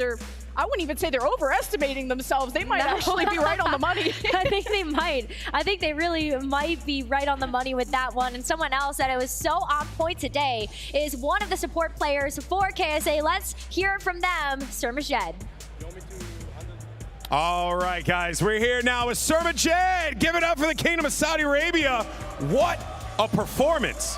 You guys look dominant. You look so good. What's been working for you guys? Because it feels as if no matter what happens, you find a way, you have solutions, and it's clear in the results. 3-0 in groups and here. I mean, we didn't drop like a single map like throughout the journey. I think like we're playing really good. We've been practicing for like a long time, and then hopefully we can like bring it home. What makes this team so special? You know, you coming into this one, because I know that you got a lot of players that play in like Contenders and whatnot. So what makes this team special? What have you seen with your experience as, you know, a pro across the world? What have you seen from these guys? I think like we really have like talented players who like played in Contenders, and like they didn't like play in OWL, so they played in Contenders for like a long time, and they're like always on the same page. And then like I'm with them now, so hopefully we can win it together. Yeah. Did it feel like sliding into a system that was near perfection for you when you joined the roster? No, really. Like I feel like I completed the roster. I don't know, that's it. Okay. Yeah. Hey, man, well, the proof is in the pudding, without a doubt. 3-0 in the groups. Dominant performance here on the main stage as well. Sirmajed, congratulations, man. Shout out to the Kingdom of Saudi Arabia. They're going to the semifinals. How incredible is that? Let's send it back over to the desk. Hey, you did? Come on, this one. I'm outside, Ruby. On your right. I want to go point. أنا want Sojourn. لا حد يموت. يا ماجد ليش تموت مرتين؟ Easy. The winning moments of the Kingdom of Saudi Arabia, a well-deserved victory, a dominant performance, exactly what we expected to see. And I love what Sirmajed just said when he talked to Alex on the stage. He felt like he's completing that roster. They do look so cohesive. They are step in step. They're on the same page. They got to figure it out. This is why I couldn't let you cook too much, Johnny, because... Hey, I got a 3-0 too. Oh, yeah, now you come back. All right. He's playing both sides. I respect it. This team played incredibly well from an individual level, whether it was KSA on the tanks, looking incredibly well practiced, bringing back some very difficult rounds here on Lijiang Tower. But, I mean, this first round wasn't difficult. The Queen absolutely ran away. This is maybe why we haven't seen much Reinhardt at all in this tournament. The Saudi Arabian team were very prepared. They go back to spawn, which is not a normal play on control, but they make it work because the Queen is so decisively favored into Rein. Just really masterful from them, showing strategic excellence, not just individual prowess, not just some sort of cheesy team comp. This Saudi team, they're playing it all, and they're playing it at a very, very high level. And so I think, yes, they are going up against Finland next. That'll be a much tougher opponent, but they're going to be confident. They are on a roll right here in the World Cup. And what I think is so impressive with this team as well is, you know, we've been covering this game for 7 years now. You know, we've been following the pro scene for a lot. And usually you have players come up, new young players, unknown players come up, and they have like really good mechanics. Or like you can tell that there's something special about them. But they're so smart, this team from Saudi Arabia, of course. They're so smart when it comes to the compositional choices, their positioning against USA in the group stage, for example, like understanding how the compositions work and how to play against what they are facing. That is what is really impressive to me. So like when you get down to it, then they might alter how they play a little bit when it comes to facing Finland tomorrow, for example. But also if they were to face a team like the team from China who throws some curveballs by playing more Doomfist, etc. Like I'm pretty confident in Saudi Arabia's ability to adapt to that situation. And that is a skill in and of itself that is really hard to teach someone who's younger and coming into the game, etc. But just having that innate ability, that is special right there. And that's what I'm seeing from Saudi Arabia. This is a really smart team that has a lot of talent when it comes to individuals. And that is what makes them such a complete team and contender here in the World Cup. Hey, but quickly, I also want to give a quick shout out to Team Spain. I know, we all knew that they were going to go down, but hey, they went down in style. You know, the fact that they made it all the way to quarterfinals, they're in the top 8.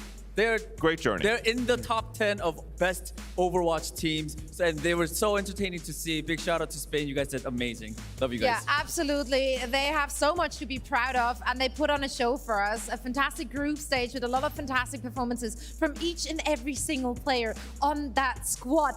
Let's now take a look at our brackets, because we now know who our semi-final Let's games go. will be. We're gonna have an absolute... This is just so stacked. I don't want to call it one bank. There's like everything of here All you're four seeing of on these your teams screen. can win. Yeah. All Exactly. four, really. All four. Like literally like we're not just saying that because it sounds good, right? Like this is legitimately I don't care about everything's fun. open. I don't care it about also fun. does sound amazing. I don't care about fun. I don't say things to make people feel better. For me, all four of these teams are very serious competitors. They all want the gold medal. Right. I don't think any of them are going to be happy to go down. No, we made it so far. No, all four of these teams, they want every single win here at the Overwatch World Cup. Which one gets you more excited, though, Johnny? Which one gets me more excited? Honestly, not just saying this, I don't think I can pick a single team. Like, if you ask me going into the World Cup, you know, we did all Every the... time Zoe we did asks a all question, the Johnny World Cup always segments. just doesn't give a clear answer. No. Going into the World Cup, I was all about the team from China. Come on. Like, I was That's getting true. about team from China. Okay. I think people are sleeping on them. I think they have great synergy. I think they're really talented. South Korea, like, I'm not super thrilled about South Korea. Like, yeah, they're probably the favorites. Yeah, like, they got a really stacked roster. But, like, I'm not going to sleep on Saudi Arabia. I'm not going to sleep on Finland. Yeah. So it's gotten to this point now where we're going to see all these four teams play in the group stage and play here in the playoffs. And I can't say that there's a clear-cut favorite. It probably would have to be South Korea, but then I think how good the team from China played USA today and how dominant that 3-0 was. And I'm like, it's really hard to pick. I can't do it. You know, I'd take it. Why not? Am I not believable? Am I not believable to you? No, Unbelievable. Come on. No. Honestly, I think everyone would agree with that. There are so many players in each and every one of those teams where you want to see them succeed. So many reasons to root for those teams. And the same can be said about the teams that left us today. True. 8 headed into today and only 4 remain. So we do want to give a massive shout out and a big farewell and so much love to the teams which made it here to BlizzCon. Canada, USA, Great Britain, and of course the team from Spain. They put on a show for us and we couldn't be more grateful. You know, it's been a great World Cup so far in this first half of the finals, but honestly, I think this speaks to what a great state competitive Overwatch is in. That teams from lesser known regions that aren't necessarily stacked with existing professional players are still competing at that level. I think some of the changes that Overwatch 2 brought to the game have really been healthy for the scene. It's less about this base of knowledge you need to have and more about coming together as a unit and enforcing your will on the game and making your ideas work. And it really feels like a lot of things can work right now. I don't know what style is going to come out on top. And that's rarely the case in Overwatch history. Really, the meta is so open. There's so much strategic diversity. I don't know who's going to win. Which is good. That's great. That's what we need. That's what we need. No, it's fantastic to see a clash of styles. It's great to see the teams adapting. And it's great to see the versatilities that these rosters have. Now, of course, they're not just playing to please us here on the desk and to get us to pred for them. No, they're playing for a lot of money. So let's once more dig into this one because there's a bit of an announcement. We are heading towards a next stretch goal. And if we are reaching 750,000, we will in fact unlock the weapon charms for our top 16 teams from the World Cup. This is incredible. More of that. I'm a huge fan of weapon charms. It's a little something. It's a little flair. You know, you get to see it on your screen. Other people get to see it. I love rocking weapon charms. Wait, so you get all 16 of them? That they will be unlocked. Once we hit the stretch goal. Yeah, once we hit it. Get on there. Buy it. Get on it. Friends, get on it, please. Or for everybody. Let's go. Yeah, you're doing it for everyone. You're not just doing it for you. That's what I love about situations like that. So yeah, crowdfunded prize pool for this year's Overwatch World Cup. You guys have been so supportive and so incredible. So we really can't thank you enough. Let's see how far we can take it until the grand finals tomorrow. That's it for day 1 of the World Cup today. It's been an amazing journey thus far, and I can't wait to see it conclude tomorrow. Gentlemen, thank you so much for joining me here on the desk. Thanks to everyone watching from home and of course everyone who made it out here to Anaheim. We will be back again with the semifinals starting tomorrow morning, so make sure to tune in once again. But for now, we bid you farewell.